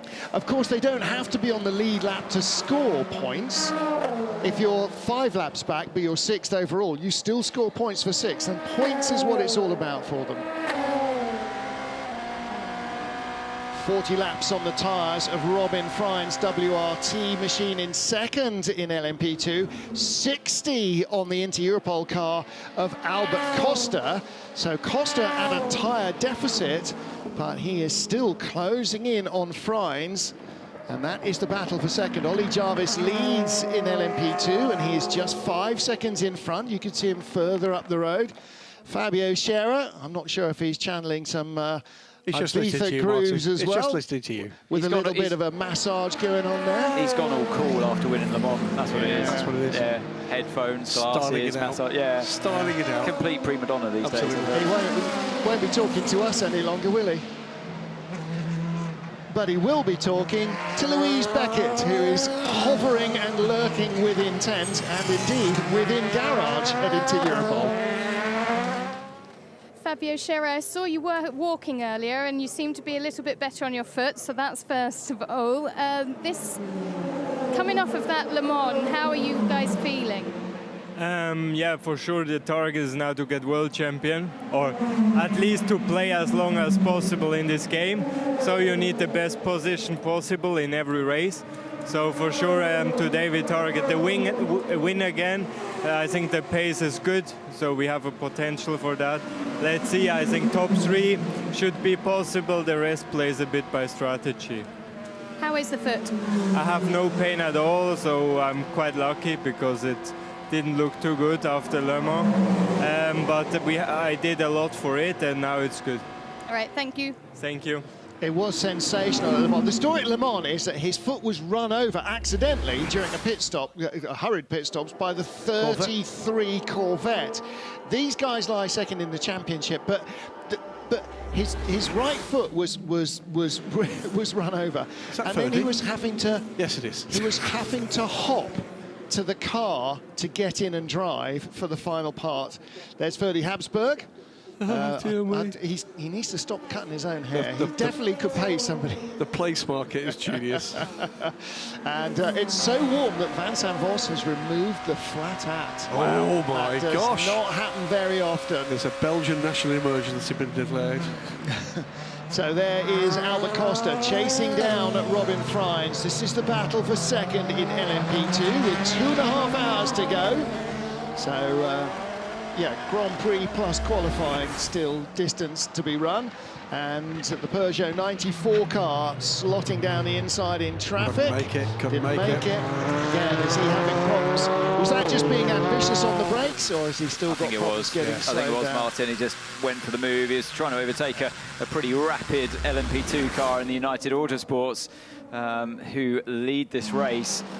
They've got a quick car here today. So, yeah, trying to outbrake an LMP2 car into turn one, you've got to be completely on it. And, yeah, I think he tried to brake as late as he possibly could. I don't think that was anything to do with the woes that they were having earlier on with their tricky downshifts. Let's compare lap times. Last time round, leader in LMP2, Ollie Jarvis, 142.2, 142.61 for Robin Freins, 142.57 chasing him for Albert Costa. Albert's tyres have done a full stint more. Yeah. That's pretty impressive. And closing, by the way, on all of those are Pietro Fittipaldi and Robert Kubica. Right. I'll read the graphic properly. His right side tyres have done full stint more. They did a left side tyre change 35 laps ago. So actually the tyres that are doing more work are fresher than those on Robin Freins' car. So it's a pretty much equal battle. Here we go with our Ferraris running nose to tail, but not running nose to tail in the order. Car number 50 is in second place, and that is the car with the yellow windscreen strip, what would have been 52 last year in the GT Pro class when it existed. The 51 car has the 51 crew, Alessandro Pierguidi, James Collado, as of last year. But the 52 car, because it's 50 years since Ferrari raced in the top class, has become car number 50. Which is nice little... So 99 on the Proton competition Porsche. What's the legacy of that, I wonder? They've had 77 and 88, now they're going 99. All right, fair enough. If they get another car, it'll have to be 1,010, won't it? Something like that. Yeah. So yeah, similar situation going on there at Ferrari, albeit closer as they circulate in terms of distance between the two cars. So 51 trying to desperately hang on to that to be in the effectively the lead lap ahead of that number 50. But 50 at some point they're going to have to ask Collado to get out the way and let Nick Nielsen continue on his way if he is to continue catching during this stint. I'd say at this point, by the way, gentlemen, that the one thing that looks more certain than most is the form of the number 7 car. That is consistently going away here in a way that nobody else has managed this afternoon. So Jose Maria Lopez having a good run right now. Yeah, he really is. He's absolutely turned the screws on everybody else. And whatever they've done with the balance of the car to find the pace they needed has really worked. Cooling the wrists down, good way to help yourself cool down there. Good. The problem is he's now got a soaking wet race suit, which will really heat up as soon as he's in the car. What do you think's going to happen to the race suit when he's in the car and sweats like an otter's pocket? It will steam. Also saw somebody getting ready. It will steam. About? You sit in your wet racing suit. You can literally wring your suit out when you get out of the car. If you're going to sweat and get it completely wet anyway, you might as well just pour water over yourself before you get in. It's a really good technique. I can remember Damon Hill talking about a drinks bottle in the heat. He said when you sipped it, it was like having a cup of hot tea. I mean, that's sort of temperature water. Just put a tea bag in it and cut out the middle. Honestly, it's that's like exactly what he was saying. Sitting in a sauna in a 3-layer Nomex suit is not fun. On an exercise bike. It gets wet in no time at all. Which ironically is what David Brabham did to bring himself up to speed. Spent the entire winter on an exercise bike in a sauna in his race suit and helmet and boots and gloves, trying to get ready for Sebring. This is the battle for second. Albert Costa has closed that gap and is right with Robin Freins, who was held up unwittingly by the number 25 Aston Martin. Now, So is this 2 in-laps? Because there's somebody ready at WRT as well, and I couldn't figure out who it was. Didn't look tall enough for Sean Gillale, didn't look tall enough for Ferdy Habsburg, and he was sitting with the headphones on and his feet up anyway. Yeah. I mean, that's sort of how he drives, in that super laconic style. But somebody is ready at WRT. We saw Albert Costa getting ready, so maybe not this lap, but maybe the next. All right. Well, we'll know soon enough. I think we might be getting both WRT cars in. We'll have to wait and see. 31, I think, has gone through. Yeah, so when you got the driver, Louis Delatraz, sitting there to the left-hand side, a little wink of the eye there from Team Boss, Vincent Boss. You know that the drivers they've got them plugged into the radio, so they're listening to everything going on at the wheel. To us or the cricket, one or the other. So if there's a safety car or full course yellow or whatever, you're prepared as you can be before the car might come into the pits. So Delatraz will be taking over the 41 car from Robert Kubica. 4 more laps, Robert. 4 more laps. Driver change to 30. That's our radio producer, Jason, listening to us and giving me a radio message that tells me how soon it is that this car comes in. But 41 must be due as well, because we saw Louis Delatraz with the Swiss flag on his helmet. He's getting ready to take over from poleman Robert Kubica in the other car. It's Ferdy getting loosened up, ready to get aboard, Ferdy Habsburg. Stretching to make himself taller. Also, by the way, regarding that incident between the 21 car that saw Sommermann pitched off into the... that's very Alex Wurz-like, isn't it? Is it an Austrian thing, do we think, odd boots? That's exactly what I thought. Alex, way back to his F1 days, had one race turned up and he had odd shoes, a green one and a red one, and presumably did well and stuck with it. He did indeed. So the 60 car, brief shot there of Jamie Campbell-Walter. WC champion Jamie Campbell-Walter. The 60 car hitting the 21 car, pitching it off into the gravel. No further action. That's the second time we've seen car on car that's left one car off track.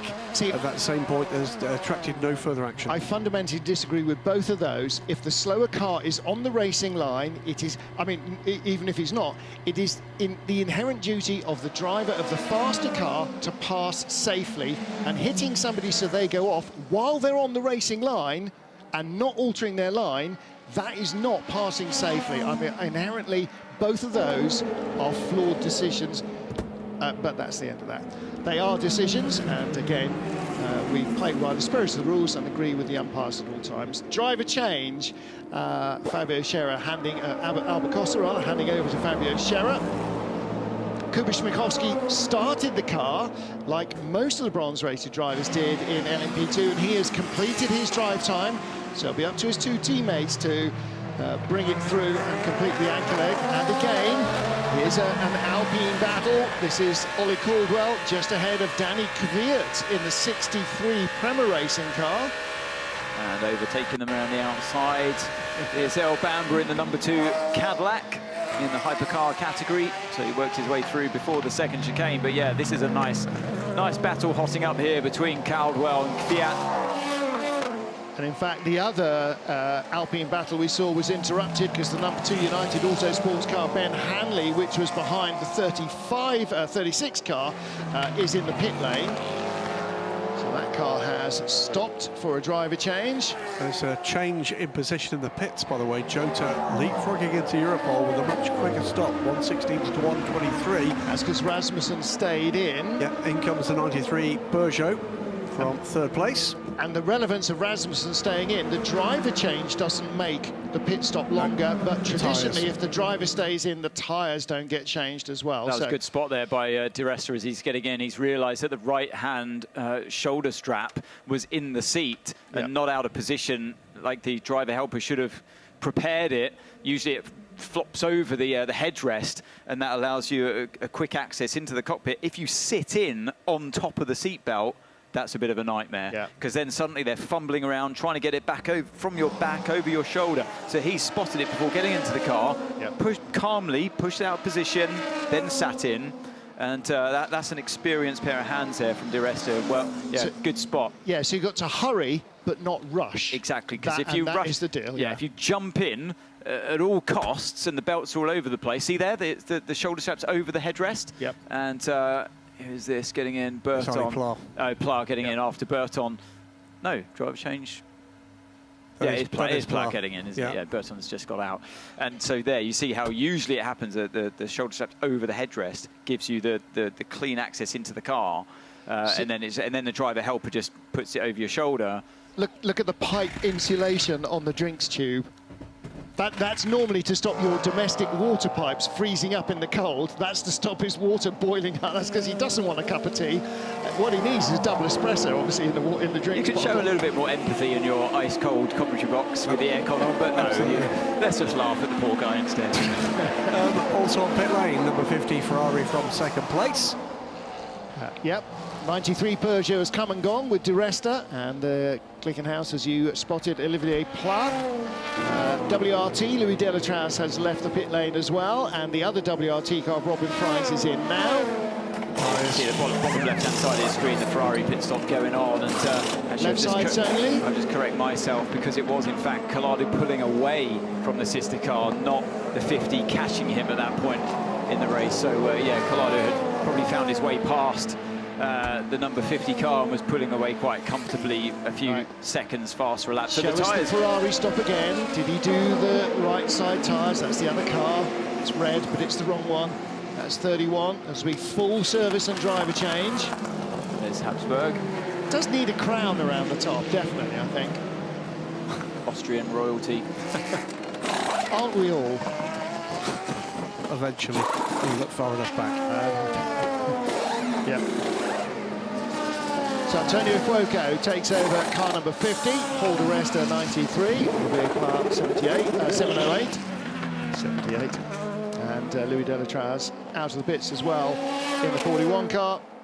Change for the 31 WRT, Robin Fries handing over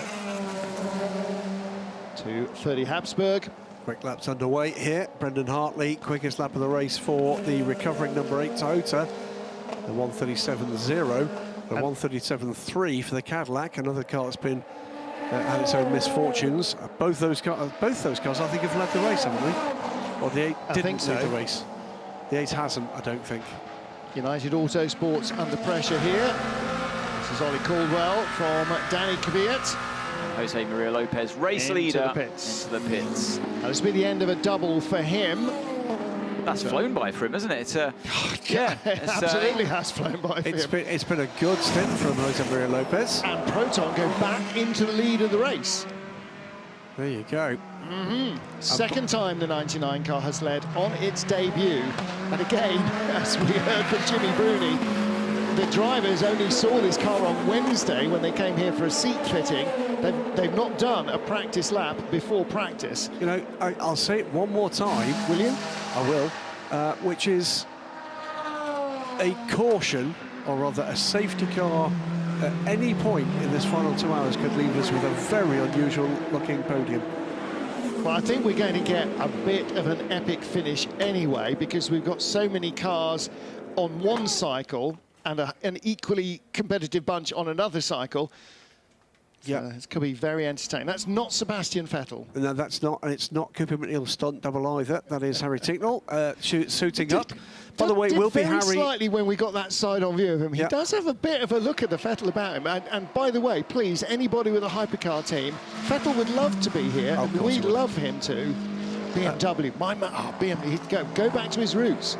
Formula BMW. No. But he was World Series by Renault and all that sort of stuff. By the way, that was not Neil Jarni getting back to the lead. This is Neil Jarni coming up and out of Curva Alboreto to just be still behind, I think, Kobayashi. So Kobayashi had a lap on the field?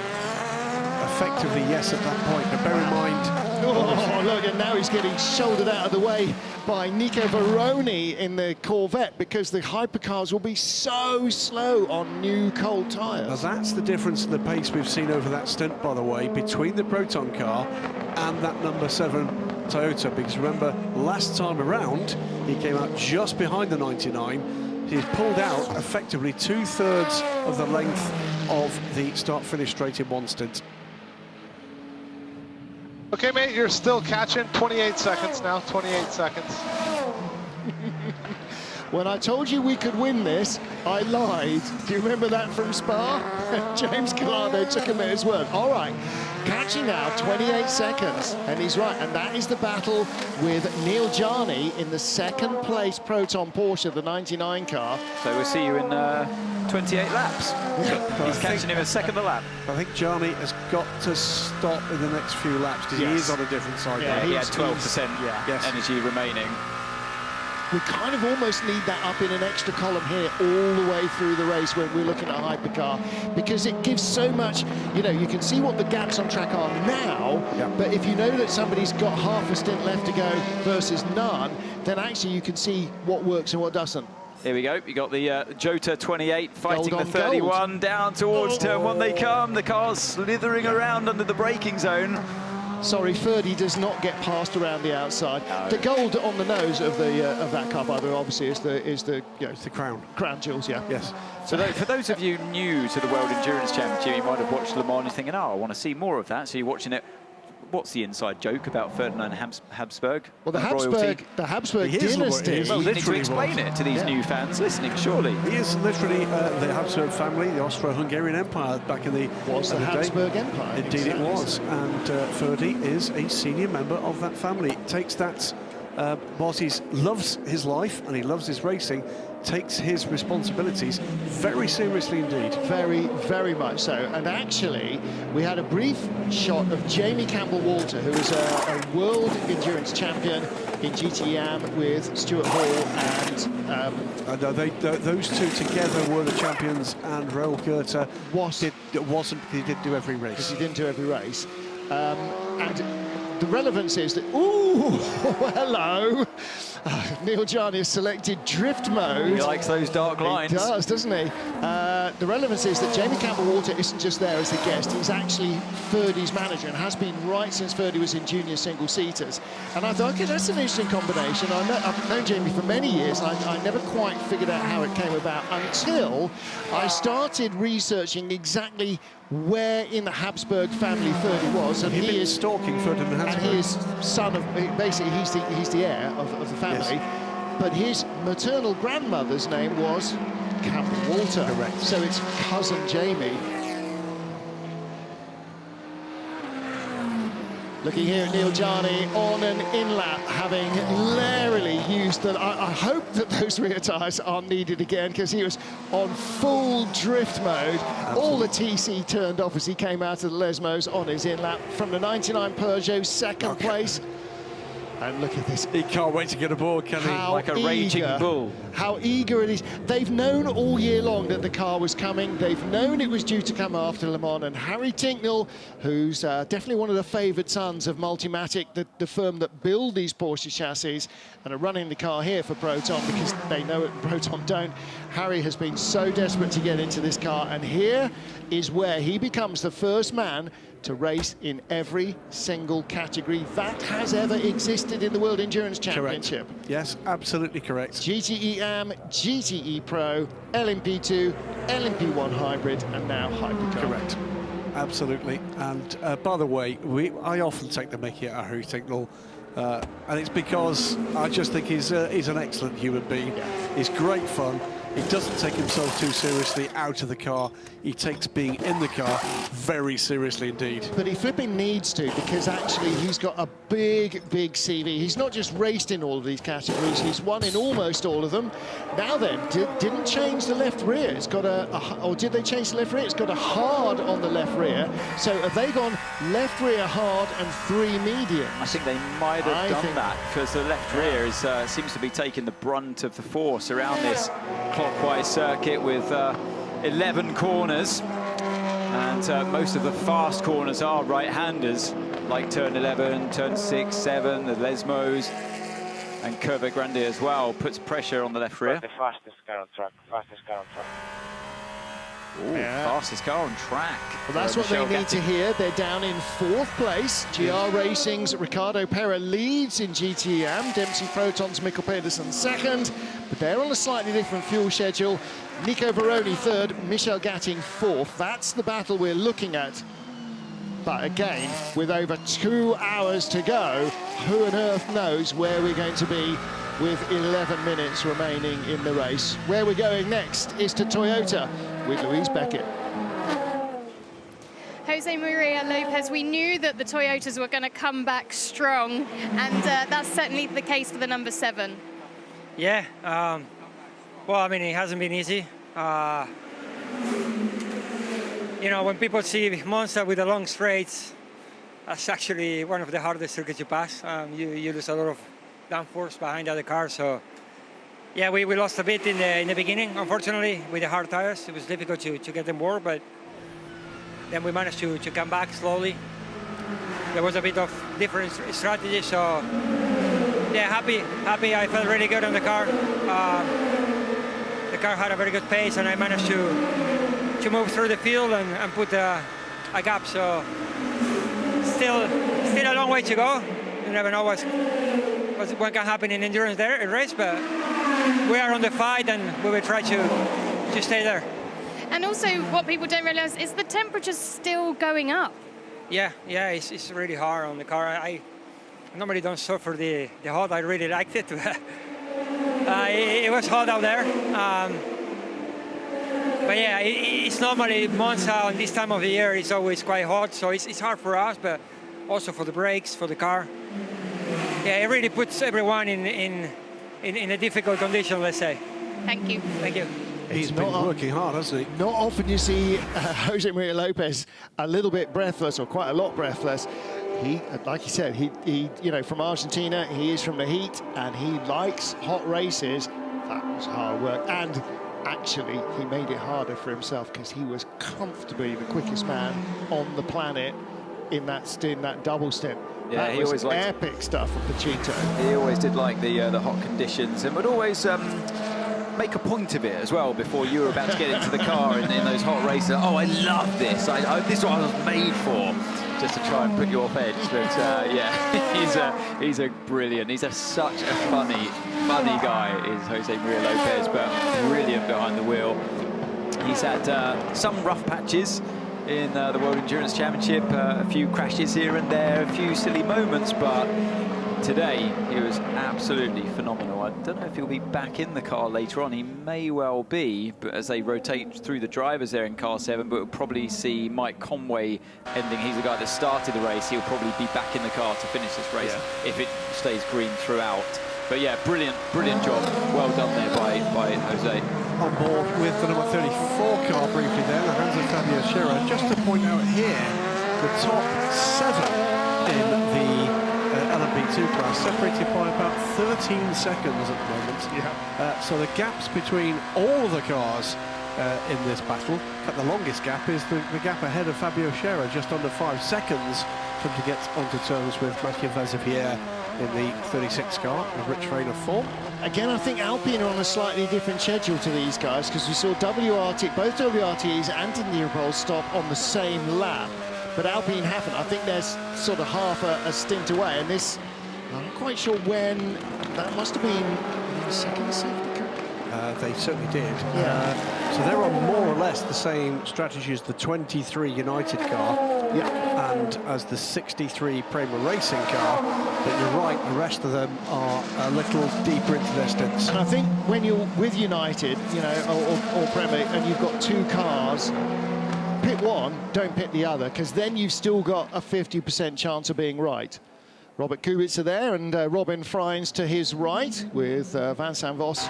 Vincent Vos was thrilled with qualifying, really thrilled. Not just because Robert Kubica laid down the best qualifying lap we've seen from him in WEC to take pole, but also because there was money on who predicted the pole time right, and Vincent Vos got closest, so he took money off his drivers. which is excellent. That's what you want in life. Oh, someone's in trouble on the exit of the first chicane there. Yeah, who's that? This is Gerda van der Gaard is the leader. We're riding on board with Oliver Rasmussen chasing. We're riding on board with Ferdy Habsburg chasing Gerda van der Gaard. It was van der Gaard who was in trouble there. It was. Yeah, he lost ground. Because this is now the top 3 covered by. Well, he didn't. First to second is 0.529 of a second. Second to third is 0.529 of a second at the end of that sector. Yeah. Maybe that was an optical illusion, So but it did seem as if one of the cars was struggling to get out of that turn. First, second and third. Well, the minimum speed is so low, maybe that's what it felt like. GR Racing leading in GTE AM from Dempsey Proton. There they are. GR Racing, Ricardo Pera must be coming to the end of the stint, as is Mikkel Pedersen. And they will hand over to the third drivers in those cars. It'll be Ben Barker who will take over the orange and black GR Racing car. Going back to that Van der Gaard, Habsburg and Rasmussen fight in LMP2.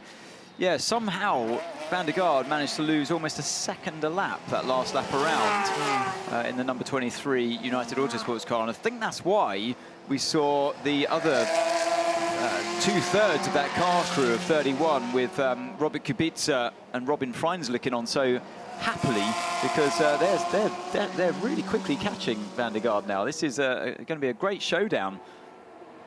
The blue and black Porsche there, all 4 tyres, 23 laps old. 62 laps old, the right-hand side tyres on our leader in GTM, the black and orange Porsche, and 30 laps old, the tyres on the left-hand side. So GR Asia leading, and they will hand over to Ben Barker, and it'll be ex-factory driver Julian Andlauer who takes over the 77 Porsche to finish the race. Look in the background, Corvette. the Corvette is there, and just in the distance coming around from Ascari was Michelle Gassi in the James car. Yeah, she's 7 seconds behind Nico Veroni, and Nico 1.8 off that lead battle. And to be clear as well, all the bronze time has been burned here. This is a race with the pros to the finish. And again, we're looking here at more battles for position. Jota's Ollie Rasmussen in 3rd place. The pale blue Alpine in the background. There wasn't that. That was the number 2 car. But Rasmussen being chased by Mathieu Vazivier, but he is chasing Ferdy Habsburg, who's in 2nd, and the dark blue car on the left-hand picture, that is the LMP2 leader, Gerda van der Gaard. A quick shot, by the way, it's on the GR Racing garage. The gentleman on the left in that picture, a little bit of pre-WC heritage there. That was Jan Kalmar. He's one of the sponsors of this effort for his Kalmar Automotive brand, and he managed the Lotus Evora GT Pro effort back in 2011. Here we go. It's Ricardo Pera under real pressure. The Peugeot's in there as well. That's not going to help the Porsche. It's not going to help either Porsche. So the 2nd place car of Mikkel Pedersen having a run. Mikkel Pedersen didn't quite get close enough. He's got much fresher tyres than Ricardo Pera, and Nico Veroni is right there as well. If Veroni plays his card right, he might get by both of them.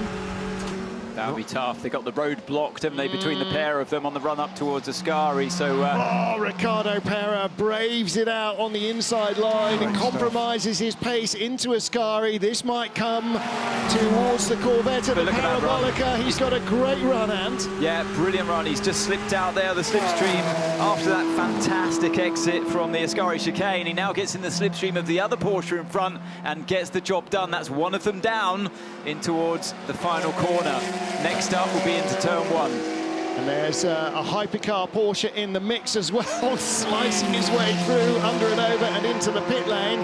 Pera paints himself onto the white line on the inside. He's going to make the Corvette go the long way. Yeah, he tried to break the slipstream, yeah. But it's not going to work. He's under immense pressure here. He ducks at the last minute to the inside to defend that line and holds on for now. But nice clean defence, one move into the middle of the road. He is doing a great job. I wonder how long the stint remains. The weak part of the track for him seemed to be the Ascari chicane, and that's what Veroni will be thinking as well. It's like a high-speed game of chess going on as the Cadillac slips through that battle for the lead of LMP2, that 3-way fight. There's Van der Gaard coming through, then the Cadillac, then you've got Habsburg in the 31, and then Rasmussen in the 28 Jota. Yeah, Van der Gaard has gap, don't forget, a couple of laps ago was only half a second, so that's really opened up. He's had a break somewhere in traffic. GR leading from Corvette Racing and Dempsey Proton. That is your 1, 2, 3 in GTE AM, and the fourth place car not far behind. Here we go. What a fantastic exit there from Veroni around the exit of Lesmo 2. That's where he was strong before. He's strong there again this time and drafts past the Porsche on the run towards with a thumbs up by Kasberg. Here proves that he's not giving up. Well, no, Ricardo Pera will not give up. Peroni sticks it out though, and he goes through. Peroni, though, will be the first of these three back onto pit lane. Then after that, some little while later, it will be Pera, and then Pedersen. What did Corvette Racing do in Monza last year? They won in GTE Pro. Could they win in GTE AM as well a year on? And closing, and pretty rapidly, is Michel Gatti. Yeah. Right, she would have been because because he was in that three-way fight. And why is he going to the pits? Well, he obviously needs to, but Mikkel Pedersen was way out there, almost in the gravel, exiting the Parabolica. He's not near the end of a stint. If my data's correct, he's not near the end of a stint. He might be near the end of his tyres. The tyres on the right-hand side of this car have done 65 laps. The tyres on the left, 30. But we just saw Nicky Katzberg. Oh, sorry, not the car, of course. It's Ben Barker. So Ben Barker will be going to the end. 2 hours. 2 hours. That's what it is. They're putting Ben aboard the car. Look at this, though. Habsburg looks like he means business on the run out of the Alboreto curve. He's not getting close enough to threaten down towards turn 1, but this battle is closing up the whole time. Yeah, but endurance racing is so boring. It takes so long. Oh, yeah, you don't drive flat out in endurance racing. No, you just cruise around looking after the equipment. You were saying Habsburg is too far back. Not Habsburg. He comes in off a long run-up. When he I know. He's fighting Van der Garde. I mean, this is knives out, I tell you. This is long run-up versus long run-up. Caddy number 2 is in the pit lane as well. Earl Bamber brought it in. So is a Peugeot. This is the delayed 94 car. It is. So it's cleared the GTM cars for the moment, at least. We've dropped down a couple of them again. Yeah, you never clear the cars. He's moved up the leaderboard ahead of them, but they'll be in traffic all the way through. Routine service. Earl Bamber stays in the number 2 caddy. I think he slightly overshot his pit there. Yes, the car did seem to have to be pulled back. The Peugeot comes off the jacks and they go. And it's the same like when you get to the fuel station. If you go too far past the petrol pump, the hose won't stretch. Well, you know, they're made to stretch. These are tailored for the right distance. Now, what's going to happen here in the Ascari chicane? Look to the right-hand side of your screen. You've got the twin shock coming down. Yeah, they just got away with that one before getting held up from the GT car. If they were any closer, then Habsburg could have had a chance. Yeah. What's going on here? That's the Inter-Europol car being dive bombed by the Alpine. Mathieu Vassivière going by Fabio Scherer, and that was a last-minute late lunge. Say that again. No, I think Scherer's in trouble, isn't he? He is. Scherer gone by the Alpine. Scherer gone by the Alpine on that lap, and as there's something gone wrong with the 34 here. Side by side, meanwhile, at the end of the lap between the 36 and the 41. Yeah, Louis Delatraz in the 41 red and white WRT car. He's got a little bit better run out of the Parabolica and shuts the door. Coming out in front of them is the number 2 Cadillac. Scherer continues to circulate. Yeah, I think he just made a big mistake. He must have made it on the exit of Lesmo 2 then, to allow the Alpine to get such a run to mount the challenge into I think it was the other way around. I think he got by him on that lap. Let's have a look. Watch again here. This is the later. But is he? Was this? Oh, that's why he slowed up the end of the lap. He's gone through the gravel. Yeah, of course. But was that Scherer trying to overtake the Alpine, or was the Alpine making an overtake? Scherer was shown ahead of the Alpine, and I think overcooked it into Ascari there. Well, clearly he was ahead of the Alpine there as we joined him on board. We need to see further back. He's also very slow out of the first chicane, I thought. I want to see what happened further back. Like, how did they get into that situation to be side by side, or even the Alpine having to go down the inside into Ascari? You need help, like we saw with the GT. You need a bit of help when you're in LMP2 to be able to mount a challenge into Ascari. You don't just arrive there in the slipstream, because you go through the 2 Lesmos. Usually you're in the turbulence. Yeah, here was that moment in the GTs, and that happened because of the excellent run that Veroni had exiting, and obviously fighting the car on much older tyres as well. So that explained that one. But in the LMP2, you got more turbulence coming off the car. It's harder to follow through Lesmo 2. Something must have happened on the exit. Great view in Ascari there, that when you're offline because somebody's come past you at the apex of the first part, you're in all the gravel and all the marbles from the rubber from the tyres, so you exacerbate that effect. Olivier Pla chasing the number 99 car. This is a battle for position, chasing Harry Tincknell. There you saw Jim Glickenhaus in the cowboy hat. This is the battle for 6th position overall. Harry Tincknell with his very first race run in a hypercar. Olivier Pla already with a couple of seasons underneath his wheels with Glickenhaus. These two have been, I think, both teammates and rivals of DPI years in IMSA competition. And just behind them you saw a glimpse of the 4th place car in GTM, which is the Iron Lynx, the 60 car. So again, that car is having a good run through. Yeah, indeed, just 4.5 seconds back from the team car, the Iron Dames car, which now runs 3rd. Obviously, we've got Ben Barker having made that pit stop. Yeah, top 3 in GTM, covered by a whole 3.04 seconds. There's 1st, the yellow car. 2nd, the blue and black car. 3rd, the pink car. 4th, the yellow car. Yes. That's your top 4 with an hour and 55 minutes to go. Or more to the point, after 4 hours and 5 minutes of competition. Exactly. So it's been close run thing throughout this race so far.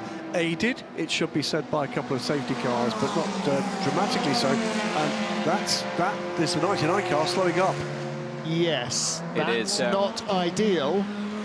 Just having gone by the pits, Harry Tincknell. Now, he's not been long in the car. He can't need fuel. This will need turning off and on again. I think you're exactly right. Oh, and he's going to be reported to the stewards as well for not zigzagging his way through. But I think he's dead stick. I don't think he's got power.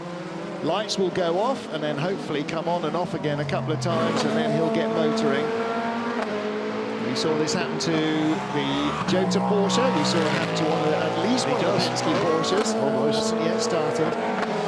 We're talking to the Jota boys last night, and they were saying it's something to do with when the pit limiter is disengaged when the car is started up. It fritzes all the other functions electronically somehow, and then you have to reset the entire thing. I said, well, before you, and you know, we've seen cars stop on the outlap at the beginning of a session. So, well, how come you can't reset the car when it's in the pit lane before it leaves? And the answer is you still have to have the pit lane speed limiter on, and it's that interface somehow which is putting the kibosh and everything else, and that's obviously a problem that Porsche will chase. This is going to be interesting here. So this time, the leading battle in LMP2 does, in fact, arrive behind the GT car right in the middle of Ascari, and that's going to give potentially a chance to Ferdinand Hasberg chasing down the United Autosport car. He's on the grass. And here comes the Jota car as well. Francesco Castellacci in that silver Ferrari, who was in front of them before, has just stopped and comes back out right in front of them again. I was fully expecting Habsburg to go to the outside before the braking zone into the corner, but he was fully committed, to say the least, to go on the inside. He's still got a good run here. You can see Van der Garde looking in the left-hand mirror to see where he's going to challenge. Right, Habsburg, you've got to go to the inside. He knows it, so that's why he's guarded the inside, and yeah, he's got the yellow flags as well, so he can't overtake into there. And that's, of course, for the Porsche.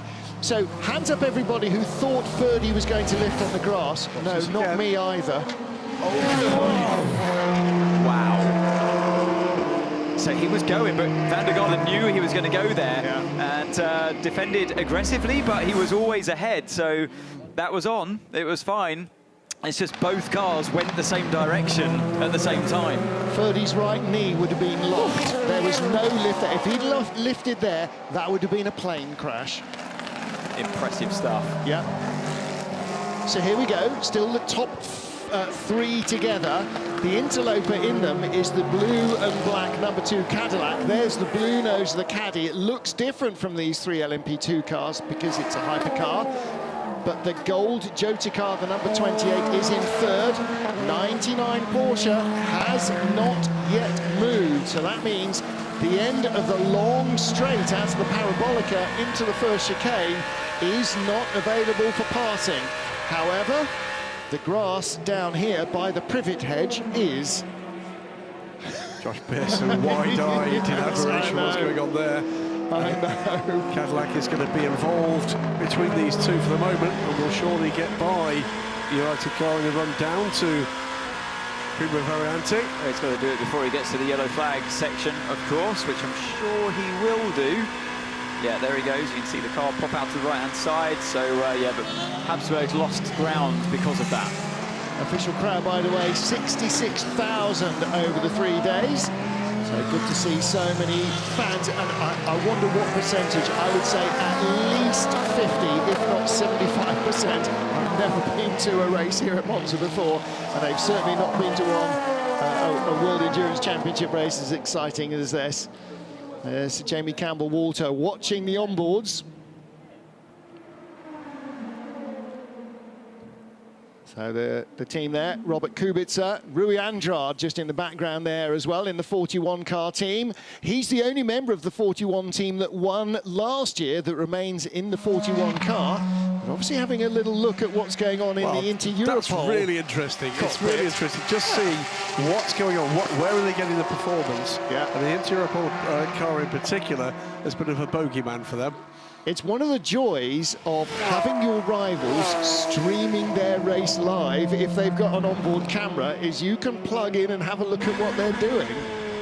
Onboard again with Ferdy Habsburg. Speaking of that, Fabio Scherer, Inter-Europol car, sorry, number 35. I think I've worked out how that happened between himself and the Alpine of Vaxivier. Because he's got the speed on I think he was trying to overtake him round the outside going into Ascari chicane. Okay. That is an even more difficult move. Yes. Yeah. And that's how he got himself into trouble. And don't forget, when he made a move around the outside previously, it was the Jota car that had a bit of a gravel trapping. Oh, no, don't ruin our fun. Hang on a minute. Hang on a minute. How come he's in so soon? Has that really been time on the 40 field? minutes, 30 minutes? I don't think so. Okay. I mean, it must be, and in comes the Jota car as well. Yeah, they're on the same schedule quite clearly. Yeah. But I mean, that's, well, doesn't full time course fly when you're yellow. having fun? Are we going to go full course yellow? We are going full course yellow, and that's why they're pitting now. That was a short stint from Ferdy, without a doubt. And Jota. We're going full course yellow, and that's why they're pitting. Yep, absolutely correct. And that's because Harry Tinknell can't get the Porsche to start up. And you know exactly what's going to happen 15 seconds now. to full course yellow. The moment we go full course yellow, he'll 10, roll away. 9, 8, 7, 6, 5, 4, 3. Full course yellow. We are under full course yellow. Now the pit lane entry is closed.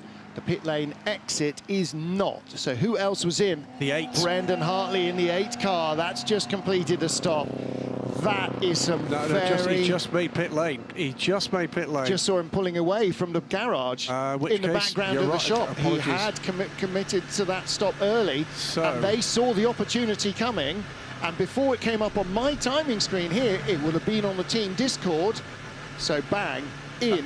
And they were well placed. I mean, again, that's a lucky break. If they had just passed the pits, they wouldn't have had a chance to do it. And that was a very quick pit stop. Yep. 35 seconds on pit lanes. They've just given it not even half a tank of fuel. It's another desperate attempt to get back Oh, onto he's got the it lead moving. lap. Oh, you're absolutely right.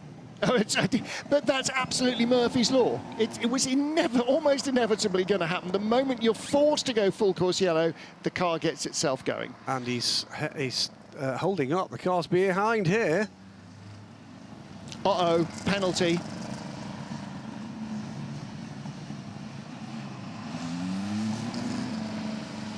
Now, I think there's going to be a penalty for that Prema car because he passed the Toyota.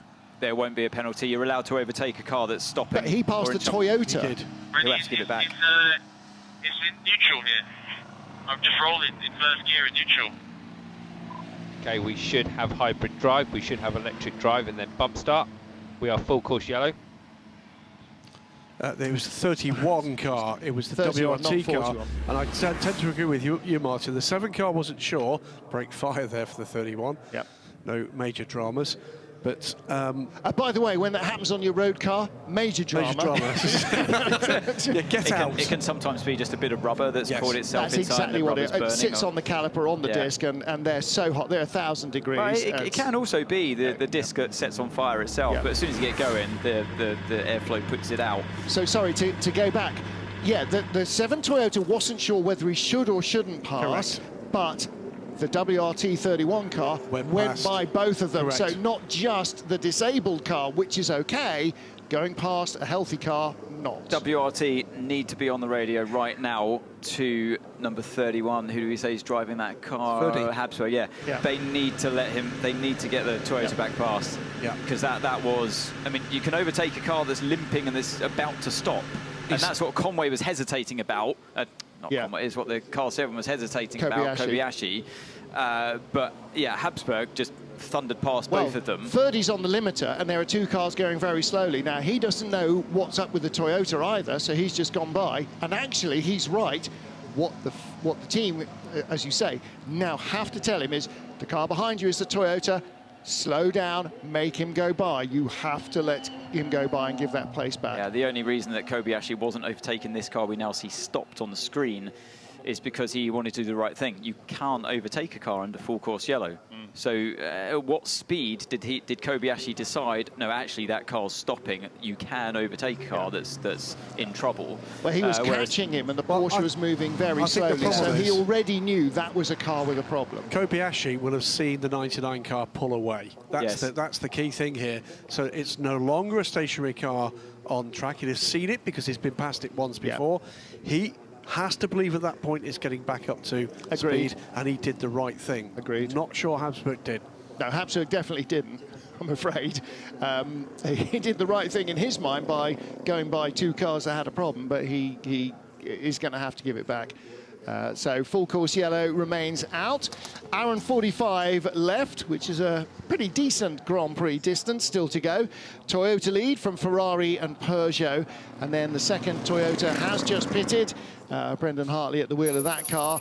Safety car. This could shake things up. And again, as soon as Eduardo... Now, it is possible he could withdraw. He's going to wait and see whether or not this car... he is. He's going to give him another 30 seconds because the lead... Oh, hang on. The leader is behind the safety car. Safety car is out on track. So it's too late to withdraw it immediately. Interesting that the engineer was telling Harry Tinknell, you've still got electric power. Harry, to the right of the yellow line, to the right, mate.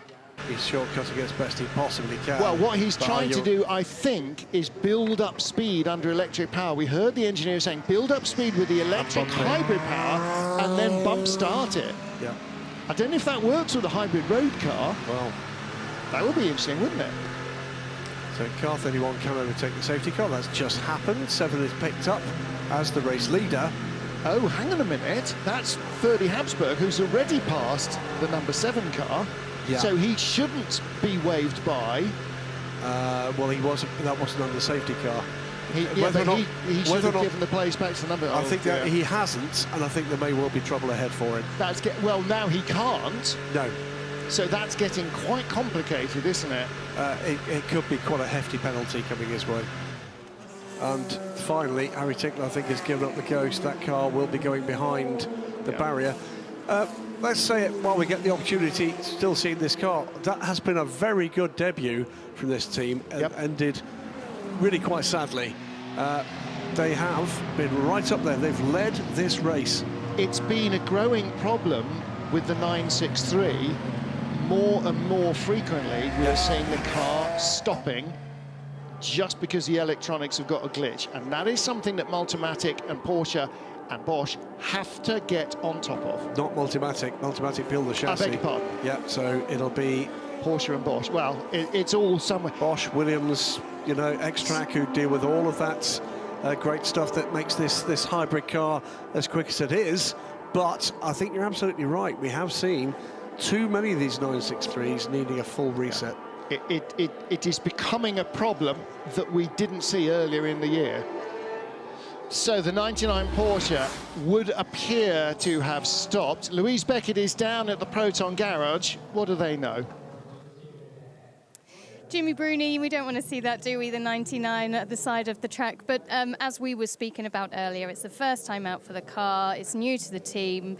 These things maybe are going to happen in the public arena. Yeah, it's a shame, especially for Harry, because he's missing experience with the 963. What was our goal for this race? Obviously, we were looking good for the top 4 position, especially with the strategy we had. So we were in this position, and we were thinking, the car was running well, good speed, and yeah, it's a shame. Like I said, it's a shame for Harry that he's missing kilometers, miles on his back, shoulders. But yeah, these things is happening, especially with these new categories. And yeah, we try to see when the car will be back. I know we have some throttle sensor issue. We tried to make some reset, but it didn't work. So we'll be for sure stronger in Fuji. All right, thank you. Thank you. Be good to see them back, and and actually he makes a valid point.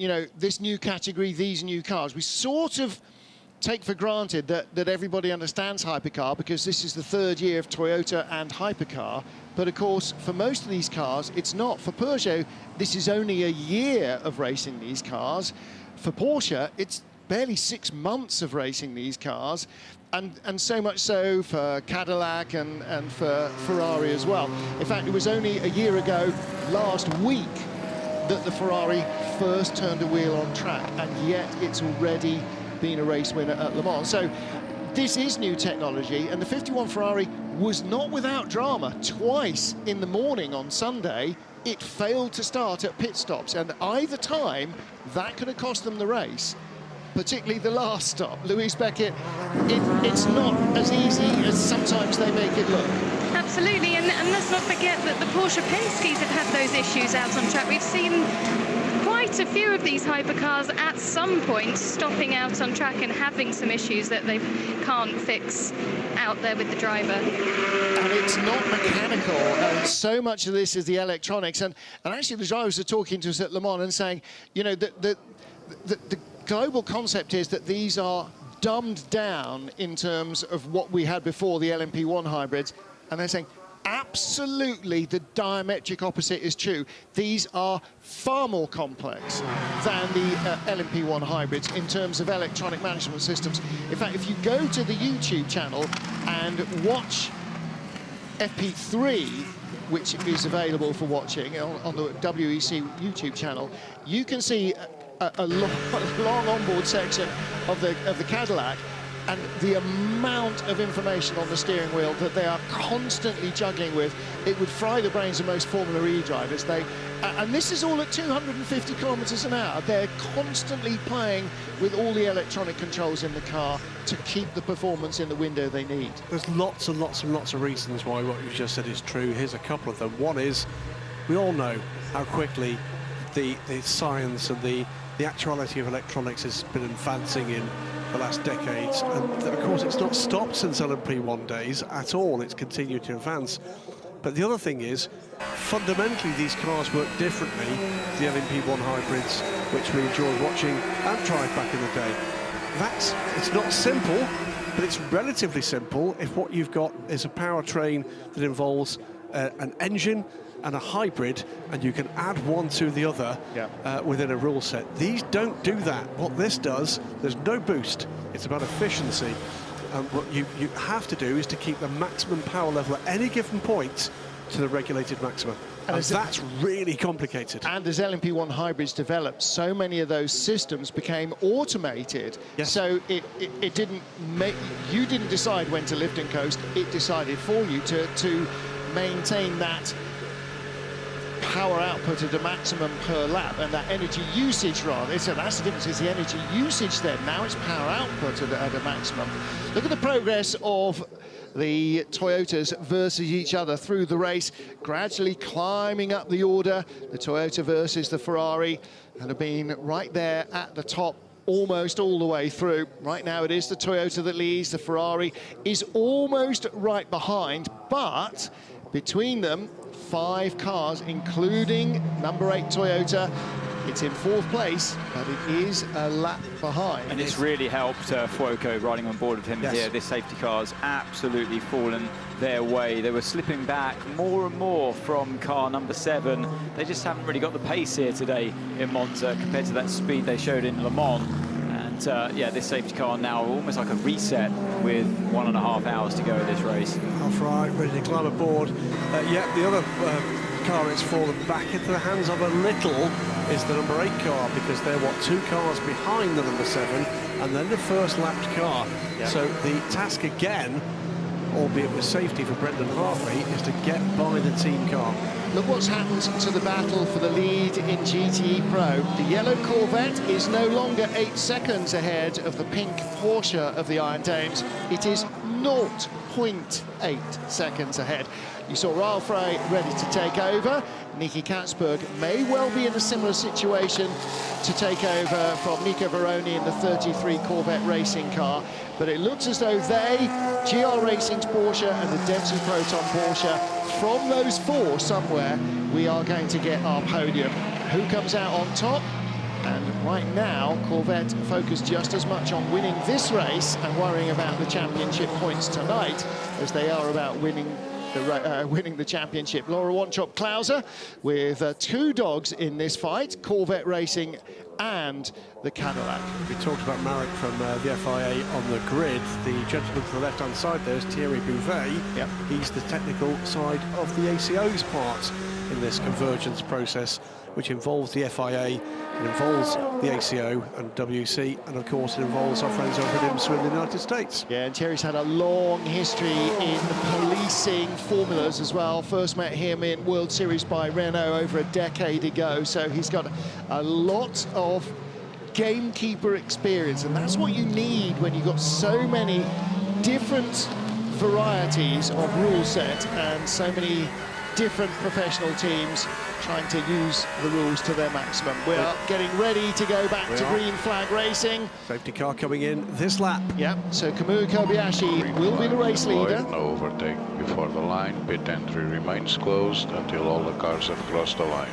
So you can't come in on this lap because before you get to the line, it's still yellow. It doesn't go green until you cross the line. So you can't come in this lap. Why was there such a big gap between the lead cars in GTM? There's no reason why you should have done that. I think maybe... Michelle Gatting did drop back. I think she was caught napping there a little bit at the restart. I'm not sure, because I'm sure the team will have told her, but she was dropping back going down the straight to the Parabolica, and unfortunately, that might not be good news. Corvette Racing are ready for Nico Veroni. That will be Nicky Katzberg getting aboard. So I don't know if there were cars between the two. They were nose to tail. Wow. It'll be Nicky Katzberg versus Rahul Frey for an hour and 30 odd minutes. Wow, she was definitely caught napping there then. In a restart, you have to be completely on the car in front. Freddie Habsburg gave up a couple of places there. Whether or not he had a problem through the first chicane. Yeah, so what has happened here, do we reckon, with the that last-minute pit stop between, what was it, the Jota 28 and Habsburg in the car 31? I wonder how this is going to play out through to the end of the race. Was that a masterstroke of strategy, or was that a bit of a mistake? Did they have to come in so low on fuel? Well, I don't think they were, because they hadn't done anywhere near. The reality is they've still got at least 1 pit stop to go. Yeah. And it looks to me like 1 and a splash. And the other deal is, well, that means the others have got 2 to go as well, but it's how long your last pit stop takes. The other deal here is that there is definitely no penalty to be served for the Jota car. However, the 31 car, Freddie Habsburg, did pass the Toyota under full course yellow conditions, and we have yet to see anything about that. Warning flag for car 23 for forcing Ferdinand Habsburg off track at 16:35. That was the run out to Ascari down towards, in come a bevy. Phalanx. Yes. A bevy. Oh, good first use of bevy in the programme. That's very good. So that means the lead battle is now Alpine's Mathieu Vazevière versus Prema's Danny Kvyat. Oh, there was nothing that, sorry, Martin, there was nothing that Ferdinand Habsburg could have done there. He was on the rev limiter in top gear as he fought the Alpine in the slipstream, so he couldn't pull out an overtake. because the engine couldn't physically go any faster. Nicky Katzberg takes over from Nico Baroni at 33. What year Nicky Katzberg has had, not just with some of the performances we've seen from him in the FI World Endurance Championship, which has helped put this team into a potential championship winning position this afternoon, but with the win at Le Mans for Corvette, with the win at the Nürburgring 24 Hours for Ferrari, and then a win in class last weekend at the Spa 24 Hours in yet another car. Plus, by the way, an Asian Le Mans Series win for BMW. Charlie Eastwood takes over the ORT by TF Aston Martin as the 65 H5 Iron Dames car does not come into the pit lane. Now then, are they... How far off strategy are they? Okay. GR Racing second, Dempsey Proton third. Don't forget, GR Racing and Dempsey Proton cycle back to the top of the pile quite frequently through the race because they are on a different fuel strategy. Mathieu Vaxivière. And Danny Kvyat. Yeah, second and third. They go by the Iron Dames car. Joe Takar in sixth position behind this Alpine WRT battle. So we've got, no, they're off that lap, aren't they? So this is Alpine WRT. Michel Gatting close to the end of his stint. Not Alpine Prema. Alpine Prema is second and third. Alpine WRT and then Jota, that is fourth, fifth and sixth. Yeah, Michel Gatting is towards the end of the stint and comes down the pit lane now. And that will cycle the other two Porsches, GR Racing and Dempsey Proton, back to the top of the pile where they were before the last round of stops for some of their rivals. Ben Barker responding to this with the fastest lap of the GR Racing cars race in taking the lead again. And was only just in the pit lane when the full course yellow came out, wasn't he? So they're a few laps out of sync. How that's going to fall at the end of the race, who on earth knows? Michel Gatting helps with the belts for Rahel Frey. The outgoing driver, or a driver helper, buckles up the seat belts, that you loosen them off to make them baggy, then you buckle them up, because with the hands device on, the driver cannot look down to do it themselves. What they can do is tighten the shoulder straps, tighten them and tighten them and tighten them. Tyres go on, and in the GT AM class, you can change tyres at each of the pit stops. So a fresh set of Michelins go on, and away goes the Porsche. Rahel Frey now in the battle to try and claim a first World Championship win for the Iron Dames. So GR Racing, the black and gold car, and the blue and black Dempsey Proton, just half a second between them. They are first and second. There's the Corvette, and that comes through ahead of the Iron Dames car. The Iron Lynx number 60 car, that's the yellow Porsche that we've seen a lot of. And that is currently driven by Matteo Cressoni, so that's not going to be hanging around either. On board with Rahel Frey now through Curva Grande.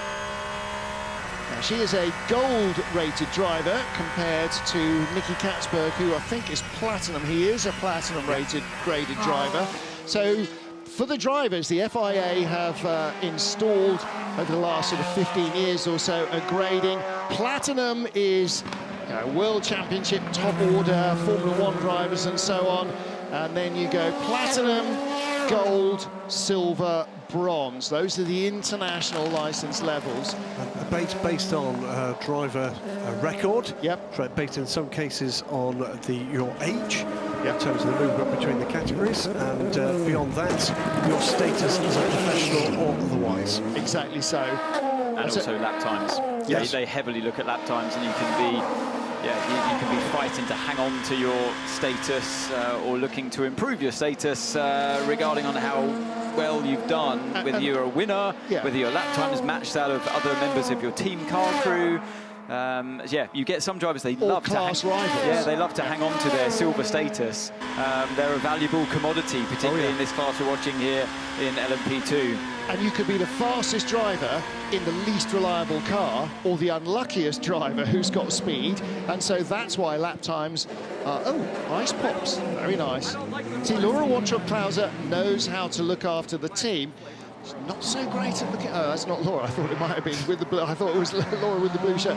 They're not so great looking after the broadcast media. Dry throat. Yeah, nice try. Yeah, I know. Yeah, dear me. Antonio Fuoco on a tear and closing the gap under 5 seconds now to Kamui Kobayashi for the lead of this race with under 90 minutes to go. Pit lane for the number 9 car, latest of the group of P2 cars going through their pit stop cycle. Ferdy Habsburg now leading in LMP2 for Team WRT, the 31 car. And the Jota car is a whopping 1.09 seconds back. Here we are with Inter Europol, fighting their way back up the order. That's Danny Kvyat in front, Louis Delatraz ahead of him. But Inter Europol battling with the Prema 63 car for 5th. And both of them, Prema just out of the pits. Yeah. Also, by the way, if you watch, this must be the 63 car, is it? Still the 9. This will be the 9, yeah. GR Racing from the lead in GTL. They've gone through a pit stop. They emerged behind the Iron Lynx number 60 car, which shows us a stop. The Corvette Racing car, which we've seen stop very recently. But the leader now, the 77 Dempsey Proton car, and I think they too owe us a stop pretty quickly. They do, but interestingly, that means that GR Racing came out ahead of the Iron Dames, and they were not ahead of the Iron Dames before the pit stops. Yes. That comes courtesy, by the way, of 1:12 on pit lane for GR, as opposed to 1:26. That'll be a full service stop for... because Ben Barker stayed aboard. But it was a driver change as well for the Iron Dames and tyres. Kamui Kobayashi with Antonio Fuoco closing in a fraction. Fastest first sector of the entire race by anybody, just set by Olivier Plat in the Glickenhaus in 4th place. Glickenhaus with the lap record, the race lap record for Hypercar here. Yeah. Yeah, he supersedes the fastest first sector that he had set before earlier on in the race. So yeah, the Glickenhaus certainly pretty quick in the first sector, just mostly built up of straight lines, unfortunately. But yeah, a huge part of the circuit has that emphasis. So yeah, but they've been there or thereabouts today. Yeah, they've cycled around from bottom end of the top 10, and as the pit stop cycle moves around, we're going to do fastest lap of the race, by the way, for Antonio Fuoco, 1:36.753. They have run Glickenhaus as high as 2nd place. Yep. And they've kept their nose clean, they've stayed out of trouble, they haven't got caught in the pit lane, they haven't got caught in anybody else's incidents, and so much of that cleanliness is godliness in endurance racing. As an example of what that has meant through this race, the other car you would put into their kind of order would be the Van Wall, the number 4 car. I've been watching their performance on pit lane for most of the middle part of this race, and the quickest they've turned that car around on pit lane is 1:53 seconds. Yeah, well, that Glickenhaus just saw a shot of it just in front of car 51 there. Smoke just pouring out of the brakes. Yeah, look, there we go again. Yeah. I would say those brakes are starting to oxidize. Well, that's quite habitual with the Glickenhaus. It's always producing massive amounts of brake dust. Heavy car, it doesn't have hybrid. More emphasis on the mechanical brakes, of course, instead of the electronic motor doing some of the braking. A lot of the braking, handing over to axles. Paul di Resta, by the way, going quickly as well. He's 13 seconds off the lead battle, or 17 seconds off the lead, the leader at the moment, but he too going quicker than that car's gone before. Oh. Olivier Plat kicking up the dirt on the exit of the Variante Ascari as he's desperate to escape James Collado, but I think the writing is on the wall. If Collado's not by at the first chicane, I think he will be next lap. He is closing in inexorably. I think the problem is the Glickenhaus is, like we said, is pretty fast in a straight line. And that makes overtaking very difficult around this track. If you're faster through the corners but not on the straight, that's why in formulas it's not like we have here in Hypercar, where you can play with downforce levels. That's going to let him through though. And now driver error. Oh, just as I was saying, it's hard to overtake in the straight line. You've got to do it in the corners. Well, easy when the car goes off. Has he really run out of brakes though? The car behind, the Hertz Team Jota Gold Porsche 963 is a lap back, and you can see that Olivier Plat's been more cautious with the brakes here. He must be feeling it. No question. He's got to come in this lap anyway. He's got 4% left and the total energy. Now let's have a look here. What happened on the exit of Ascari? Right over the gravel. And then, yeah, just going a bit too deep into turn 1 and set himself over that orange curb. Look, and he just launched the car momentarily, and that allowed the number 51 of James Collado through. Director on pit lane. And as well Andy, from that's third. as uncomfortable as it looks, as you get a real kick up the backside from the floor of the car there. Way more uncomfortable than he looks. Way more uncomfortable. Yeah, here's from the rear shot. Well, ouch. Probably less for you than for me, because you've got a lot more seat. Good point. Left sides only for the 93 Peugeot. They're getting aggressive. Peugeot really want a podium here. And I think they've got what it takes to take it. In the GT AM class, again, you're seeing the Dempsey Proton car, blue and black. That's Julian Andlauer. Race leader Kamui Kobayashi is behind him. But Julian Andlauer leading for Dempsey Proton. Iron Lynx's Matteo Crosoni. The yellow Ferrari is 3 seconds back. Then the Iron Lynx, I beg your pardon, then the Corvette, and then GR Racing ahead of the Iron Dame. So the Iron Dame's down in 5th place. That's not going to shake out with them winning it in the next hour and 20 minutes unless something dramatic happens.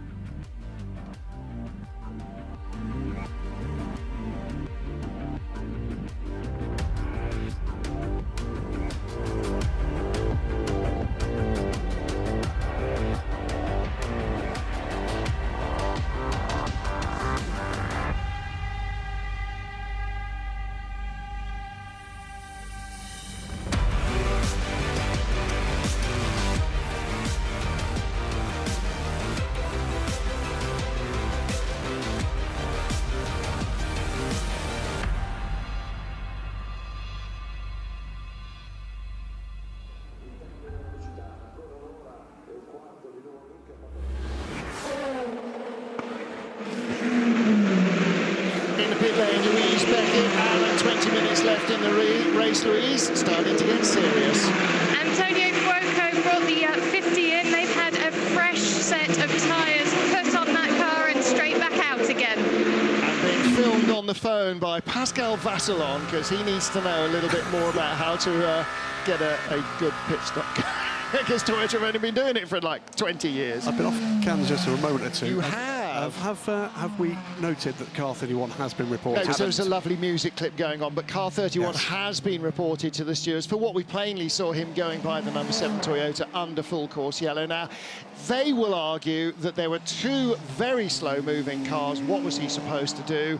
The answer is, in theory, Anthony Davison, you're not supposed to pass any cars under a full course yellow or safety car, but the 99 Porsche had just about crept itself into motion, then to retire, and the number 7 Toyota, the race leader, wasn't sure whether to pass or not, so was also going very slowly. So Ferdy Habsburg, here we go, we see it. Habsburg goes, all right, they're both in trouble, I'm going by. Yeah, we have a phrase in English, it's a fair cop gov, I think, for that one. The problem for Habsburg is not the back of the Porsche. If you see from the outside again, you will see that all the lights are flashing on the number 7 car, which means he's on the speed limiter, and they will have been flashing the rear lights as well. So Ferdy would have or should have known that that car was on the limiter, not in trouble.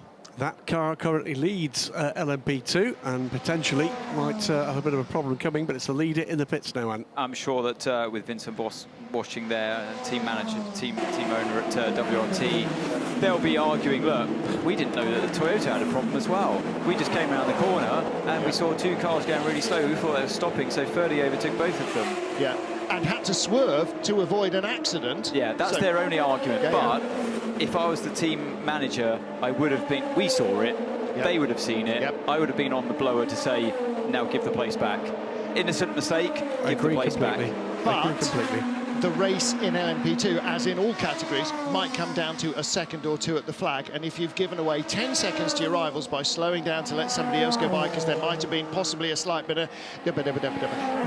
We know the ifs, buts and maybes, but Vincent Voss hasn't moved, so I don't know who he sent up to argue with the stewards. It's going to be an argument. Thierry Tassin's quite tall. It'll be an interesting one. It'll be a good shout. I'm intrigued to see what they'll do there because, there was a car coming to a standstill and Kobayashi didn't want to overtake it. Well, let's hear what the team are saying about it all. Okay, 38 laps to go, 8 laps to go. We are under investigation for the full call zero, so try to make as big a gap as possible. 8 laps to go, we don't keep the tires. Okay, so fresh tyres awaiting 30 Habsburg at the next stop.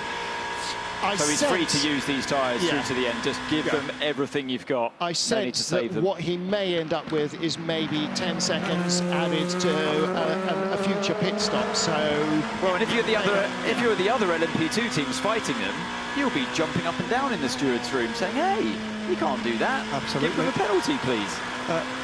Well, that would be a penalty. Number 7 car, by the way, in the hands of Kamui Kobayashi, back out of the pits and pulls 13 seconds to the good over the pit stop time for the 50 Ferrari last time around. Yeah, that was a short stop, though, 1 minute 10. That was as fast as you get, so there will have been no tyres. That will have been fuel only, in, out, done. So did the Ferrari take half a set of tyres? 1 minute 23 stop? It's a slow one. No, it did have a tyre stop, didn't it? It's a very quick full tyre stop. I think it was a full tyre stop. We'll ask for the graphics and we'll take a look. Meantime, lead of the GTM race continues to be Julian Anzar, and he's going quicker and quicker. Could that be just a mark that he's on his way in? But he's outside the fuel window at the moment to get this car to the end of the race. 1:47.236 pulls away from Matteo Cressoni. Sometimes, no matter what the strategy is, you need to pull off at the motorway services and fill up. So if he's due in this lap, there may be a very good reason for it. So number 77, Dempsey Proton Porsche still leads. Who's leading in LMP2, I hear you ask? It is still Ferdy Habsburg in that 31 car. He's got half dozen laps to go. Now, look at the Toyota, 32 laps on all its tyres. How many did it say on the Porsche, on the Ferrari rather? Didn't see the amount of number of laps, but they're on different compounder tyres, at least 3 of them on the mediums. Yeah, Anzlauer is close to the end of his stint. Cressoni has a little further to go, according to our graphic, as side by side. I requested the graphic of the tyres, and then I was looking at the timing screen when they put it up, so I didn't actually see it. I don't know what the two of you were doing either.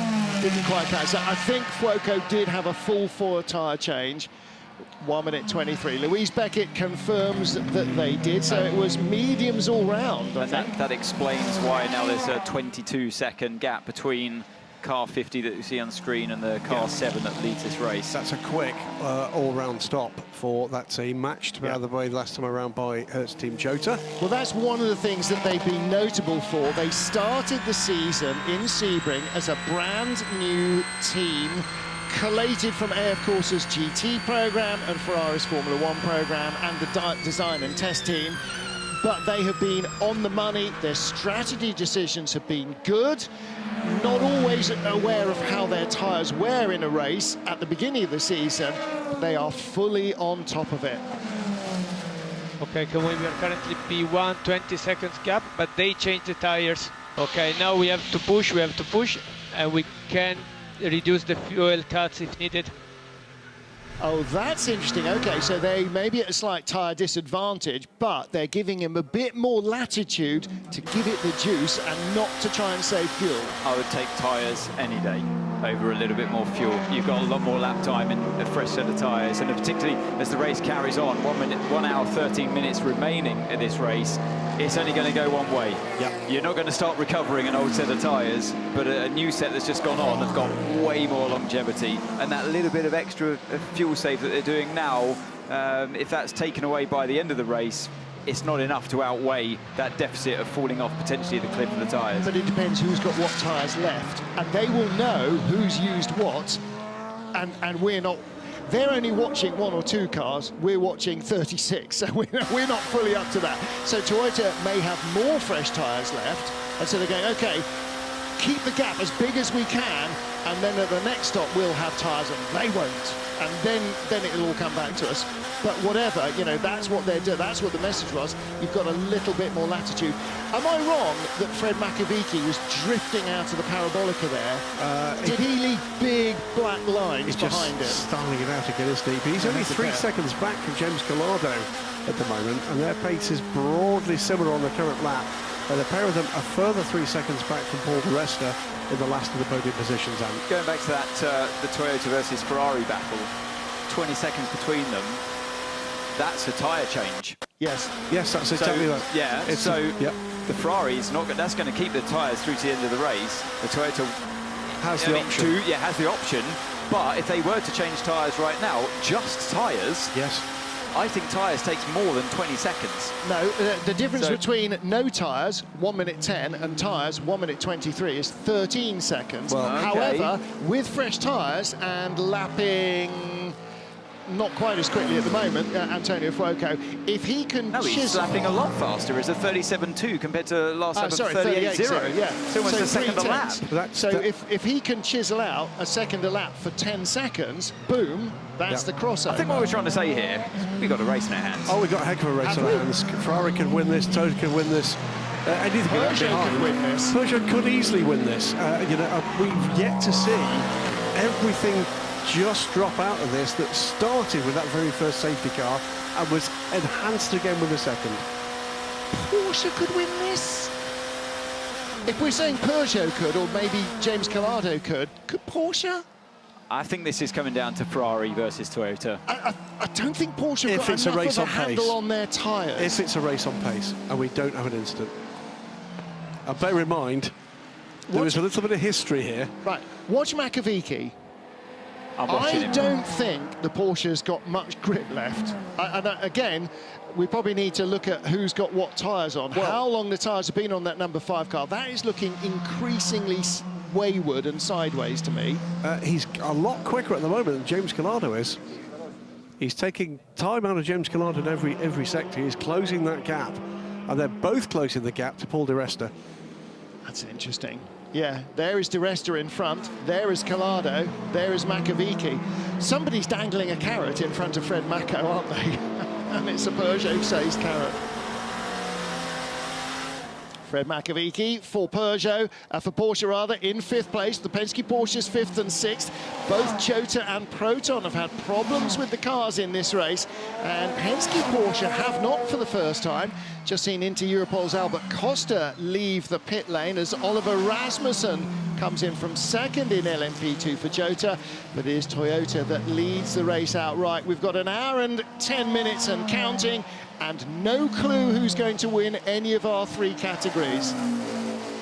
Absolutely, an absolute lottery here. If Habsburg were to get a 10-second penalty added on to his time at the end of the race, that's just enough, because he's 10.8 in front. Yes. So he was told to open the gap, and he is. Talking of Andre Lottery, he is in the... All right, I'll stop that. He's in the number 6 Penske Porsche in 6th place. And there is, again, Makovic. I think Makovic must be, within 3 or 4 laps of the end of the stint, because he is ragging this car in a way that just says, I do not care. Collado within 2 seconds was until the left timing sector of Paul di Resta, and it's exactly the same gap, bar a few thousandths from Makovic. So Collado back to Makovic. Here comes the number 41 car. Last year's winners in LMP2. Don't look like they're going to do it this time. They're down in 8th position with Louis Delatraz. Away they go, clean pit stop from Team WRT. An hour and 9 minutes to go. I think with that car, they've not tried to be too clever in jumping into the pit lane and topping up with fuel. I think they've just gone, right, let's just run a straightforward race. It may yet come out in their favour. Albert Costa stopped for Inter Europol as well. Jotas Pietro Fittipaldi back on board the 28 car. Now, he was the man that planted that car 2nd on the grid, and did he start it? No, he didn't start it, did he? So, and the race leader in LMP2, Freddie Habsburg, due onto pit lane this time around, and with an investigation hanging over him. Now, they will need to make another stop, so if there is a penalty that involves, say, 10 seconds added to your pit stop time, then there is still the opportunity to serve that. Tends to be usually a little more harsh than that for this. You can see the full access crew catching up with all the action in the garages. They're in a number of the teams, embedded with the teams this weekend. Don't forget, there's a few weeks now before we race after the end here in Monza. Next time out will be Fuji in Japan, and that will be on the 10th of September, so plenty of time to watch the full Le Mans 24 hours again on the FIA YouTube channel, on the WC YouTube channel, and also to catch up with all the full access programs from the season. In fact, if you want, you can watch the entire season, free practice 3, qualifying and races, all on the YouTube channel, as well as full access, and really just fill your boots. Driver change, Ferdy Habsburg is out. And in gets Robin Freins.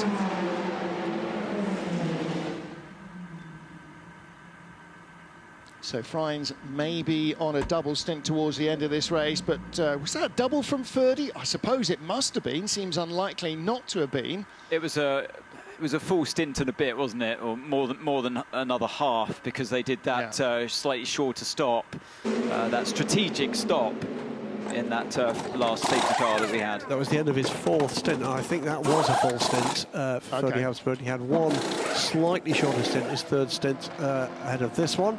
And that would have been, I'm sure, taking advantage of full course yellow. And is that for the first time the 63 Prema car might be about to take the lead, getting blocked in behind the Iron Lynx Porsche? We've already seen that the Team WRT 31 car is on the move, comes out behind, and behind the Alpine 36 car as well. There's the Jota car, the gold nose further back. So that is rejoining in 3rd place for Team WRT. Fresh tyres, they will be cold. So they're on the same strategy, aren't they, as far as we're aware, the number 31 and the number 28 Jota. Obviously, we're still waiting to see what happens as there is Habsburg. We're waiting to see what happens in regards to that potential penalty hanging over them. But we can hear from Kobayashi now, our race leader. Okay, Kamui gap is 20 seconds. Now it's time to push. They are on new tires. They're not going to change tires the next run. Jota jumps the curbs to go by the WRT car. And that was Pietro Fittipaldi coming with a head of steam and with hot tyres. Now, did he go by in that move? Yes, he did. So look, he's tried to get around the outside here. And no contact between the two of them. And just goes off the second. I think they might have to give it. You've got to give it back. You've got to give it back. He might need to. Now, driver change going on as well at the 51 car. James Collado handing back over to Alessandro Pierguidi. Ale back into the car. Andre Lotterer also on pit lane for the number 6 Porsche Penske 963. Louise Beckett is there or thereabouts. I'm down the other end, but I did see Lauren Van Toor ready. Yes, I can see him now getting into the number 6 Porsche Penske. She's good, you know. She's very good, boys and girls. Must have spent 13 seasons in World Endurance without knowing a thing or two. Hard tyres on the left. Only an hour to go, so they will have pre-selected those. Louise down there at the Ferrari team. So he was, you can see the old tyres off the car there, the yellow mark. Yeah, they were the mediums. Medium. Only 2 tyre compounds available here at this race in Monza, of course. We had the 3 options available in Le Mans, the hard, medium and soft. Just saw 63 Prema stop, and that means bingo! Charles Milesi leads for Alpine. That's the bright blue car. That is your new LMP2 leader. It's Antonio Giovinazzi. I thought it was Giovinazzi's helmet. Okay. But I've been fooled before by Hansen's. Now that's interesting. It's got hards on the left, but new, well, relatively only 6-lap-old softs. So they must have done mediums. They must have done qualifying those medium tyres. Yeah, so medium on the right-hand side is because the brunt of the force goes through the left-hand side. Yep. So you want the sustainability from the left side of the car. As we're looking at here, the number 41 WRT fighting the United Autosports of Oliver Jarvis. That's Louis Delatraz and Jarvis here. It's currently for 6th position, but it's so topsy-turvy, this LMP2 battle. This is going to wind out in the last half an hour, but it needs that splash. They will need at least 1 full stop and get actually not far off a 2nd full stop.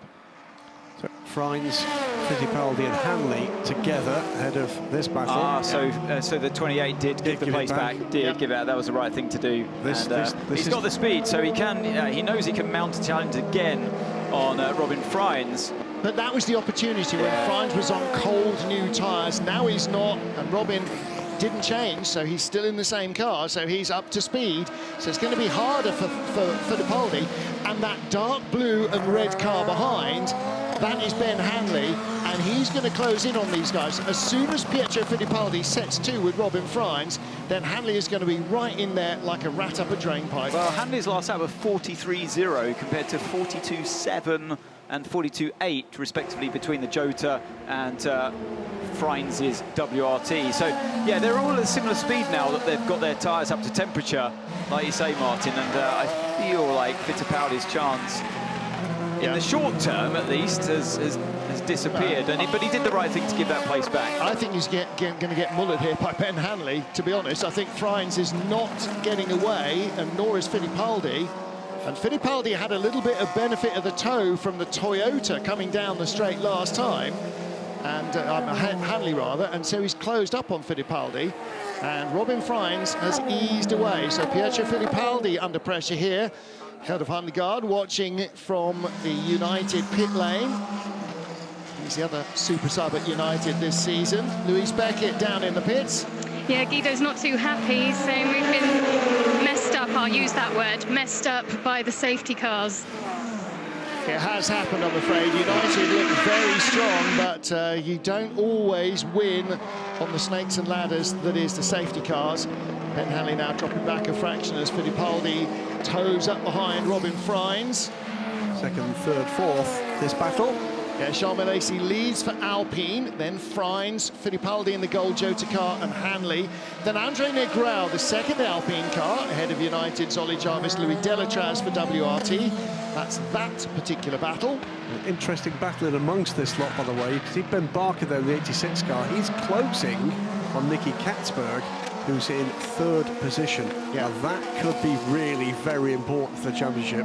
And still ahead of Rahal Fry, and in fact that gap's gone out now to 9 seconds. The 85 Iron Dames car came out a couple of seconds behind the 86 GR Racing Porsche and has not been able to match that pace. So we're now into the fuel window for a GTE car. So any stop now will be the final car stop for the Cosworth class. Final hour of the 6 hours of Monza, round 5 of the FIA World Endurance Championship. Just a month ago, it was victory at Le Mans for Ferrari, but right here in Monza and Ferrari's home turf, it is the number 7 Toyota Gazoo Racing that lead from the 50 car, but everybody's got a dog in the fight now with an hour to go. 15 seconds the advantage for Toyota over the 50 Ferrari. Not enough to change tyres and guarantee they'll come out in front, and they need tyres at the next stop unless they're going to go all the way on their worn tyres, in which case Ferrari will have a long-term advantage. Peugeot in a podium position, and if they finish on the podium here where they made their debut last year with their hypercar, that will be their first World Endurance podium in the current era. There's the 50 car in second place. And Antonio Fuoco, the man who claimed pole position on Ferrari's debut in the World Endurance Championship in Sebring, looking to try and claim a win for his team after the 51 car were victorious in Le Mans. Well, if you can't win Le Mans in a Ferrari, win in Monza. Win in Monza. I mean, it's not exactly the same, but it's a good best. second best, isn't it? It is So next best. if you're going to choose a race you could win after Le Mans in a Ferrari, you'd have to choose Monza, and he is giving it everything he can. Closed in another 0.2 of a second that last lap around it, Antonio Fuoco. Now, there might be a little bit of what might have been for the 93 Peugeot, because it and the sister 94 car both had gear selector problems that slowed them down and put them off track early in the race. They, touch wood, seem to be behind them, but Peugeot are in third. Number 5 Penske Porsche, Fred Makowiecki in fourth place. Fred can smell blood in the water. He's in hunter killer mode. And Loic Duval now in the pit lane in the number 94 car, which is still down in 12th place, our last running hypercar. But that car has set the fastest middle sector of the entire race of any car. So from the Roggia through the Lesmos and down towards Albert. Oh, it was final sector, was it? Okay, so from Variante Ascari through to the line. Yeah, so 22 seconds was the maximum gap we had between the top two cars, between the number 7 Toto Gazoo Racing and the 50 car from Ferrari of Corsa, Kobayashi and Fuoco. That gap has come down to 16.5 seconds, but is pretty stable at that point at the moment. It is at the moment. Well, it was at 50, so it's gone up a little bit this particular lap in traffic. But remember, when they first came out, or yeah, when Fuoco came out on his new set of tyres, it was over 22 seconds. Yes, absolutely. So he has. Absolutely. It's been a net gain so far in this this stint. And it really didn't go the way of car number 8 today, did it? They had the problems. You just saw it flash past the screen there. Had problems earlier on, and then that last safety car, when they had to make another splash for the 5 seconds and then come back into the pits once it went under green again. They're very much a lap down, and no chance to get back on that lead lap with under an hour to go now. So they're completely out of this race. You know, they're down in P5 at the moment. I think when everything plays out, they're even lower down than that. For championship points, they came into this race 25 points in the lead as a car crew. So that's going to be heavily eroded now. It could make the last 2 races of this season extremely exciting. Not that they weren't going to be anyway. Well, I mean, for me, the biggest step forward here by a country mile is Peugeot. Yeah. Now, clearly, they still have a couple of weak areas in that car, but the pace is there. The reliability is better than it was. It's absolutely not where it needs to be campaigning for a World Championship win at this stage against a quality of opposition. But boy, have they taken some steps forward in the last 2 races. Well, hang on a minute. They've had problems with the gearbox or the downshifting or whatever. They've been put off track a couple of times and had to take straight lines through the chicane and so on. They're less than half a minute behind the leader. Completely agree. They have got the pace.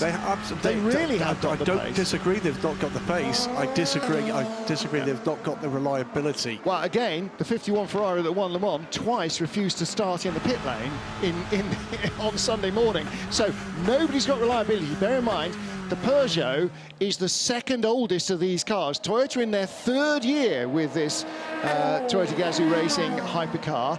Peugeot now have completed a year of racing and start a 2nd year as they return to Le Mans, but everybody else is 6 months into the program. Number 7 car is the race leader, Kamui Kobayashi at the wheel. Have they got enough to change tyres, or are they just going to have to suck it up for the last hour? Let's find out. Mike Conway, we're into the last hour, but there's still actually quite a lot to play for here. Yeah, I mean, 54 minutes to go still, so quite long. But yeah, we're kind of off sync a little bit with the Ferrari, not in terms of pit stops, but them changing tyres on their last stop. So they're on a fresh set, we're on our 2nd stint. So yeah, they're coming with some good pace. So they're catching us. We're just trying to figure out what we're going to do now for our last stop, what we do with tyres and things like that. So, but we have the advantage as well as doing a bit of a shorter stop on fuel. So, yeah, let's see. It's going to be really tight when we leave the pits. But, yeah, it's been a fun race so far. But Camus doing a mega job. But, yeah, we need a margin of like 13 seconds maybe if we want to change tyres to leave. So, yeah, already it's down to 14.8. So, we'll keep pushing. We'll be all right. Thank you. It'll either be all right or it won't. And when you've been a member of the Toyota team for a while, you know, like everybody else does, that in endurance racing, you don't ever take anything for granted. So, into the final hour of this race, and still it is a fascinatingly poised battle in all 3 of our classes. No clue yet who's going to come out on top. With a massive crowd on hand in searing hot weather, getting ready for the 6 hours of Monza as the cars took to the grid. Roger Penske among the team bosses, Laura Wanchop-Klausner, the head of GM Racing, and thousands of fans in red watching the Navy presenting the tricolour to the Marshal of Honour, Dindo Capello. Start your engines was given by Grand Prix driver René Arnoux, and when they started, it was the Toyotas, first and third on the grid, who tried to shut everybody else up. But the 50 Ferrari went round the outside, and Sebastian Buemi, being a bit cautious into the first braking area, not cautious enough, tagged the 51 Ferrari into a spin. As the race got in early, the number 8 recovering after its problems, then made contact with the 777D station racing car, wrecking its race, bringing out the safety car and earning it a penalty. Number 7 passed for the lead of the race after the safety car by the 93 Peugeot. A big move by Nico Müller to take the lead away, much to the delight of the team. Peugeot, the first time back at Monza, their first race at a track that they previously used the car at, and they were leading as Ferrari moved up into second place to the cheers of the Tifosi. Battle lines were drawn. Number 8 serving a penalty for that incident, plus another 10-second penalty for a further incident, as Ferrari continued to run up front. Porsche Penske machines trying to keep themselves competitive. End of the race for Vector Sport, as they were knocked off by the number 9 Prema car in Lesmo 2. And that brought out our second safety car. Drama for Hertz Team Jota as the steering wheel malfunctioned, electronics costing them problems, and Toyota back to the lead of the race.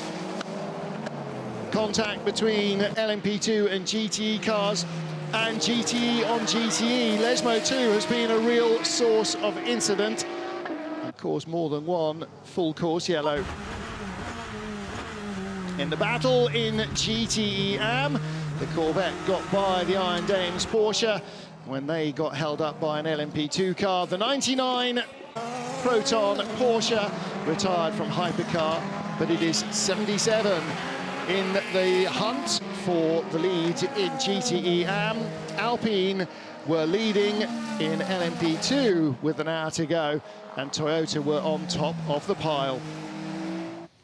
Final hour of the World Endurance Championship race at Monza. Toyota lead from Ferrari and Peugeot, with a chance of all of them still coming out on top in this battle in the final hour. There is a lot more racing still to go. In LMP2, it's WRT from Jota and United Autosports number 23 car, and in a GTE AM class, GR Racing lead as Dempsey Proton are on pit lane, and that might move the Iron Dames car up to second, but with Corvette also having stopped, Iron Dames will need a stop.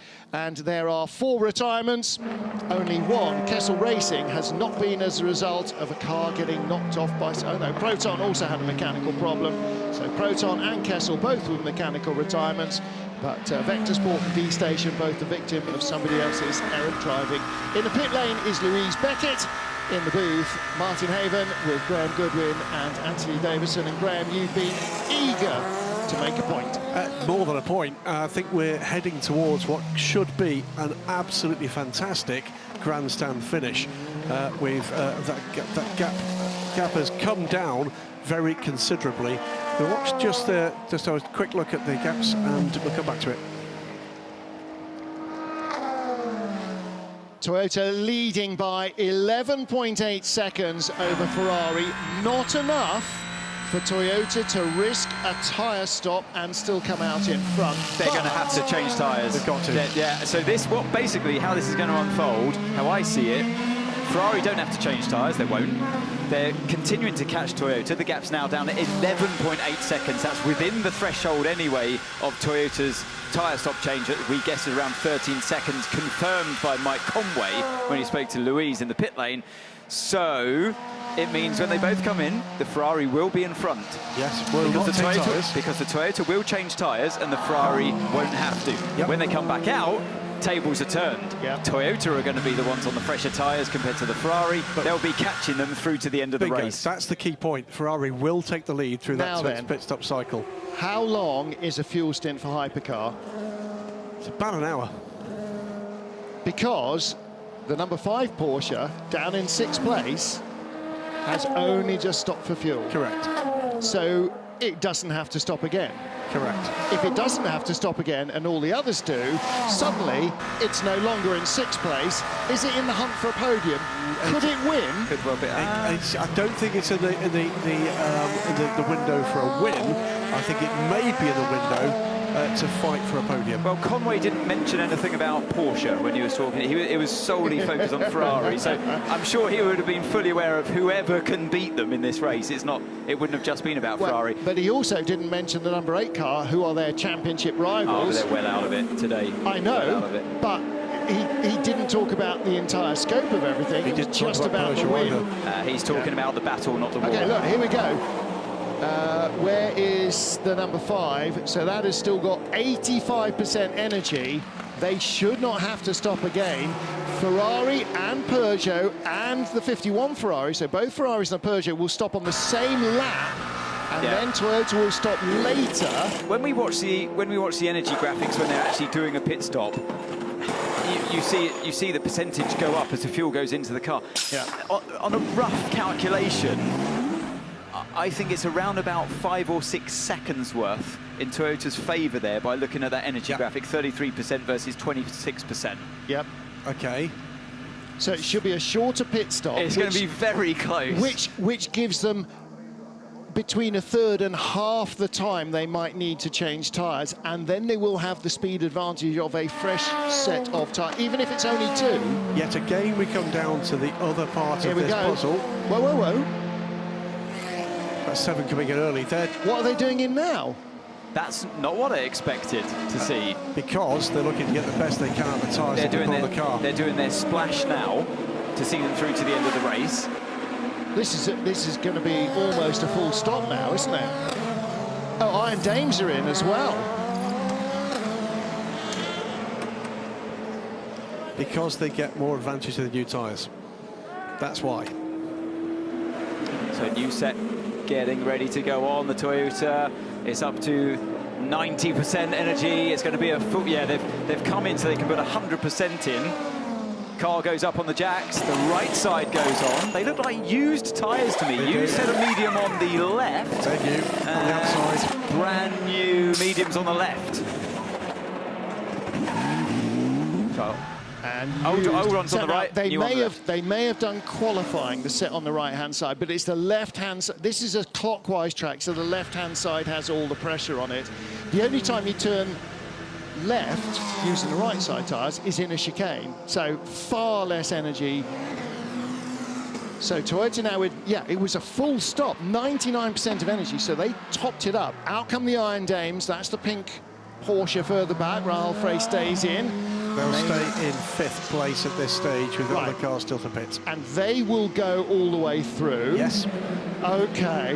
Right, there are so many fuel lottery, race lottery, yada yadas going on here. It's just starting to get ridiculous, making my brain hurt. I don't know about yours. 50 and 51, nose to tail, are a lap apart. Okay, now, have Toyota done an undercut there, to use tedious Formula 1 terminology? They didn't have to come in that early. Well, this fuels them to the end. So instead of doing a splash at the end, you're going with a full stop. There are tyres there. They always have tyres just in case there's a puncture or something. They've got them there. Well, they're not holding them, and the gunmen aren't poised. So they are not. This is fuel only. Minute and 10 seconds, by the way, it was for Toyota for a full 4-tyre stop. Number 7, I can see on our circuit map, he's coming into the Ascari chicane. Right, how many laps have those Ferrari tyres done? Not many. 6, Less than a full stint. Yeah. They need track position here. Oh, here they are going to change tyre. Left sides only. Now then. And they're going mediums. They're going medium tyres.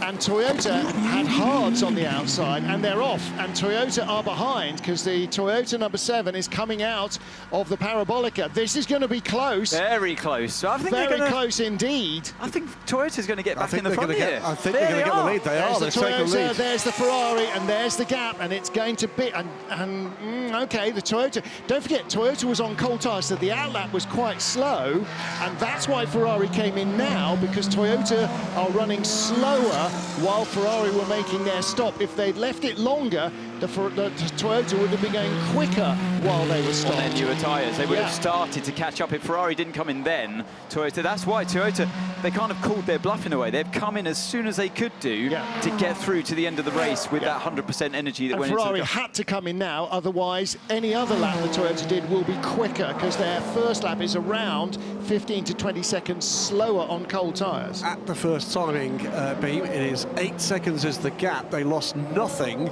Both those teams did 1 minute and 10 seconds on pit lane.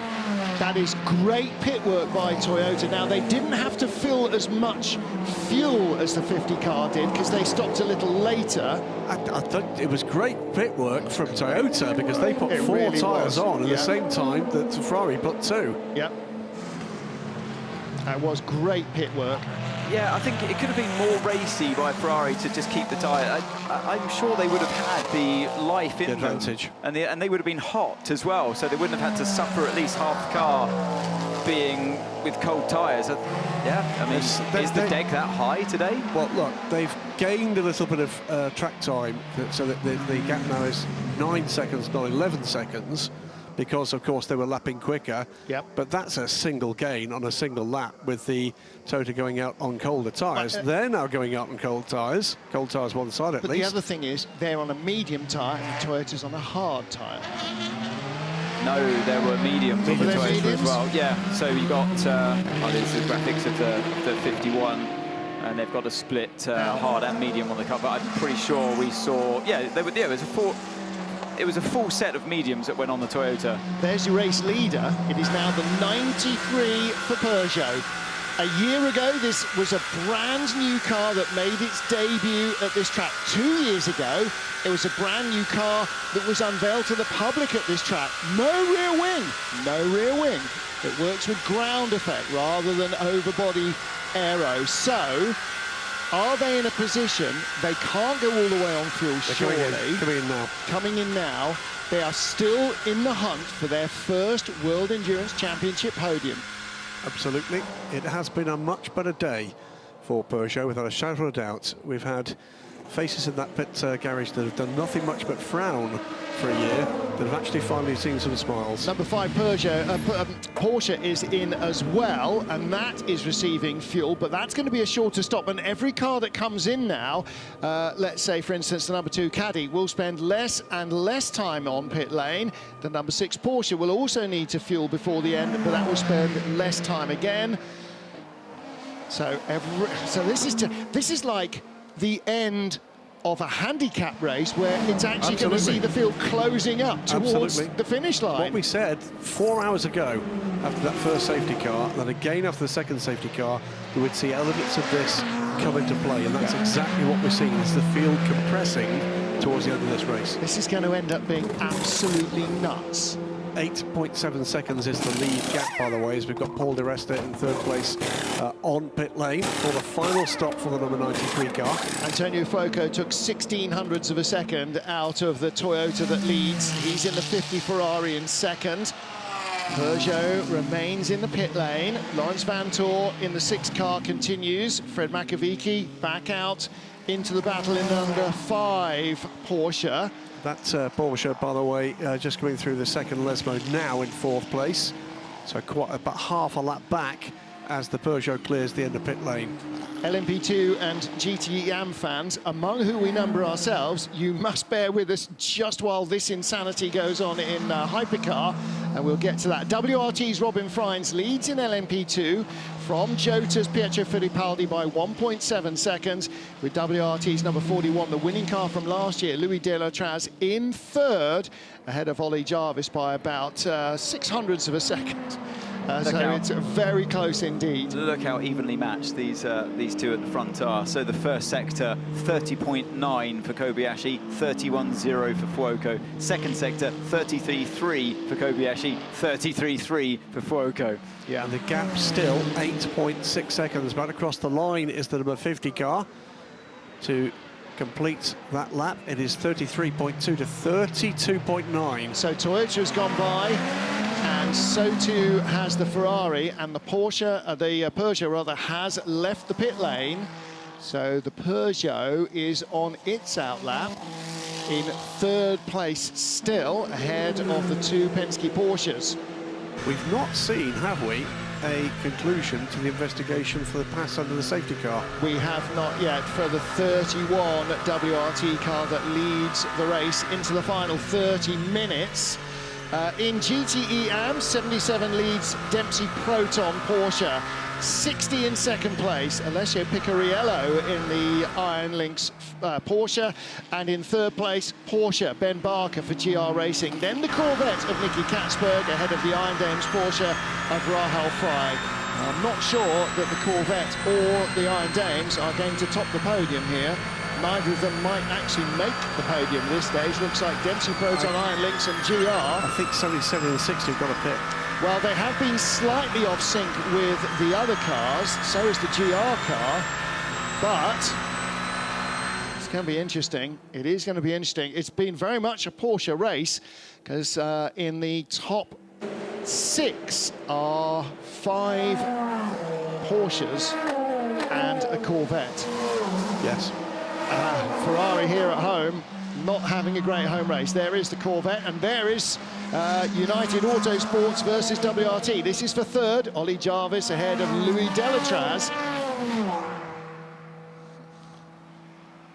Ollie Jarvis in the blue and red of United Autosports, Louis Delatraz in the red and white of WRT. They go by Nicky Katzberg in the Corvette.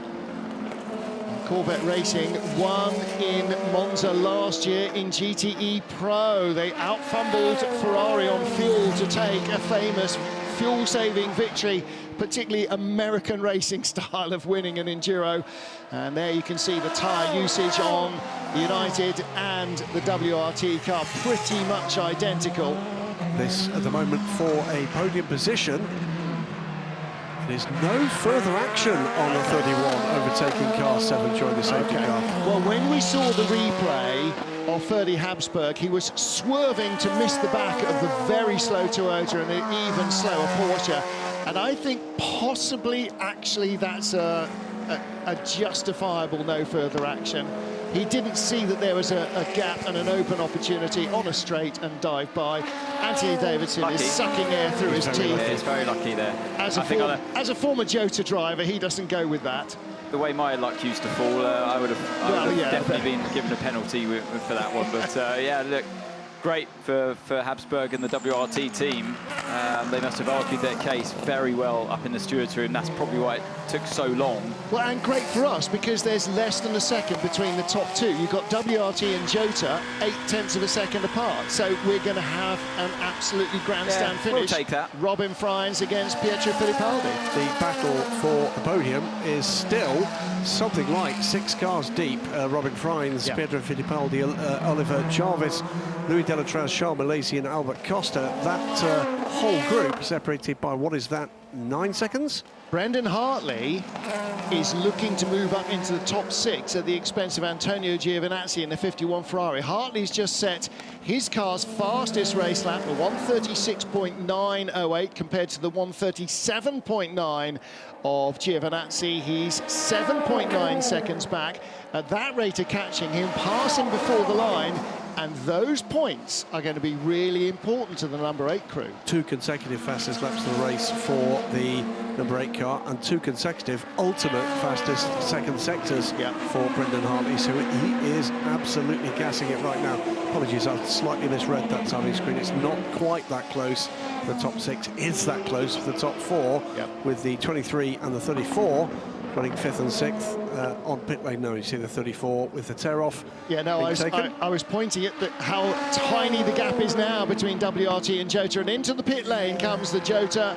That is Pietro Fittipaldi. He will make his final stop now, and that means that WRT's Robin Frijns will still need to stop at some stage. It's another ultimate fastest second sector, a 3rd in a row for Brendan Hartley in the number 8 Toyota, closing that gap 6.5 seconds, 6.3 seconds now to Antonio Giovinazzi. But in the first sector, he was only 3,000ths quicker than Giovinazzi. Nothing between them up to the Roggia. 33.0 compared to 33.8. So 8 tenths faster in sector 2 from the Roggia through to the Variante Ascari. And then in the final sector, almost a second. Yeah.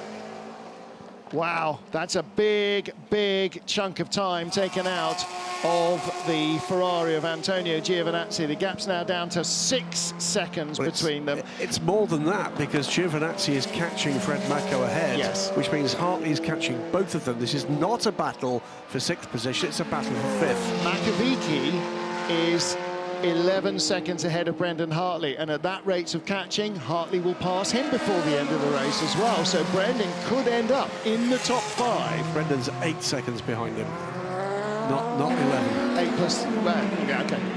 Yeah. There is Delatraz. He's in the number 41 WRT car. And the one we're interested in really is the race leader, 31, with Robin Frein. So the longer he stays out here, the less fuel he's going to need. So he's in the lap later than the 28 Jota. So slightly less fuel going in this stop. It'd be a slightly faster stop, you'd have to say. Although, the Jota pit crew in general have been slightly quicker than WRT this race. So it might balance out. They are so close. I was looking at the data from a lap before, where Hartley was 11 seconds behind. But in that last lap, the 51 Ferrari has caught 1.5 seconds on Fred Makovici, and Brendan caught over 2 seconds. So that gap's come down from 11 seconds to 8.5 seconds. So the battle for 5th is as light as the battle for the lead. Another fastest lap for the number 8 car, 1:36.830, but it's an ultimate fastest lap of the race for the race leader, 1:36.696, lap 180. And that extends the gap to Antonio Fuoco to 9.1 seconds. Incident between cars number 23 and number 41 under investigation at turn 5. Don't recall that one. That was the exit of the Roggia. We may not have seen that, but 23 is the United Autosports car of Ollie Jarvis, and 41 is the WRT car of Louis Delatraz. Alpine take the lead for the moment in this race in LMP2. Robin Freins, Robin Freins is rolling. It falls back behind Pietro Fittipaldi on timing and scoring. Yeah, there he is coming out of the pit lane. We just saw the gold Jota car go by. And this is on board with Freins, Le Mans winner 2 years ago. Jota 8 seconds quicker on pit lane. Apparently they added oil in the stop for WRT. How costly was that? Well, not as costly as not adding oil. Yeah, I guess. Yeah, not make it through to the end of the race or lose 8 seconds. Which is worrying in itself, isn't it? Just you would imagine they're going to manage that. And that's what they were attempting to do. Well, we talked about that in terms of performance in LMP2, that sometimes you just get that magic engine that has, even though they're all identical when they're built, sometimes something is different and they're just a bit better. The current one they have might just be breathing oil a bit more heavily, and you know, that's unfortunate, but that's the way it is. Giovinazzi is with Fred Makovici at the moment. Brendan Hartley is still 4.8 seconds behind. We're on board, though, with the race leader. Over 10 seconds the gap now to second place, and the rush for home into the final 30 minutes of this 6 hours of Monza.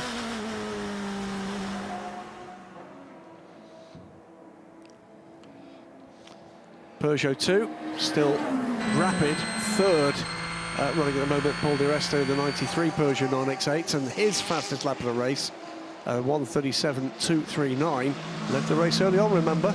Fred Makovici, the number 5 Penske Porsche. Right behind is the 51 Ferrari of Antonio Giovinazzi. That is the battle for 5th position, and the number 8 Toyota's catching. Okay, mate, great job. The gap is 5.1 now, 5.1. Next car on the road is car 50. Ahead of him, car 51 for position, and then car 5 for position.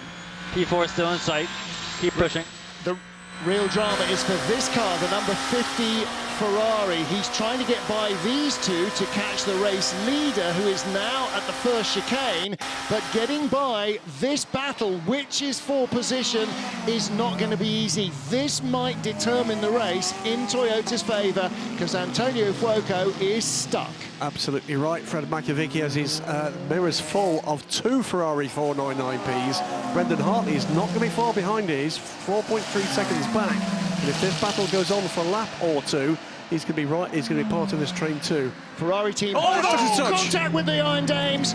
The Ferrari team have to tell 51 to get out of the way now. This is about winning in Monza, not about passing the Porsche for 4th. And through he goes. Through goes the 50 car. That's exactly what they had to do at the very first incident. Get out of the way, let him go. Now he's going to have to pass the Porsche. This is contact with the 51 and the Iron Dames car. Luckily, the Porsche had somewhere to go. It's not always been the case when a GTE has been hit by a hypercar, but yeah, that was get out of jail free card there for the Iron Dames Rahal Frey. By the way, critically, it's released the number 50 Ferrari, but the gap has grown to nearly 12 seconds. She'd seen that coming and lifted right out of it, is the straight answer. So there's no real excuse for that one, I'm afraid. But again, it's the lack of visibility in the cars, though, Ant, isn't it? And the desperation to make the corner. They are wide cars, of course, but, you know, you have to give the width for the car on the outside, the one you're overtaking. You know, it's very easy just to drift over, because as you're looking left to the apex there in that corner, we've seen it happen already once before in this race, but you have to have that awareness. So, yeah, a little bit, you know, end of the race, and just Giovinazzi there, just, yeah, a little bit careless in making contact with the Porsche on the right-hand side. Drive-through penalty for consistent abuse of track limits. That's the first one we've seen this race, and that's for Belgium's Ulysse de Pauw in the number 21 GTE and Porsche. Ferrari. Latest fastest lap of a car's race has gone to the 4th place car, the other Porsche Penske 963, Lance Ventura, with a 1:37.395. Pace is hotting up. Alpine lead, Jota lead, WRT, United WRT, and into Europol. That is the top 6, and there is your race leader in LMP2.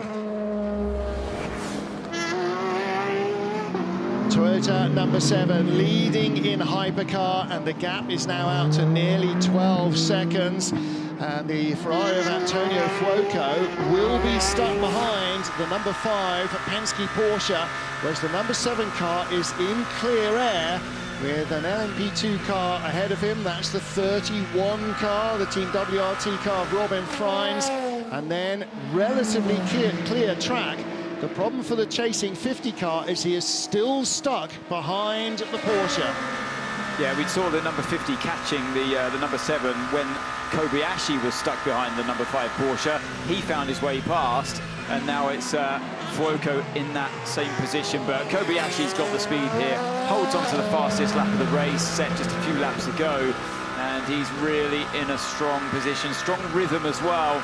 As we look at the rank history at the bottom of your screens, to show the dominance really of that car number 7 today. Just hung on to that first place for the majority of the race today. And so much of that is the experience of the drivers and the experience of the crews. We expect these cars to be at a very similar pace, and they have been, and that's what the whole rule set dictates. But it's experience that counts. Allows you to try and predict those moves in traffic, take advantage of situations on the road and in the pit lane, and some very savvy pit work by Toyota got them back out in front of Antonio Fuoco's Ferrari. Ferrari covered them off as quickly as they could, but it may not have been enough, and still the 50 car is stuck behind the 5 Porsche, which is a lap down and is receiving blue flags and is ignoring them. I still question that the strategy from Ferrari in that instance with the Toyotas. They were fighting that earlier stop. They, you know, could they have gone? Would they have been lapping faster with less fuel on board? and just taking it a little bit further, having a shorter stop because they would have needed to put less fuel in the car when they actually came in. They could have played it a bit differently, but they went for the newer tyre option, but it was only one side of their car that they went for. But having seen that Toyota had stopped for tyres, they knew the next lap, the out lap for the Toyota, would be cripplingly slow, and if they didn't stop while Toyota was doing that lap, they would stop while Toyota was going faster. And here's an off for the 35 Alpine. Got all crossed up, Andre Negrão, beg your pardon. There's Negrão. It is Negrão, into Variante Ascari, and that's just a fraction late on the brakes, and it's all going straight across the grass. Look at this, in the air, and like, that can do so much damage to the electronics on the car.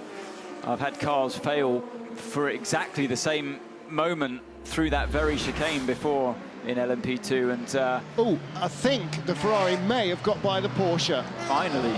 And may have done, just as they came out of the Rogia. So, haven't seen that on screen, but it looks from our GPS tracker as though he may now be stuck behind a GTE AM car for a corner or two. Delatraz putting a lot of pressure on Oliver Jarvis here on the run-up through Curva Grande into the second chicane. There's a Porsche in the way as well, the lapped car.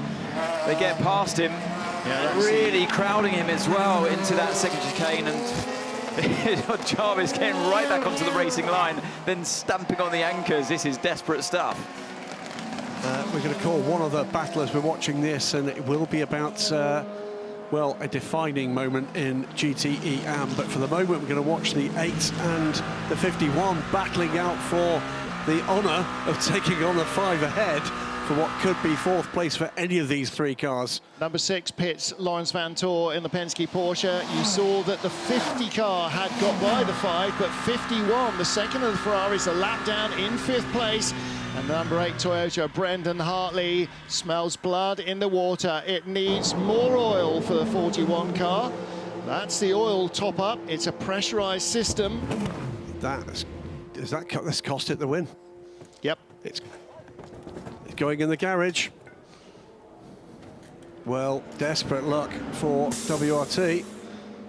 That is dreadfully bad luck. And you can see the car smoking heavily at the back. It's burning a lot of oil. Are they moving it out of the way because 31's coming in? Louise Beckett, you're down in the pit lane. They're moving it out of the way because the 94 Peugeot is coming in for a pit stop in front of them. They've now pushed it back out and getting it into the garage. That is done, I think. Yeah, but done in a gentlemanly way. They knew that if they started to spin it round, they would ruin somebody else's pit stop, and so they pulled out of the way to allow the Peugeot to come in. That's the calibre of that team. And they'll be here for the rest of this season battling in LMP2, and next year with BMW and Hypercar, because this field, believe it or not, gets deeper still. This is the race now, though, isn't it? Brendan Hartley and that heroic comeback in the number 8. I thought they were completely out of this race today from what happened earlier. They were completely out of it. 2 safety cars have kind of helped save their bacon. And the job that the drivers did as well in never giving up. Rio Hirakawa, Buemi, once he had kept his nose clean through the rest of his stints, started to produce some really good lap times. They never gave up, and now they've got to work their way past the 2 slower cars in front of them. Brendan's got the pace here, but overtaking is going to be a very difficult challenge. That's it, all over. You can read the body language from Robin Frijns. If there was any question, it's all done. Ferdy goes up to give him a hug. Well, listen, you know, they know, especially these 2, they know the highs and lows. At Le Mans, don't forget, Ferdy was in the car that was due to win. With the FIA at the wheel. The ACO officials were saying, so what happens now is you go to the podium, you go below the podium, the car comes in, yada, yada, yada. And while that was happening, Yiffy's car stopped, and Robin Frijns ended up winning for WRT.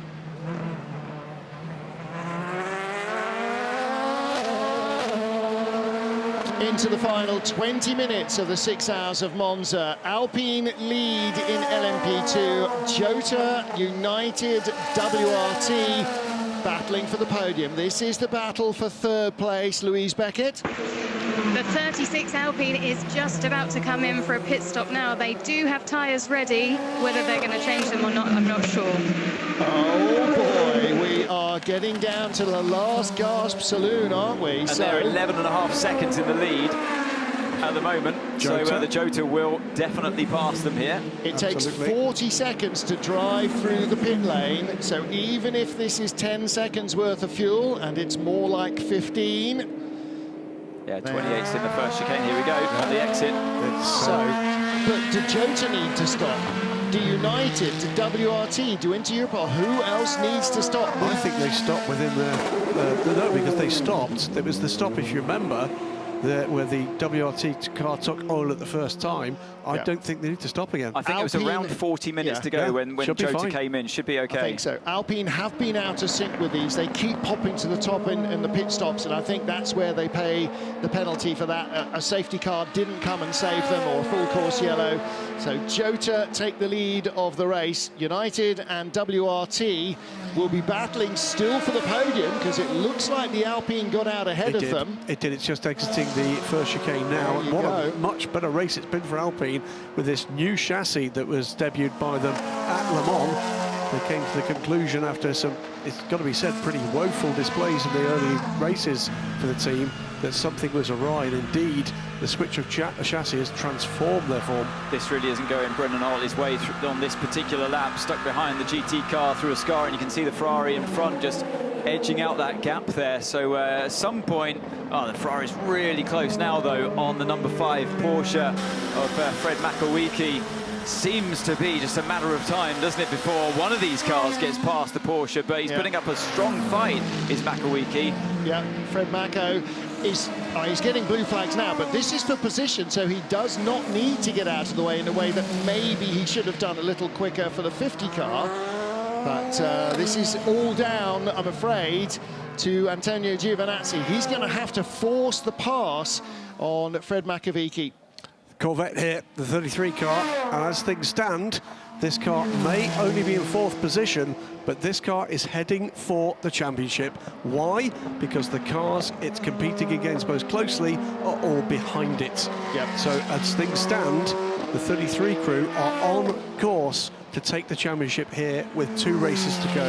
A really astonishing season for this trio and this team. And look behind them, Iron Dames on 67 points, 4 behind ORT by TRF, 7 behind Dempsey Proton 77 car that leads, and the 54 car only 6 behind them. So the GR Racing and Dempsey Proton cars will close in the battle for 2nd place with the Iron Dames, but not close enough with ORT by TF. No, we've still got 2 more races to go though. Indeed. So the battle for second place is going to be well alive. I take your point.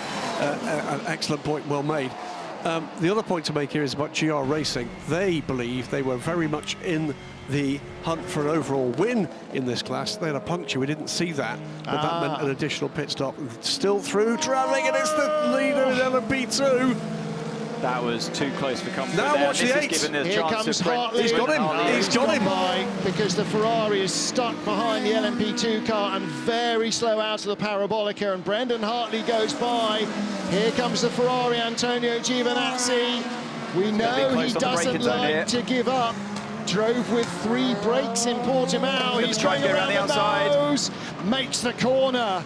That's big, big bravery. Well, it's not over yet because Brendan's going to have a go, but he's going to go have enough room around the outside here in Curva Grande. So he should get the job done finally. He's now got the higher ground on the inside of this corner coming up. I think Giovinazzi is going to try on the braking zone to go around the outside. No, he doesn't. Brendan's finally got it done. It took that many corners to make it through, but that was all because of the traffic. I said that he needed a bit of luck in traffic, and that was it. He got just that moment, didn't he? Big applause in the Toyota garage when that finished. Huge cheer from the grandstands as the Ferrari outbraked him into the first corner, which is absolutely rammed with fans. Now he's going to race up to the back of Fred Makowiecki here, so the fastest of this trio is on the attack. Fred Makowiecki is suddenly going to be looking in the mirror, seeing a change of car there, and know that he's under more pressure than ever before. But Mako's hanging on for 4th place with 15 minutes to go. He's not going to roll over and have his tummy tickled. Brendan Hartley's going to struggle to get by. Look at the traffic they're coming into as well. That slower traffic coming into Curva Alboreto. He can clear the 54. Can he clear the 83? No, he can't. And this might just fall Brendan Hartley's way again. Except Hartley is behind the 54 car. He's got the better run. No, not this time. It's too far back.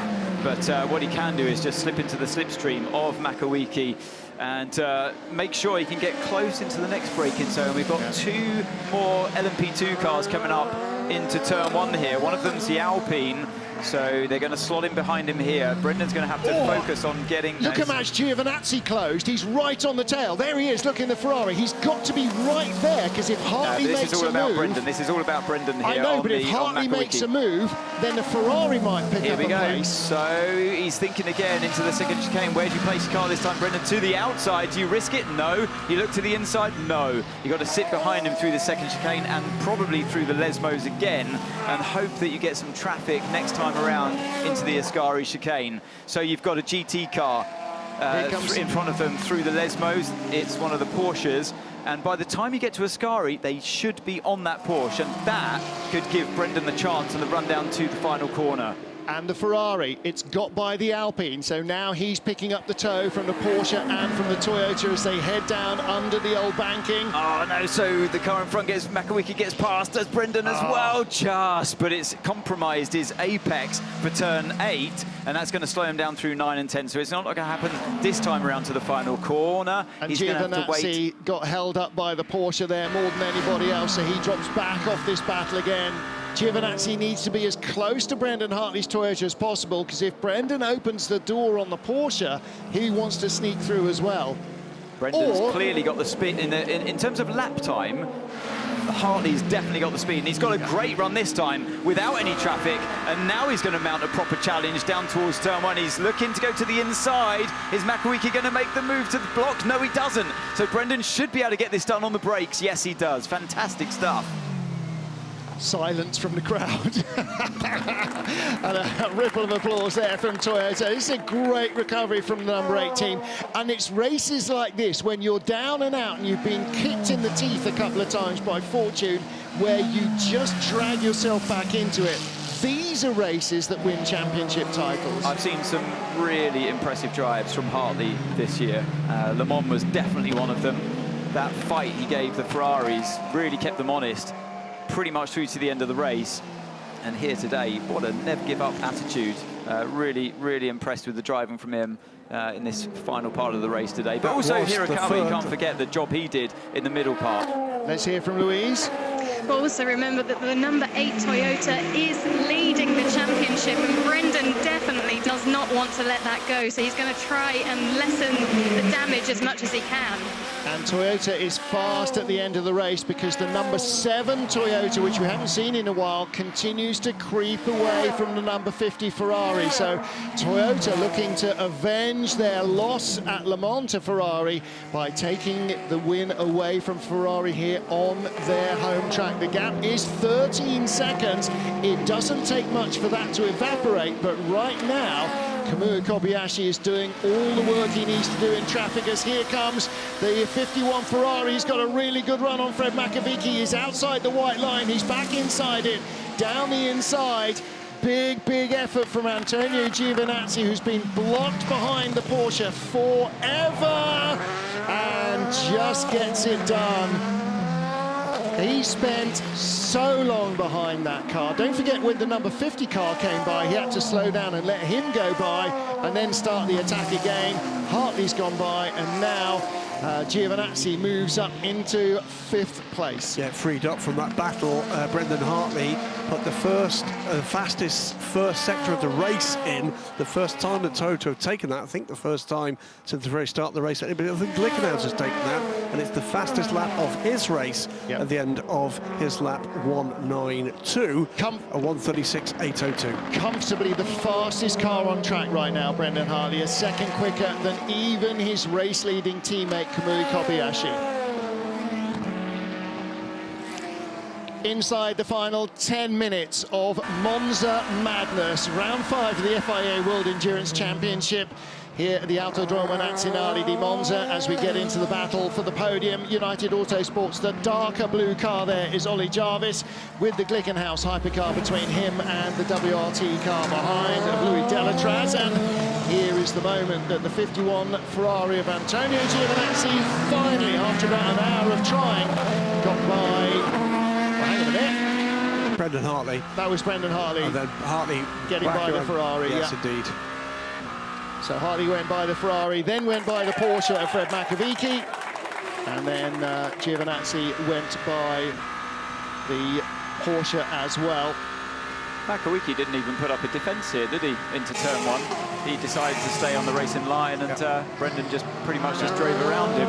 I think they knew the jig was up. The Porsche driver saying they were a bit down in terms of top speed, and again, not sure quite how elderly his tyres are. I mean, he's been clinging on to whatever they can grab out of that car. Here's the race leader, though, number 7 Toyota, Kamui Kobayashi.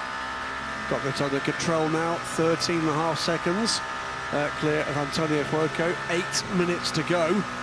And in the final 8 minutes, the number 21 Ferrari GTE-AM driver Ulu Stapal, the tall young Belgian, has been handed a stop-and-go penalty for relentless abuse of track limits.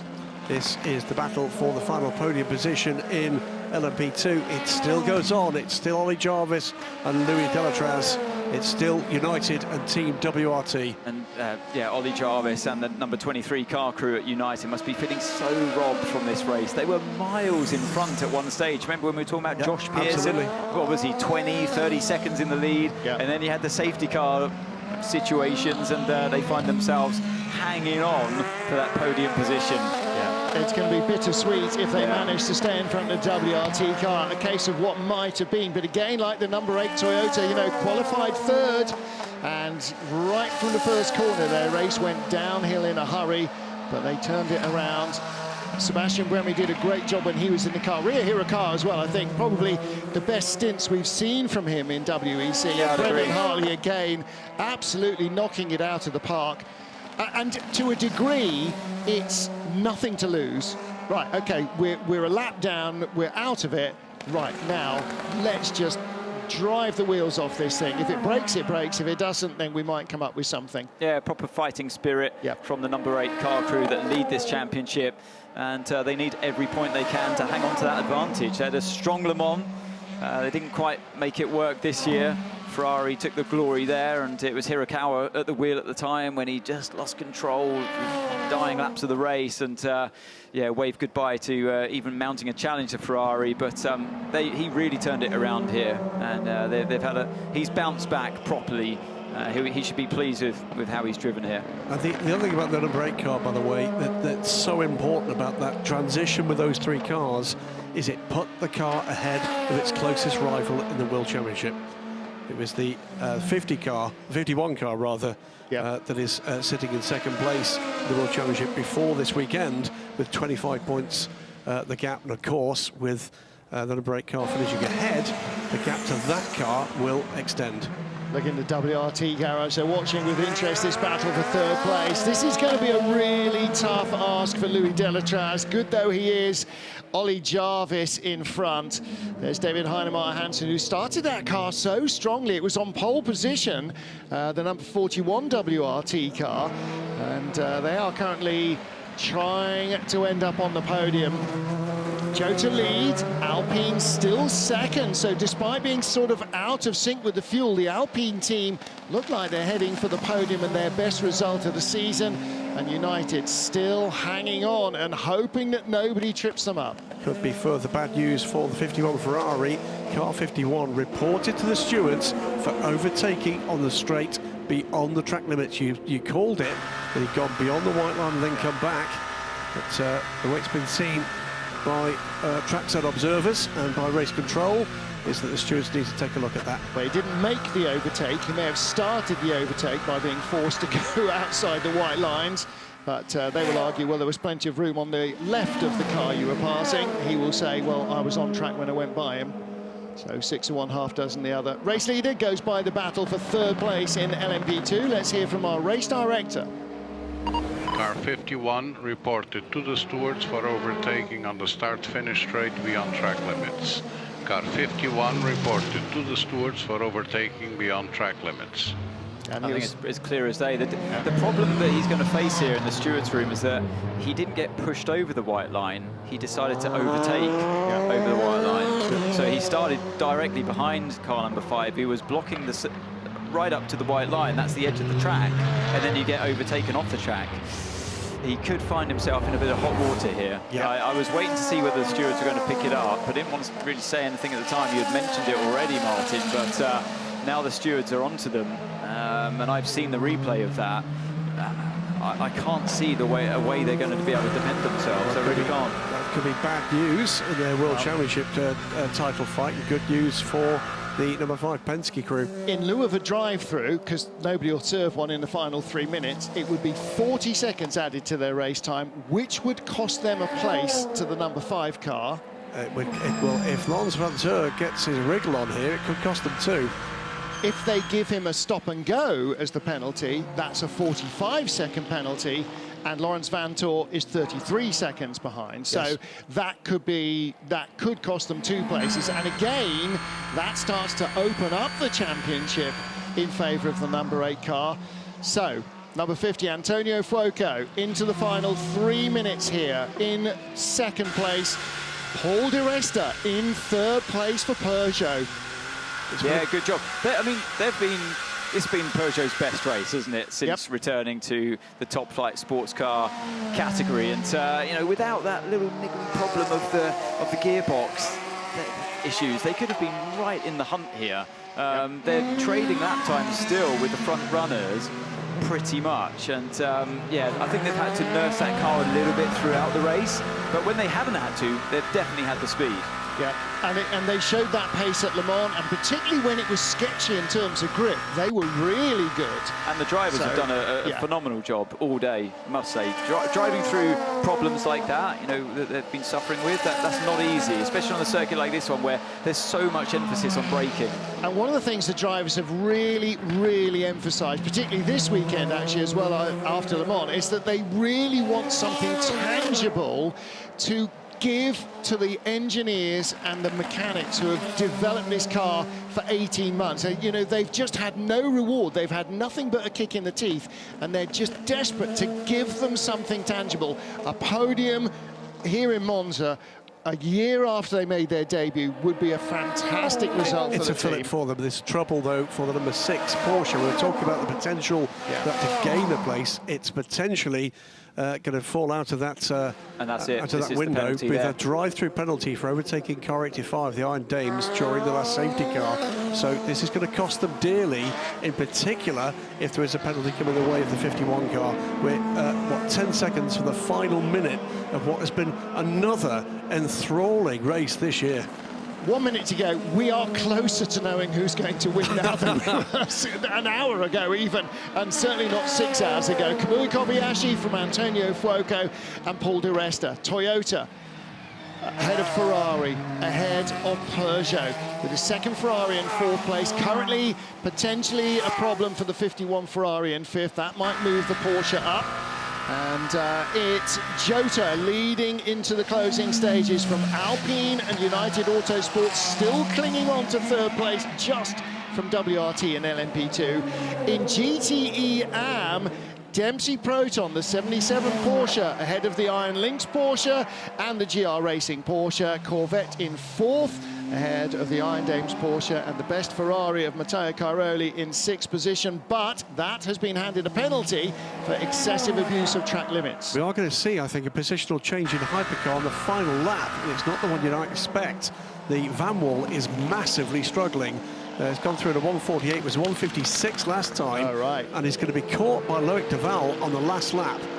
That recovering Peugeot, finally, it looks like it's going to make up a place. All right, so with a huge crowd to Tifosi here to support them, Ferrari have battled right from the start of the race to the finish to try and add victory at home in Monza to victory at Le Mans, but it is not to be. I'm not going to count my chickens yet, bearing in mind what team it is that is leading the race, and with Anthony Davidson in the room, he won't be either. But the checkered flag is out, and it is the number 7 Toyota. Kamui Kobayashi, the team principal, takes victory for Toyota here, and that will go some way to just putting a sticking plaster over the raw nerve that was defeat at Le Mans from Ferrari. Ferrari, the number 50 car, takes the checkered flag in second place. Antonio Fuoco brings them home. Brendan Hartley in fourth place for Toyota, and Paul Di Resta will come home in third for Peugeot, a huge result for them. And you could see the Corvette racing team heading to the pit lane, there to the pit wall to greet the car of Nicky Katzberg, the 33 car, halfway around the lap, and should be in position to tie up the championship. Jota lead in LMP2. Their rivals have taken the checkered flag, but they will end up a lap ahead of the field all but.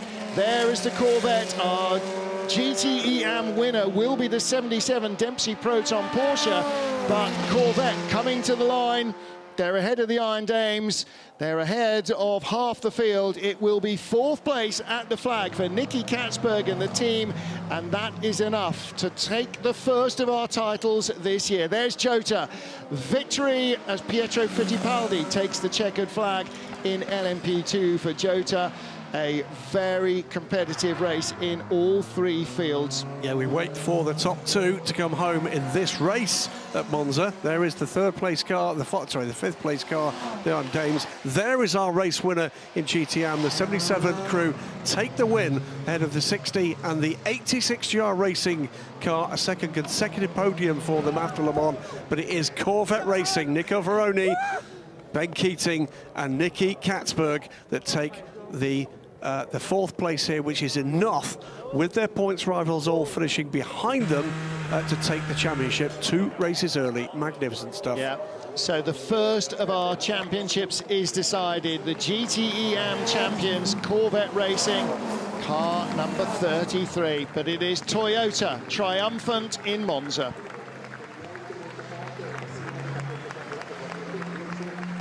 Well, some great racing, some real big incidents as well, but some great racing in all three classes. And to win today, they really had to fight.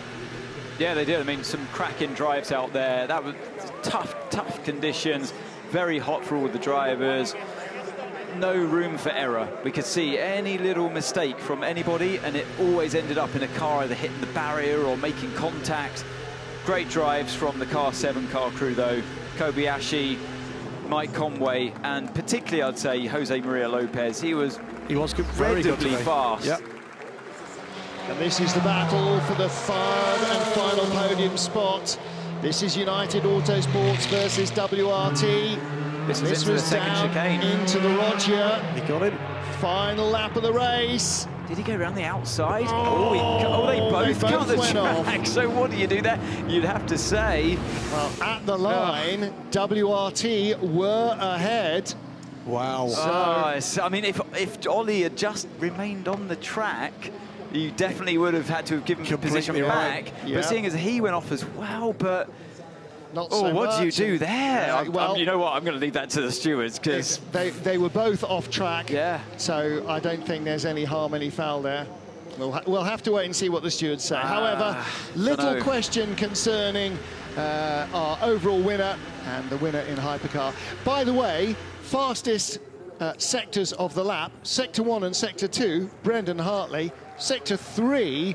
The number 94 Peugeot. Which, by the way, did take that place. They said they might, I thought they might, by 0.136 of a second. So the fastest car in the place was the number 8 Toyota.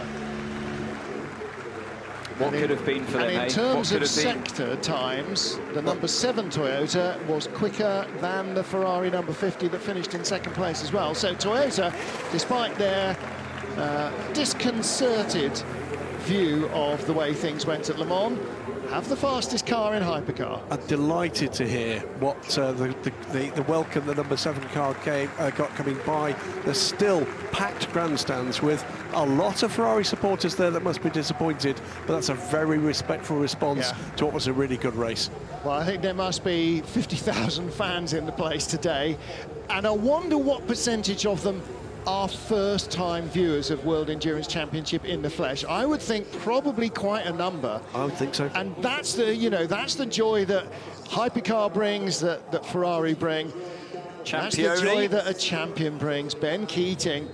He's been incredibly quick all season, and a well-deserved championship victory for that particular car crew. But weirdly, this is where sports car racing gets very bizarre. Go on. He has to make sure he's fit and healthy for the next 2 races coming up.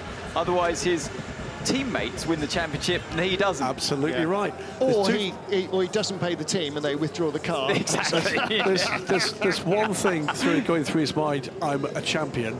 The other thing that's not going through his mind but will likely occur to him tomorrow, because he owns that car, is, my gosh, that's going to be a valuable Corvette. It is, isn't it? So they'd better not wreck it. Mind you, it doesn't matter if they wreck it. If it's rebuildable in any way, shape or form, it's still a championship winning car. There's Nicky Katzberg. Boy, that's their second win this season. They win in Spa as well, didn't they? Was that last? No. It's his second championship this season. Yeah. He's won the WC, he's won the Asia Le Mans Series now. Plus, as we said earlier in the programme, 3 24-hour race wins, either overall or in class. Yeah. That is an astounding season for a driver. And by the way, all in different cars, aside from the fact that the Corvette, the WC and the 24 Hours Le Mans are the same. It's only because he's a sensible height. That's what it's all about. There is there is the rampant horse of Scuderia Ferrari. That's what the SF stands for. Scuderia, the Italian for team. Scuderia Ferrari. Il Cavallino Rampante. For very happy people. Yeah. Look at the team at Jota. Very, very happy. Pietro Fittipaldi with the helmet on. David Heinemeier Hansen and Oliver Rasmussen. I mean, they've all had starring roles. Heinemeier Hansen, he's very he's a real IT geek and you know, a tech millionaire. And really analyses stint times. Oh yes. If those are not his 2 best ever driving stints, I want to see where the others were, because he drove absolutely flawlessly at the start of the race. David would say himself, coming back into the sport at this level after a little while away, he's taken time to get up to speed, but boy is he back there now. Not much. Yeah, he held off top professional drivers at the start of that race, and excellently so, and that bought the Jota team the time to be in the window, to be where they needed to be at the end of this race. Look at the flag, look at the families, look at the mums and the daughters and the kids here. So many young fans, new fans, really, really excited to see this. Hypercar is going to launch world endurance and sports car racing into the stratosphere, and it's richly deserved, and everybody who's playing a part in it should be really happy with the way this is working. Jose Maria Lopez, Mike Conway, Kamui Kobayashi, you had to reply to Le Mans, and it wasn't made easy, but you did it in the number 7. Yeah. I mean, after a tough Le Mans, it was important to bounce back. The team did a great job. Unfortunately, Car 8 had a complicated race, but at the end they recovered well. So really happy. I mean, Mike, again, a great job in the star, and Kamui as always. So I'm very proud of these guys. I'm very proud of the team, and it feels nice. You know, 3rd win of the year. We've been a bit unlucky, but this put us again in the game. So really happy. And the nerves going right to the end. Yeah, for sure. I mean, with the split strategy, Ferrari taking the tyres earlier, and then even a half set at the end. We were losing time, but the guys did a mega pit stop. Was really fast, so that was all credit to those guys. And then Kamui, just put in a really solid last stint too. So, but big thanks to the crew, my teammates, as always, solid. So nice to beat Ferrari on home ground. Well done. Cheers. It is a special place, Monza, isn't it? It's more special when it's this full, and the race was that good. And very sad we won't be coming back here next year because the refurbishment works here, but I'm sure Imola will be equally spectacular. Well, and I don't doubt that we will come back because it is such a great track, but Imola is a fantastic racetrack as well, so we look forward to that.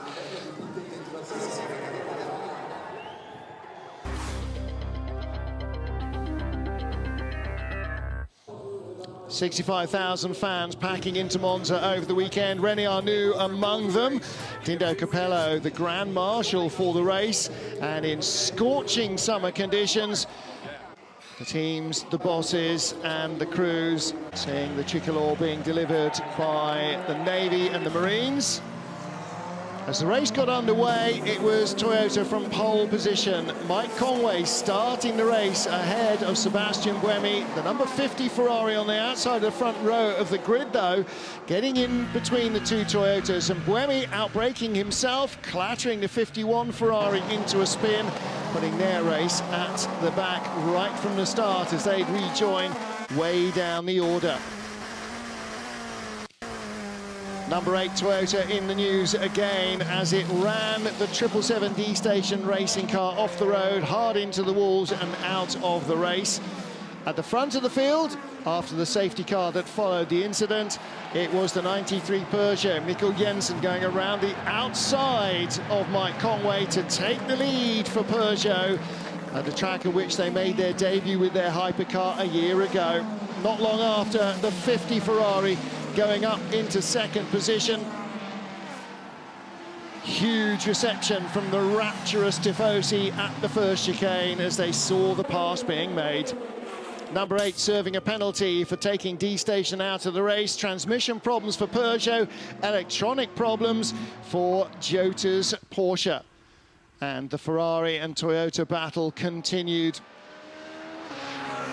Penske Porsche never quite in the frame for a top 3 position. Vector were having a good race until they were put off by the number 9 Prema car. That brought out another safety car. Their race was over as well. More dramas for Jota with the electronics in their Porsche as the number 7 Toyota moved to the top of the pile. The Lesmos were a real pinch point this weekend. Lots of incidents in traffic. LMP2 and GTE, GTE and GTE. There's not much margin for error. Not much margin in traffic either. The Iron Dames being held up and the Corvette going by as an LMP2 car made the difference. Proton's 99 hypercar ended its race at 2/3 distance on the side of the track. And the leading car in LMP2 out with oil problems in the final half hour. That allowed Jota to win in LMP2. 77 Dempsey Proton winning in GTE AM as the 33 Corvette took the championship title with a top 5 finish. And the overall race winners, the number 7 Toyota, Kamui Kobayashi, sealing victory ahead of Ferrari in Monza.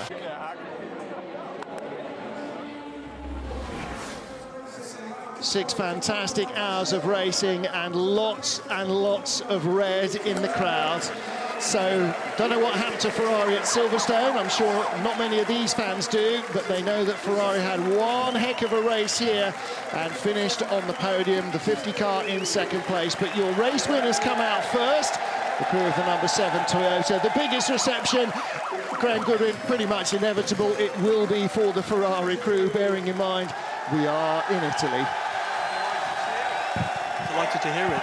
It's great to see them on form, and it's better still almost to see that Peugeot are right there as well. Absolutely right. Really good to see the Peugeot team claiming their first podium a year after their debut. The Japanese anthem for our winning team, Toyota Gazoo Racing. And on the top step of the podium, left to right, Mike Conway. Oh, Kamui Kobayashi on the left, in fact. Mike Conway in the centre. And Jose Maria Lopez on the right-hand side, the race engineer with the flag around his shoulders. And Dindo Capello, Jean-Eric Verne, went off in my hands, Gov. Dindo Capello presenting the trophy for the third Jeff. Come on, a bit of decorum. It's not that long since you've been on the race podium. Paul Di Resta, big smile on his face as well. And in second place, Antonio Floco, Miguel Molina and Nick Nielsen.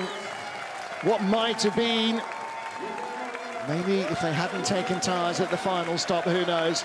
But the winning trophy goes to the crew of the number 7 Toyota, Jose Maria Lopez, Mike Conway and Kamui Kobayashi, president of Toyota Gazoo Racing. And almost the best thing about this, with this huge crowd here today, is they've all had a great time. There's also a great race. They've learned that one of the best things about sports car racing, apart from the on-track entertainment, is the access. And I guarantee you they'll want to be back next year at Imola if they can, to see whether or not Ferrari can level the score. Well, if lots of fans can come from all over Europe, and they have, then certainly Italian fans can go to Imola. The Autodromo Enzo Edina Ferrari. Well, that would be a great venue for Ferrari to win at home as well, wouldn't it? The circuit named after the company's founder and his son. And on the podium there, Mikkel Jensen, Jean-Eric Vergne, Paul de Resta. That's a really big reward for the Peugeot team, one they were desperate to produce. I know Paul was really, really keen that they had a hope of getting onto the podium, and so it has been. So that's your top three. The number 7 Toyota, number 50 Ferrari, and the 93 Peugeot. Number 8 car, really, really critical fight back after those incidents, after those penalties in the first hour, and they end up in 4th place. Spotted 2, that change has come for 5th place. The Ferrari AF Corsa, number 51, has been given a time penalty, drops back behind the 5 car. Porsche Penske Motorsport. It's Jota take the win from Alpine Elf. Team, the 36 car, and the 41 Team WRT completes the podium in LMP2, and the 77 Dempsey Proton Racing Porsche comes home ahead of 2 further Porsches, the 60i Lynx car and the 86 GR Racing car, but it's the 4th place car that takes the title.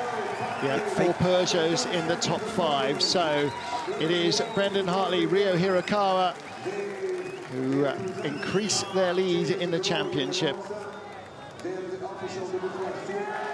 Manufacturers Championship, and Toyota Gazoo Racing lead from Ferrari, Cadillac and Porsche. That's not done. No, it definitely is not, and there could be a lot of changes behind the battle for first place as well. Toyota getting stronger, Peugeot getting stronger. Let's catch up with our winners in LMP2.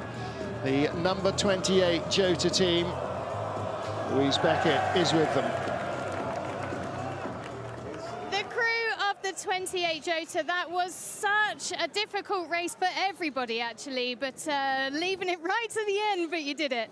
Yeah, it was amazing. I mean, we had an incredible start, and then the whole thing got up in the air. I thought we were out of it several times, and then to come back with these incredible drivers and be up here number 1, I thought like a podium, that would have been great, but number 1, incredible. And you look like you've worked hard. We all worked hard. I mean, Oliver did an amazing stint. He got us basically into the lead. We fell back with the full course yellow. We fought back to second, and we kept pushing. We kept it clean. The Team Jota did an amazing job. I'm so happy for the win. We were so close at Spa. We got a bit unlucky with the safety car, but to be able to get the win here, it means a lot. It's World Championship winners. You already have a win in the World Championship. For us, it's the first one. Yeah, exactly. Well done, guys. Pietro Fittipaldi, Oliver Rasmussen and David Heinemeier Hansen. They claim victory here in Monza for Jota, and a great race for the Alpine crew in number 36 as well. And Charles Milesi also takes Goodyear's Wingfoot Award. There's a man who puts the 41 car on pole position, Robert Kubica. They end up in 3rd place. Rui Andrade is the only member of that team that was in the 41 car last year when they won here in Monza. They end up in 3rd place. Save the King. I'm not sure that 2 Danes and a Brazilian know the words, so that's why they weren't singing along. By the way, Pietro Fittipaldi's first WEC win, that's great. So in a 7th win for Jota under their own name. They've taken wins under Jackie Chan DC Racing and G-Drive previously. But that puts them now level with Team WRT for wins under the team name. Excellent. And yeah, strong race from the Alpine crew. Mathieu Vaxivière there. Charles Milesi wins the Wingfoot Award. So they take 2nd place. Juju Canal, the tallest of the trio. And the winners' trophies. Pietro Fittipaldi, the most recent World Championship race winner from the family. So I'm sure somewhere back home in Brazil, Emerson and Uncle Wilson are smiling at that news. And Pietro Fittipaldi's had a bit of a tough baptism a couple of years ago in an accident in the Dallara LMP car that broke both his ankles in Spa. It's been a bit of a long road to recovery. He's still got plenty of pace. Definitely time on his side. Time to get busy with the fizzy and celebrate the LMP2 top 3. Great race in LMP2 once again. 2 more races in WEC for this phase of LMP2 before this becomes a 2-class championship in 2024. And there you go. That is the race result, Martin. Yeah, Jota victorious. 36 from Alpine, taking 2nd place. Despite the fact that they were on a different fuel strategy, it all evened itself out in the end. And WRT grabbing the final podium spot from United on the last lap. United Autosports plus or minus 162. That's slightly wrong, I think. Little typo there. So, yeah, a last lap pass to take the lead, and that means that the 41 from WRT also joins Interpol at the, takes the lead from Interpol at the top of the pile, and 23 United Autosports don't quite close up on their teammates so much. So Louis Delatraz, Robert Kubica and Rui Andrade, the Swiss, Polish, Angolan combination are our points leaders in LMP2. Victory for one of the most experienced and long-serving crews in GTEM, Dempsey Proton. The crew from the 77 Dempsey Porsche, that was just such a difficult but great race. Difficult, as you said, until the last 2 hours. We had no idea which position we might finish because everything was so close and the strategy were a bit different. And luckily we had the right one, the team did the right calls, and we ended up being in the front pack for the last 2 hours and just managed to create a little gap and maintain it. Car was quite great. So yeah, I think they did most of the jobs that I just had to manage at the end, and we did it properly, so happy with it. Well done. Thank you. The chaos was quite great. Julian Andlau, Mikkel Pedersen and team boss Christian Ried. 5th win in WC history for Julian Andlau, a 13th for Christian Ried. He's now level with Matthias Lauda for the 3rd most in the GTE class. Who's got the most still? Paul Dalla Lana? Must be Paul Dalla Lana. Oh, no, it's not. It's Pedro Lamy. Is it Pedro Lamy now? And how many races is that now that Christian Ried has done? All of them. All of them? 91? No, it's something like, is it 80, 81 now? He's had, however, consecutive wins here at Monza. One last time out. They did win last year. By the way, Andlau's first win in WEC since Sebring in 2019, the very same race that David Heimer Hansen won in LMP2. And Christian Ried won last year with Harry Tinknell, who also raced for Proton in their 99 hypercar, and with Seb Priaulx last year. So 2 different co-drivers, but the same anchor. Christian Ried, the boss of Proton, and Dempsey Proton, team that he co-owns with Patrick Dempsey. A Porsche sweep of this podium. Porsche, 4 of the top 5 cars. The only interloper was not a Ferrari here, it was the Corvette. So there's the GR Racing crew. Tall figure of Ben Barker, the last of the trio out. They finish in 3rd place. Iron Lynx in 2nd. Involved in any instance at all. It didn't when Claudio Schiavone was driving, because it did biff off. It was Matteo Cressoni, wasn't it? It was Matteo Cressoni. Did biff off the 21 Ferrari in the 2nd of the Lesmos. However, they still finish in 2nd place despite that. 3rd place for GR Racing. That's a big result as well. Mike Wainwright, I thought, did a great job at the start. You know, with most of the bronze drivers opening double stint. Yeah, excellent stuff from him. One quick point, pointed out by Louise Beckett, who's joined us at the back of the Thomas booth, is that the 60 won it from the back of the grid. Like O'Reilly came 2nd from the back of the grid. So a great run through what's a very high-quality field indeed in GTM. Really is. The other storyline, of course, here this weekend is the team that's not on the podium. That is the number 33 Corvette team. Finish 4th and wrap up a major title in the WEC earlier than any other crew has ever done, with 2 races to go. I think only in the top class has it ever been won before Bahrain, any of the titles, I think. Certainly in the last 4 or 5 years, but yeah, that's impressive stuff. They've had such a good season, and just off the podium in 4th place. Didn't quite have the outright pace here, nor did the Iron Dames in the pink Porsche. Although at the midway point, really anybody could have won this. Safety cars again played a part in that, and you know, we're in an era now where you can try not to affect the other races as much as we previously did with previous rule sets. That's one of the winners' caps is thrown into the audience. In fact, another Claudia Schiavone. Yeah. These are, you know, these are rare things. These are podium and winners' caps from Michelin. So let's hope that's a treasured addition to someone's collection and not on eBay on Monday. No, I don't think anybody in this crowd is giving away stuff. There's Claudia Schiavone in the centre, the ultimate enthusiast, and one of the driving forces behind this entire Iron Lynx and Iron Dames team. So Corvette Racing are the champions, but behind them, Iron Dames by 2 from Oman Racing, team by TF.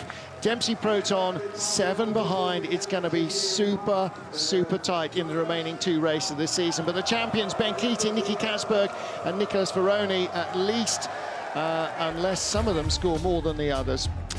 And that is it from Monza. We will be back on the 10th of September racing at Fuji in Japan for the penultimate round, the 6 hours of Fuji. Until then, don't forget, you can watch all the races again, including the entirety of Le Mans, on the World Endurance Championship YouTube site. And don't forget also in 10 days to tune in for full access from this race. If it's anything like the others, it will be stupendous watching. Until we meet again in Fuji, from everybody here, from the entire WC TV crew, from Louise Beckett, from Anthony Davidson, from Graham Goodwin, I'm Martin Hevin saying thank you for joining us. If you like this, join us in Fuji and bring a friend.